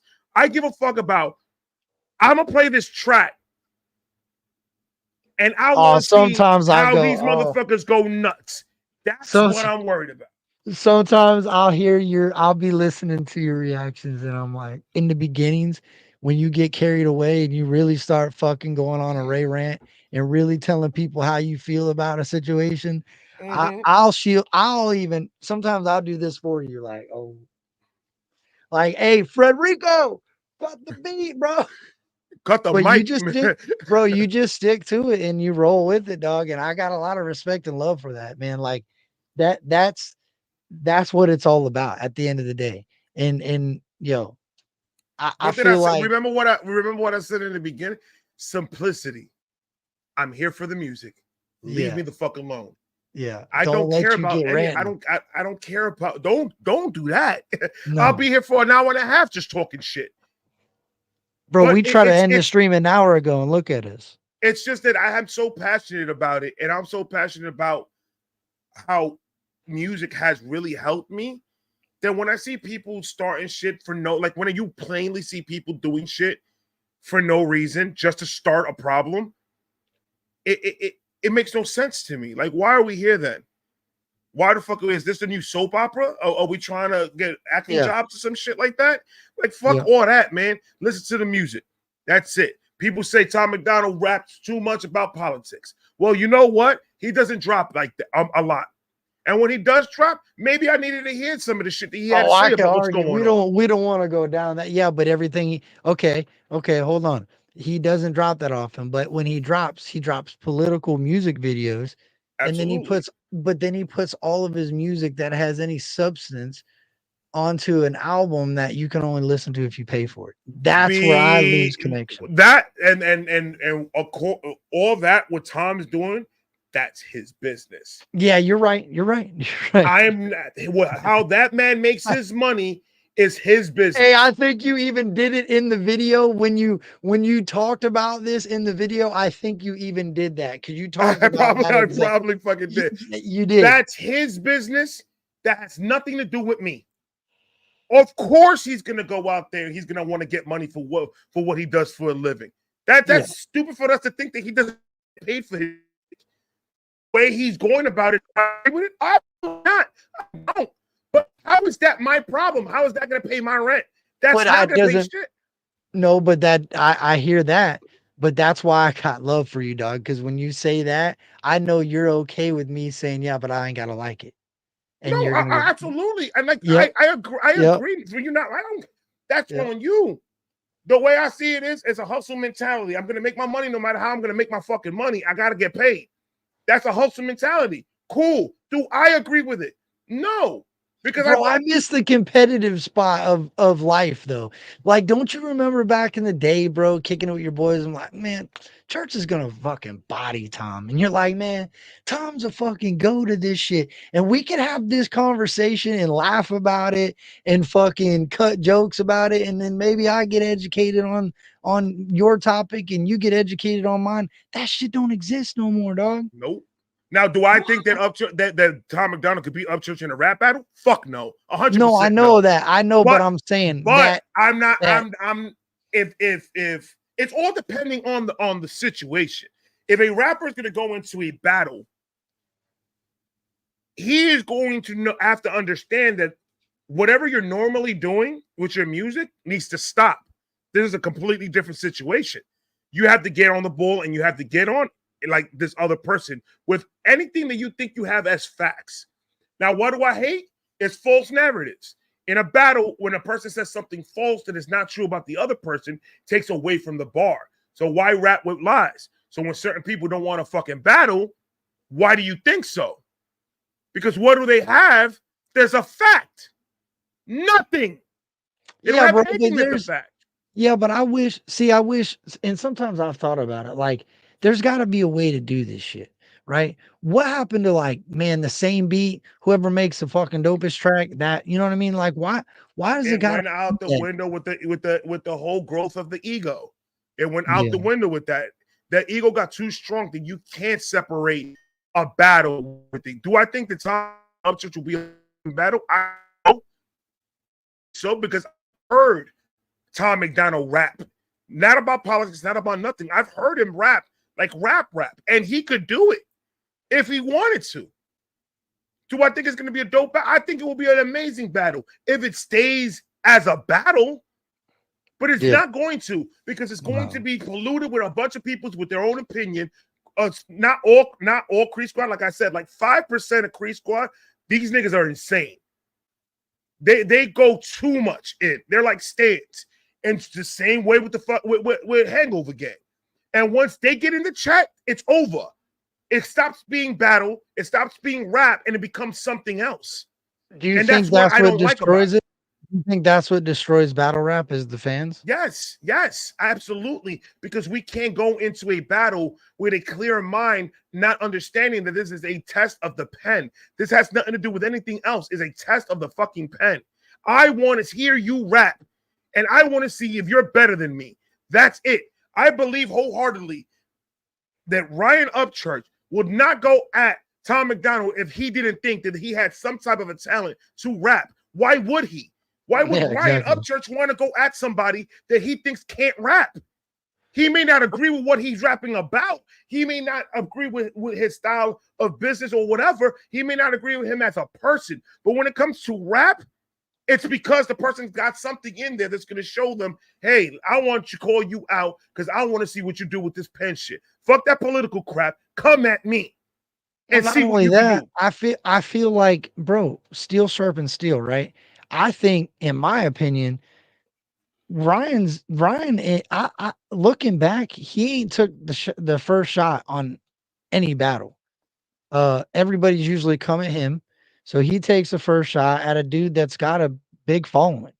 Like he wasn't doing anything that rap ain't about, bro. Like rap's Nope. about calling out the folks that are either there with you or above you. You know what I'm saying? It's And that's what I'm saying. That's what I'm saying. He's gonna go at somebody that he's like, yo, I think this could be some type of a good competition for me. Yeah. But the only reason why I say that Upchurch will wash Tom McDonald is, when was the last time Tom McDonald like that? When was the last time? Upchurch, every fucking track when he's bored that he puts out, he's going at somebody and he's talking his shit. So he's been testing his own pen, putting out the shit that he puts out, because he wants somebody to come inside the ring and go for a 3-round bout to see who the fuck is the best with this pen shit. Everything else that these people talking about is irrelevant. That's not what's going on right now. What's going on right now is, let me see what you could do with me in these bar shit. Fuck everything else. So he's going to be petty, and he's going to keep on talking the shit that he's talking to get this person to come the fuck out. Tom is not going to do it because Tom knows he can't. And that's the only reason. Tom is not going to do it because Tom knows that he can't go face to face with Upchurch, because he hasn't battled in years. You can't come out of retirement from battling and think you're going to take somebody out like Upchurch. No, it's not going to happen. So you have to have. Then essentially you're saying you don't blame Tom. Tom just. Oh, I don't blame Tom at all for not fucking going at Upchurch, because he knows better. Yeah. You have to think. Stop thinking. Let's stop thinking about. Yeah. It being a personal issue. Let's start thinking about it being a common sense issue. If I haven't worked on a car for 20 years, are you going to let me change your fucking alternator? No, you're not. You're going to get somebody that did it yesterday. So in a battle sense of it, if Ryan Upchurch has been battling throughout the last 3 years on and off, but still putting his pen to the test and still trying to get these niggas the fuck out of here, and Tom McDonald has not been doing it for years, who are you going to go with in a battle? I'm going with Upchurch 100% of the time. Yeah, but I think, see, that's the cool thing about rap, bro, is Tom actually impressed me what he did against Mac Lethal. I thought those tracks were, really well put together. That's what I'm saying. Tom had the potential of this being a great battle. Fuck all that personal shit. Fuck Creek Squad versus Hangover Game. Fuck all that. Who is the better at this rhyme shit? Now, I believe what Tom McDonald needs to do, Tom McDonald needs to get a couple of sparring lessons before he goes at Upchurch. He needs to start taking some of these smaller motherfuckers out that been going at him and get the ring rust off. And then when you feel confident, okay, I think I could go with him. Then go with him. And I guarantee, if we keep it rap, the best battle in YouTube. Period. Yeah, but is that okay? Is that ego that pushes that out though? That wants that, or is that competition? Scared of losing what you have. If Tom McDonald goes right now at Upchurch, Tom McDonald will lose. Right. And some of his fan base will dwindle because they backed him up for all these years to lose. Some are going to be ignorant and say, he won. He killed them with this and he killed them with that. Okay, Of course, you're question gonna have for you. those. If Upchurch loses, you think he loses any fans? If Upchurch, no, not at all. Because Upchurch is Upchurch. Upchurch, it's going to be Upchurch, and I'm just gonna say whatever the fuck he wants to say. So even if he loses the fucking battle, he's gonna Yeah. say it was a great fucking battle. I got my shit off, and he's gonna Yeah. move the fuck on and keep it trucking. He's not Yeah. gonna dwell on it too much. He's not gonna sit in the He's- corner and pout. No, if you lost, you lost. You know how many fucking battle rappers I've known, and how many times they've lost, and you know it comes to a point where they're like, "Yeah, man, I battled yesterday, and yeah, I fucking lost. Oh, so what are we gonna go eat?" It comes to a point that they don't give a fuck. They did their best, and they didn't come out the victor. It is what it is. Hip hop will never get to that point. Why? Because the majority of these fucking people that are controlling the comment sections and saying the reckless shit that they're saying to cause conflict is not going to let it happen. Because now the artist has to prove them wrong, right? Now the artist there's a bar that these comments set these rappers on. Now they have to meet that bar because they don't want to lose what they got. They don't want to lose a subscriber. They don't want to do everything. The ones that I'm talking about, the ones that are going to walk away if this battle ever happens, are the ones that are going to slowly, quietly just not say shit no more. I get what you're saying. And then, but we're never going to get to a point to hear music or hear two rappers battle and say, you know what, it was a great battle. They both went in on it. I got Upchurch winning. You got Tom McDonald winning. Okay, cool. I could see why you got Tom McDonald winning because he did do crazy shit with this. His cadence was crazy in this part and cool. And then you'll say, yeah, I could see why you have Upchurch winning because Upchurch did do a triple and double entendre. He did this and he did that. And we could find what we liked about each battle and just talk about it and just leave it for what it is. A beautiful part of culture. And that's it. And leave it for what that was. A part of history that we all had fun. It was amazing lyricism going on between both of them. And leave it in the history books. It's a classic. Do you think it's passion? Do you think it's like, because it's got to be something that drives that? Because I get what you're saying. Like if we could go back to those days where it was just the rap battle, it was like a game of 21, a 1v1 of 21, or a backyard wrestling match, whatever it may be, bro. Do you think it's do you think it's the fans' passion for the artist, or do you think it's the fans' passion for I think for and very clear what it is. It's not all of them. A few people could talk and cause a ruckus. So I believe more is an obsession with this person because either this person is somebody that they want to be, either this person is somebody that they look up to the point that they believe that they're an entity and they're not even human anymore. And then the brain starts making you believe these things because everybody needs something to believe in. So when you find an artist that and you never had no faith in your whole entire life, and you've had a shitty life growing up, and you find this person that to you found this connection, you're gonna latch onto that connection, and you're gonna be a complete addict for that person. So no matter what you say on the comment section, you're gonna think it's justified, and you're gonna think you're right, no matter what facts or what anything you tell them. They're talking to them. There's no with them or nothing. And I think issue. It has to do with mental health, and it has to do with clearing out all the problems that you used to have and talking about it and everything like that. Because now you're going to latch onto this entity that you're putting up here, and then when that entity drops, you're going to lose your fucking mind because where's my leader at? Where's the person that showed me to be the person that I am? Where they at? You think it's okay. And that's interesting because I see a lot of people in music, especially in this genre, that go through substance abuse, loss. There's a lot of different things. Life, people go through a lot of stuff in life. Do you think it's more of the fact that people lose a lot in their life and they find these artists and they find comfort in these artists? That's what you think drives a lot of this chaos, is yes, they look up to them so much. And you're right, because there is a fine line between looking up to somebody and idolizing somebody. Like it is a very fine line. Like I told you earlier,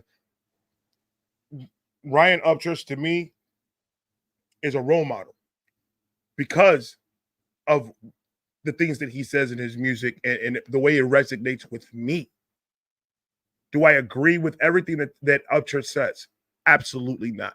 I know how to define the line that at the end of the day, Upchurch is a human being.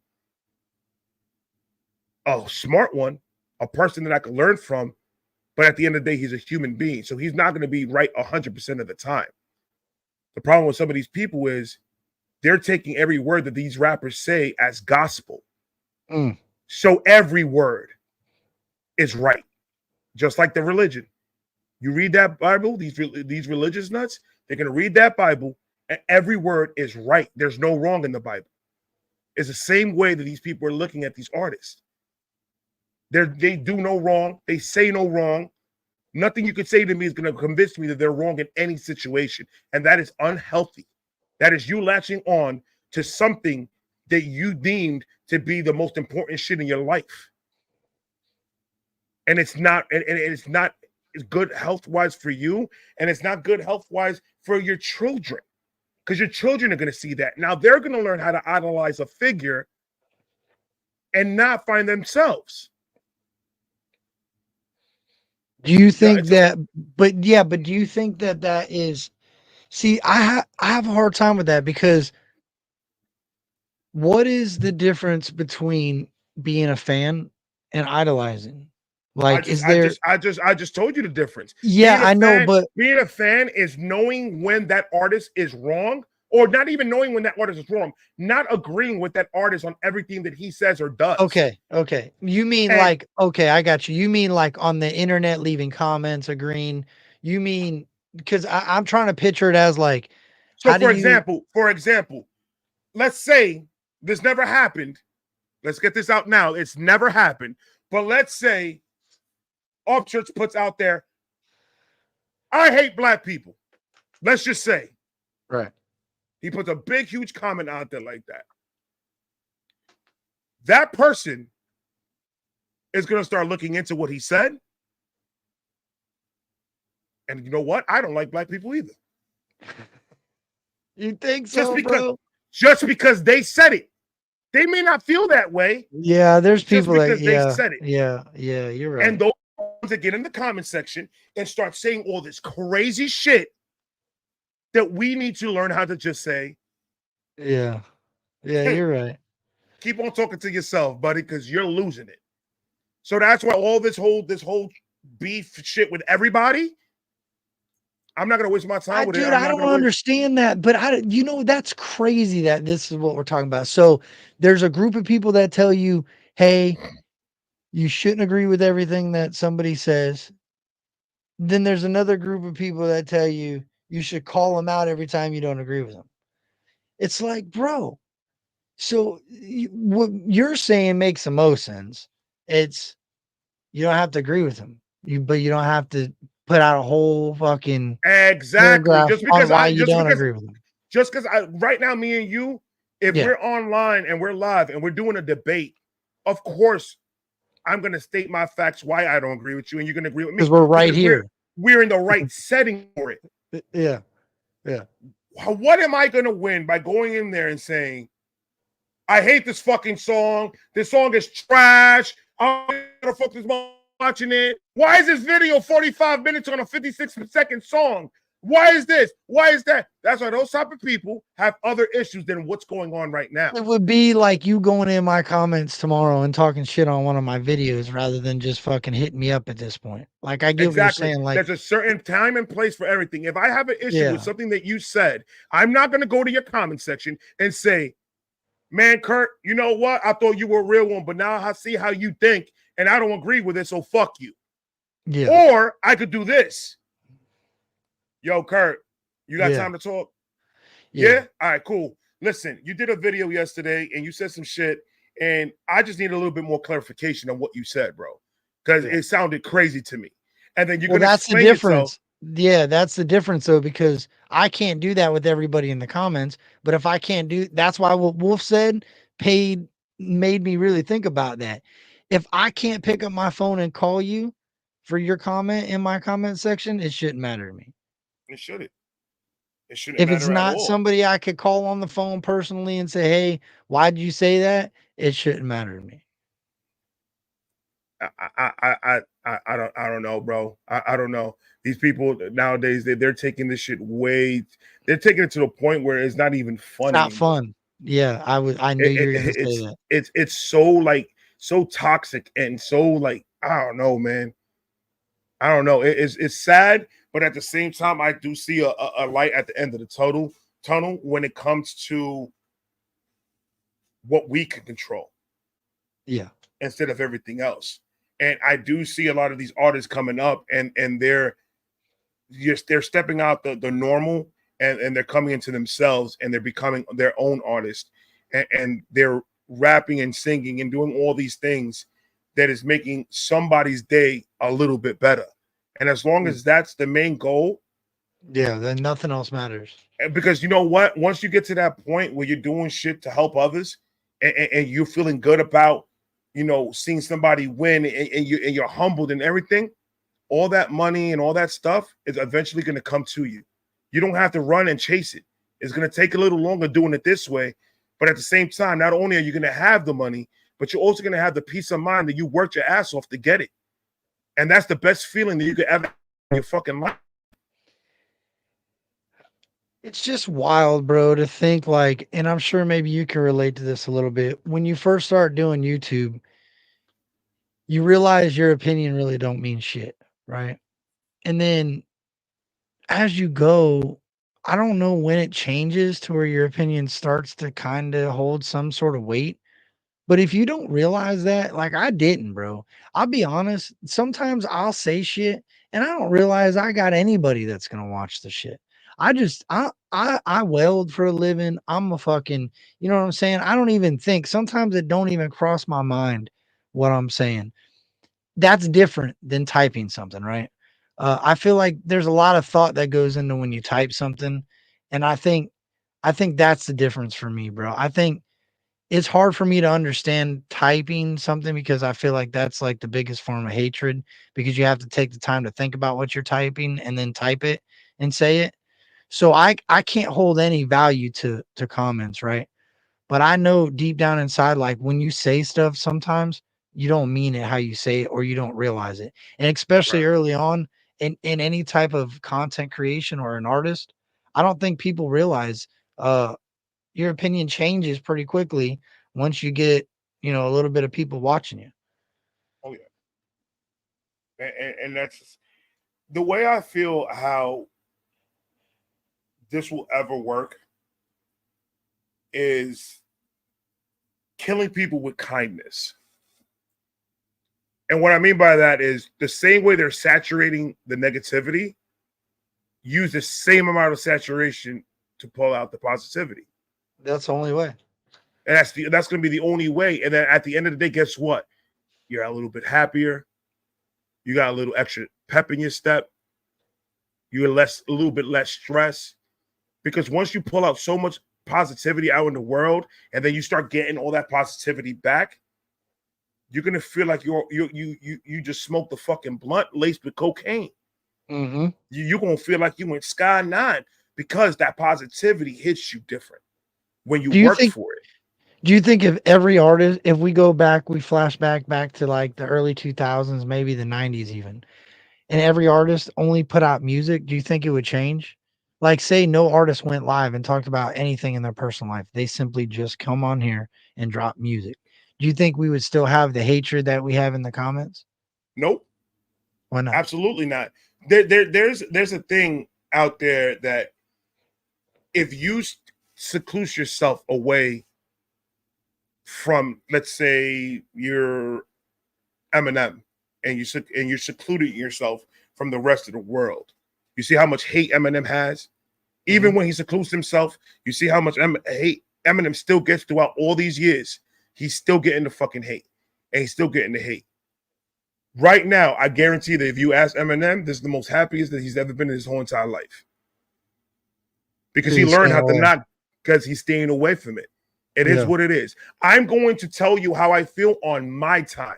You're not going to make me get on this phone and start typing a whole bunch of stupid shit to get into a battle back and forth through Twitter and Instagram. I'll Yeah, but talk he's got the about you. worst fan base. Eminem fan base is No, among we're not. no, like hardcore wise, Oh. y'all. Yeah, no, like meaning like if you give some criticism on some Eminem shit, you better be ready for some backlash for what you have to say about it. I said something on one of my Eminem reactions. There was a Dono, it was an older song of his, and he was singing the hook.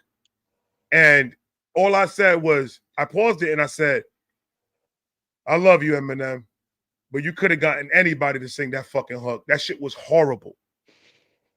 The first 20 comments was, you are a piece of shit motherfucker that doesn't know how to listen to music. It was all just bullshit. Just because I said I don't like Eminem singing. Mm-hmm.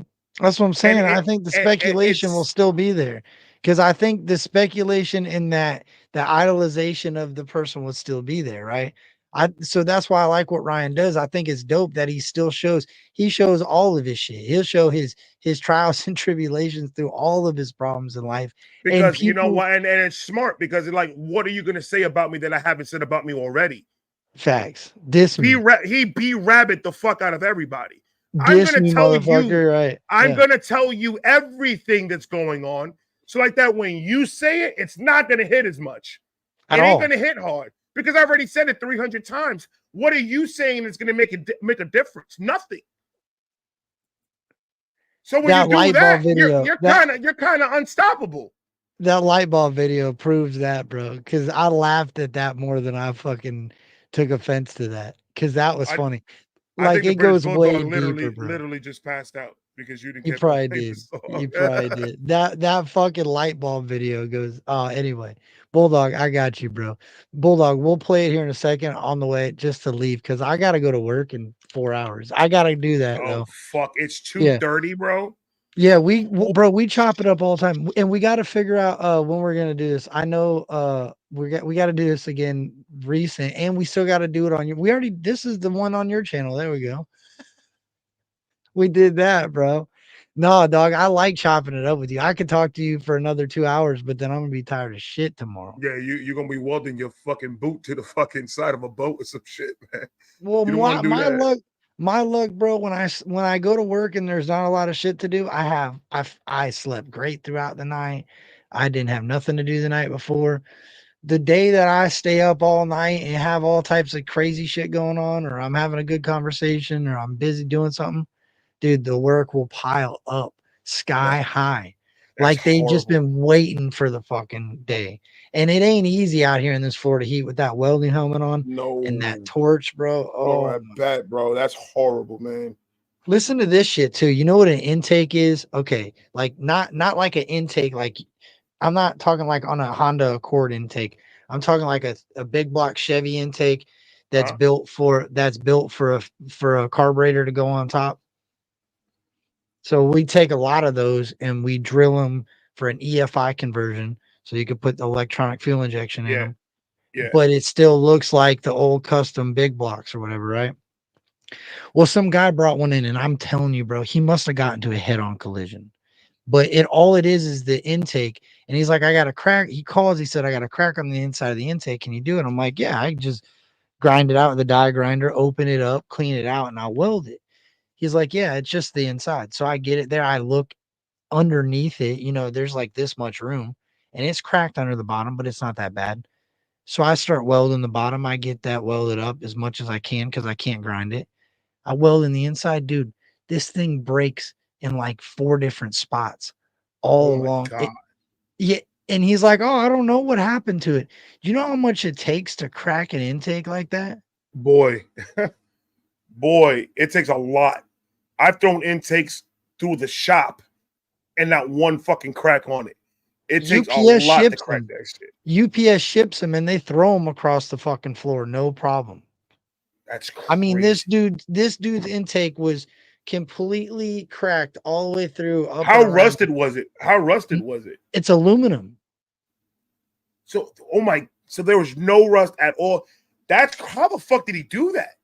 It had a little bit of surface rust on the water jet where it has the water flow and the water jacket and stuff, but I don't know. I've never seen. That's what I'm saying. And yesterday I didn't get much sleep. I had all types of shit going on. I show up there and that's sitting there looking at me. And Oh you fuck in the that. inside of it's only like this big around. So you got to have a flex head welding torch go upside down, and basically I'm welding without looking. And then the bottom is all mirror done. So in mirrors, when you go left, you're really going right, and when you go in, you're really going out. So to go up, I have to go down and in because I'm looking in a mirror. So it's Fuck like that. fucking, yeah, it's ridiculous. And that's what I'm saying, bro. Tomorrow I'll probably have a huge list of things to do. But it is If what it you is. if Kurt's boss is on the chat, my man can't make it in. He coughed up. There's a little bit of green mucus in it. He can't make it. He's taking a day off. Hey, do you know what's crazy though? I love that job for the simple fact of the dude's cool as shit. If I called him right now and said, "Bro, my back hurts. I'll be in at noon," he would be like, no problem. I mean, I don't do that because I feel like you're taking advantage of that situation, but Right. it's good to know that I got a boss because I've worked a lot of jobs here as a welder, and this is probably the best, most comfortable job I had.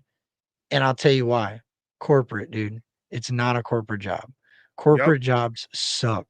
Yes, they If you do. work a corporate job, when I go lay down, I'll say a prayer for you. Uh, I I I understand. That's a I fact. get it. That's a fact. Corporate businesses are a pain in the ass to work for, bro. Dude, I got fired from a corporate business all because of this fucking YouTube shit. That's what I'm saying, bro. Like, yeah, policy violation. You got a shirt Policy. on. Yeah, I had a shirt. I was stupid. Like I'd go live on the way home from work and I had a shirt on and it Oh, had the logo on it, right? And I said some stupid shit. I was saying I was live, bro.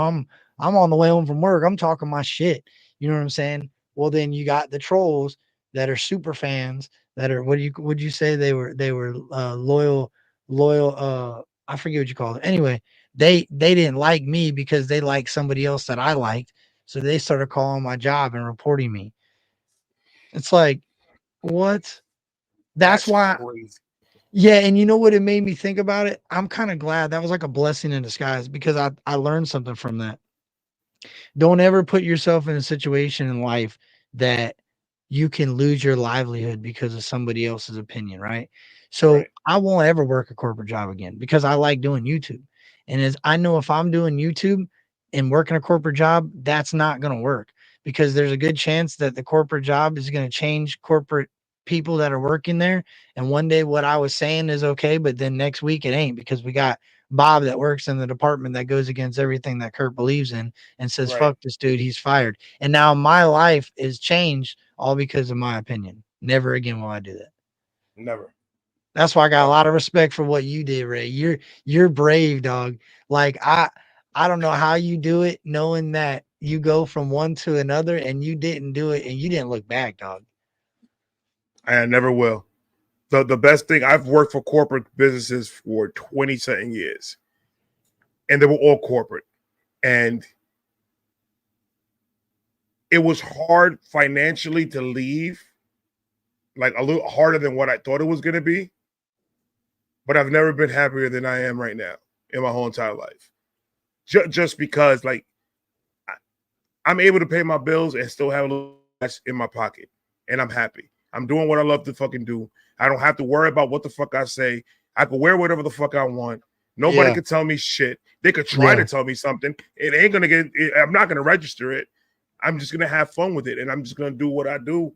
And it's still scary to this fucking day. I'm just like, did I do the right decision?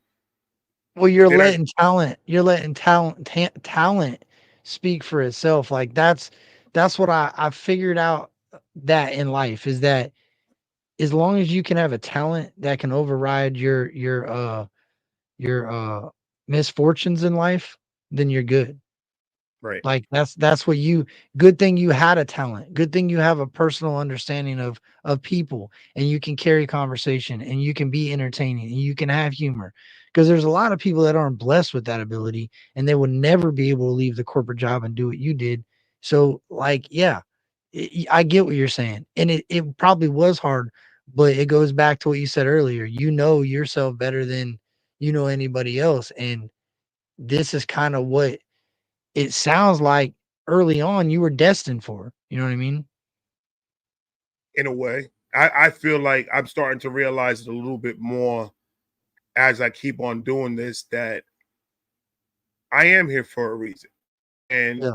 I do my sobriety, and I got to where I'm at right now, and it was for me to do this, because the amount of love that I get, and the amount of stories that people send me and DMs and everything about how I'm helping them every single day when I'm doing my crazy shit on my channel, and acting the way I act and just being me, and that helps them after a long day at work, or they've been going through something and they put a video of mine and I say something that makes them, even if it's for that 1 second, it helps them forget about whatever issue they were thinking about before they play. And I didn't know. I don't like to read email because there's a lot of spam and shit, and going through it's too much. But when I do, I'll see all these emails pile up, and just people with their life story and saying how I helped them. And in my mind, I'm like, I'm over here being a fucking, in my mind, I'm gonna be here, I'm gonna be an idiot, I'm gonna laugh, I'm gonna make jokes, I'm just chilling, I'm cool. I'm trying to help myself fix what's going on with me, not knowing that I was gonna end up helping a lot of other people that watch me. I never even thought that was even a possibility for me to do that, because I wasn't too sure of myself. I wasn't confident when I came into this shit. I didn't know what the fuck I was doing. I still don't know what the fuck I'm doing. But all I know is that as long as I stay myself, it really doesn't matter anything else. I'm going to be happy with myself, and that's the only thing that's really important, is how do I see myself and how do I feel about myself? Worrying about how other people view me is a gift that I never thought that I was capable of receiving, because I never thought that I will be able to impact people, period. I never thought that I was able to come out and be this person and be this comfortable talking to these many people on a live or on my videos and in the comments and wherever. I never thought that this will be a blessing for more than just something that I could do as a career, but something that I could build a foundation of positivity from. So it's more than just doing reactions. I mean, that's what I do, but it's a little bit more of, I want to build a community around me that not only are positive people, but could also spread it out to the world and bring more positive to whatever it is that we're doing with this. Because at the end of the fucking day, take all the money, take all the jewelry, take all the house, take everything away. The only thing you have left is yourself. So the minute that you start not understanding what you're good at and not understanding how to receive the love, once you start understanding all that shit, your life is going to be a completely different fucking story. Your life is going to change completely mentally, and it's going to change everything about you, because now you have a purpose when us addicts didn't think we had one. My purpose That was what I call that was my spiritual awakening. Like people say, that was what my understanding of my own self is, what connected me with a higher power. Like I was like, oh shit, you really do have a lot more control of yourself. And I found, that's what I'm saying. If addiction wouldn't have been in my life and recovery wouldn't have been a part of my story, I don't know if I would have completely understood that. I don't know if I would have understood it at the capacity that I understand it today. See, one of my boys hit me up when he found out that I was doing reactions, and he peeped my shit out, and he called me and he was like, bro, you're gonna make yourself look like a clown to the world like that if you keep on acting the way you act in your videos. And then it kind of threw me off a little bit, because I was just like, what the fuck are we talking about? Like, really got me really confused. And he's like, people are going to portray you as a person that is just a joke, is a jokester. They're not going to take you serious. They're not going to do this. They're not going to do that. And then it showed me two things. One, this motherfucker doesn't know what my channel's about. Two, why would you, as my boy, come and call me and give me that type of negativity, knowing what I'm doing, what I'm trying to do with this? Why would you even come and do that?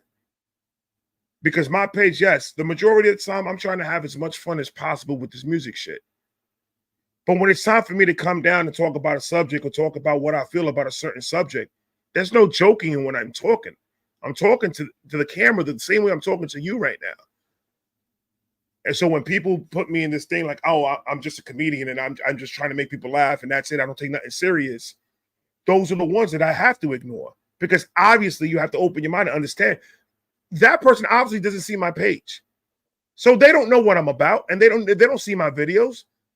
They just see the person they like me to react to, and that's it. Did you get a lot of support from the people you know outside of YouTube? My family, absolutely. Friends? My kids' friends, I don't have friends. I have acquaintances. I have people that I know, but friends to me is a false word to use. If you close with me and everything, you're my family. You're not my friend. Because a friend is somebody that you should have their back. You should back them up whenever they need you. Let them know when they're a fucking idiot, when they're acting like it, and praise them when they're doing something good. That's family. That's not a friend. Well, I asked that because like my mom and my wife and my kids were like, yeah, do your thing. We believe in you. But I had a lot of people outside of my immediate family that were like, nah, yeah, that same thing. You're a joke. That's gonna be a joke. People are gonna laugh at you and be like, ha, what are you doing up there? And I, for a moment in time, I listened to it. Like in the immediate time, like when your anxiety and your doubts start to set in, those are the things you start to hear, right? Right. Like that's what fed my addiction to YouTube. That same thing that fed my addiction to drugs would be those same people saying those same things. Like that's where I started to put the connection together that YouTube could become very dangerous for me. Anything that, you know what I'm saying? Like that's where it's like an epiphany, bro. It's like in my family, my immediate family supported me, but the rest of them didn't. And that's kind of how it works. That's why I asked you. I've heard a lot of people that are content creators and artists that say that their immediate family didn't believe in them, or their immediate family did, but outside of that, they it was like a joke, like they were never gonna do it. And I find that's pretty common in a lot of these stories that people have. So when I heard you say, I think you said you told one of your friends you were gonna start doing reactions, or a buddy. Well, What'd you say? he hit me up. He found out that I was doing reactions, and then I guess he saw a couple of them, and he hit me up, and he hit me with what he said, and Yeah, then I all I told him was I was like, bro, it's as simple as you don't have to watch it. Whatever happens with me in this YouTube shit, it's gonna happen to me, whether I try to stop it or not. So why fight it with it? Enjoy it. But when it's time to talk about some real shit, I'm front and center. I'm gonna tell you how I feel about certain situations, and going in understanding that a lot of people are not gonna agree with me. But that's why you can't put stock in what people think about you. You do that shit, you're gonna go bankrupt, and you're gonna be in the middle of the street running around butt ass naked like a crazy person. Yeah, If but you you keep on gotta trying look. to, Yeah, but you gotta find something in it though. That's the thing for me, bro. Is like even when people come at me with pure hate, I try to find something in it that I could take from it, a lesson from something. If I read, see, I try not to read the hate, but if I do read the hate, the only way that I can eliminate that hate is try to find a positive in it. And I think that's why you're absolutely correct when you said the only way you get rid of all this is overload it with more positive than there is negative. facts. That's That's simple, the only bro. way. Make That's every the way. aspect of your life. Make every aspect of your life somewhat positive as much as possible. I mean, you're not going to get everything. It's not going to run 100% of the time. But the more that you do, watch how better your lifestyle changes, how your mental changes, how everything else changes. By just trying to load as much positivity as you can physically, and that'll change your perspective in a long things once you're used to you being that way. It's a learning thing. You have to learn how this positivity shit works. And you have to learn how sometimes you have to not give a fuck about what people think, no matter how hard it hurts you in the comment sections, no matter what mean things they say to you wherever. You have to learn that it doesn't matter. That person is going through something and you're the victim. That's all you are. You're the vessel of their anger.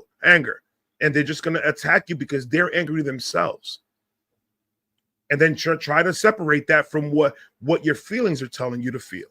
Your feelings are going to tell you, oh, he's saying this shit in the comment section. I'm going to blow up on him and I'm going to do this. That's what your feelings are telling you. But what's your brain telling you? We know this. It's so crazy because that shit's so basic, bro. Like I keep telling myself that it's so fucking, the answers are so basic. What did I say in the beginning, Kurt? Simplistic is key. Yeah. Simplicity is key. Stop overloading yourself. Not you, but stop over. In general. We need to stop in general. Stop overloading ourselves with a bunch of shit that at the end of the day, really, if you really break it down to a science, it really doesn't fucking matter. It doesn't. Why worry yourself with all this bullshit? Don't you think that we have enough negativity in our real life? Then we have to come to this place that we call YouTube and then still deal with the same type of negativity, but more 10 times more amplified. Yeah, that's facts, bro. Fuck that bullshit, bro. You know what's crazy, dog? I got a message that British Bulldog has stolen an airplane and is en route because of this Fizzy Tundra, bro. He is mad, bro. Mad, dog. We done dumped him. He said this is the most illegal pause during Fizzy Tundra I've ever seen. That is illegal. It was illegal. We completely paused it halfway and said, fuck it. And just started talking for another hour. It's like 6 a.m. there, bro. Like where he lives, it's like 6 o'clock in the morning. He's probably on the way to work, mad as hell. British, go get a coffee, brother, and enjoy the rest of it.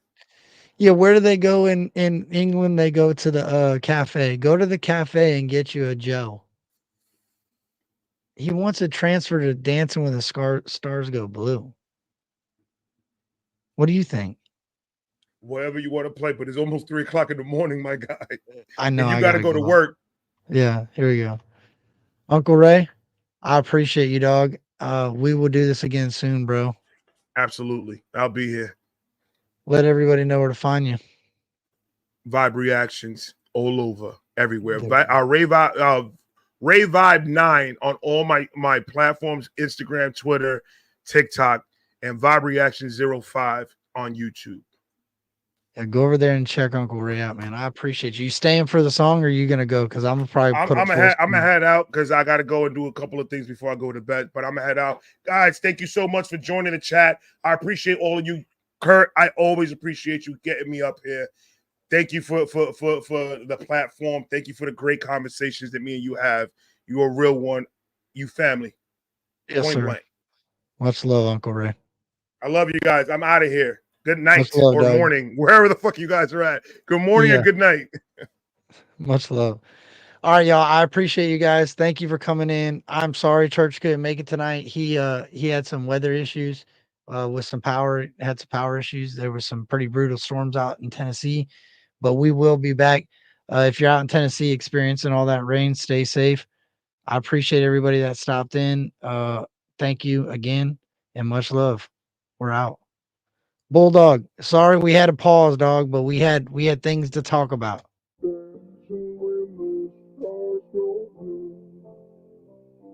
Dancing when the evening fell. Dancing in your wedding shoes. In a wedding gown. Dancing when the stars go blue. Dancing when the evening fell. Dancing in your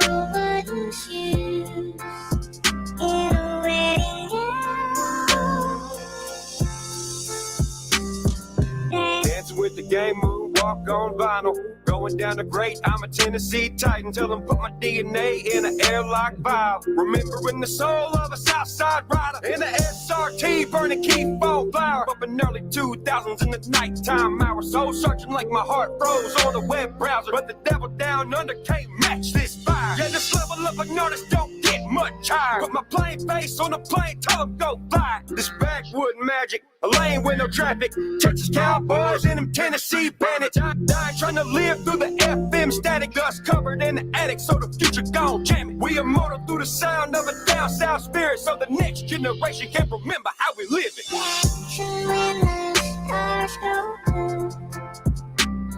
Dancing when the evening fell. Dancing in your wooden shoes. In a wedding gown. Dance with a pioneer, let it play forever. Heart bumping to the bass of downhill legend. Got Kalani on the beat in a smoke field session. When we gone, I hope we get the tip bowls in. Blood raps in gold, blowing smoke so electric. Ganja so gorgeous, call it 24 karat. Couple lone stars leaving all the dust trail. Balance 808 to the kick H-Town apparatus. Colors on point like a needle to a cactus. Caveman slab at the Chevrolet Palace. The sky's the limit, we the hip-hop atlas. Hometown all around us like a high school jacket. Turn the record to a black and let the black be silent. The giant's always quiet, never beat for advertisement. Till the beat drop out at sauce, no diet. Wrapped up into a science, it's a heartstring of line. Dancing when the stars go blue. Dancing when the evening fell. Dancing in your wooden shoes. In a wedding gown. In the spotlight of a super moon, under the stars like Daniel Boone. Get it how I got it, yeah, we got it, no spoon. So sick with it, I became immune. Got too much shine, my mind is alone. Like a blue bonnet, I vividly bloom. Forever at the bottom, entangled in rum. From the 615 to the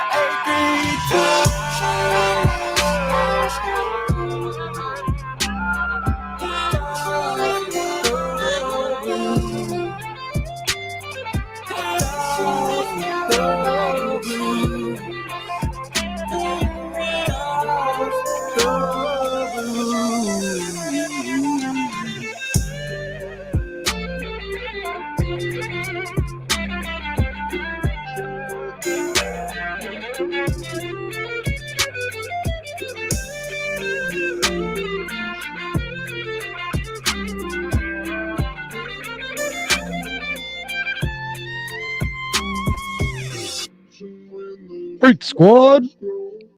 Much love, y'all.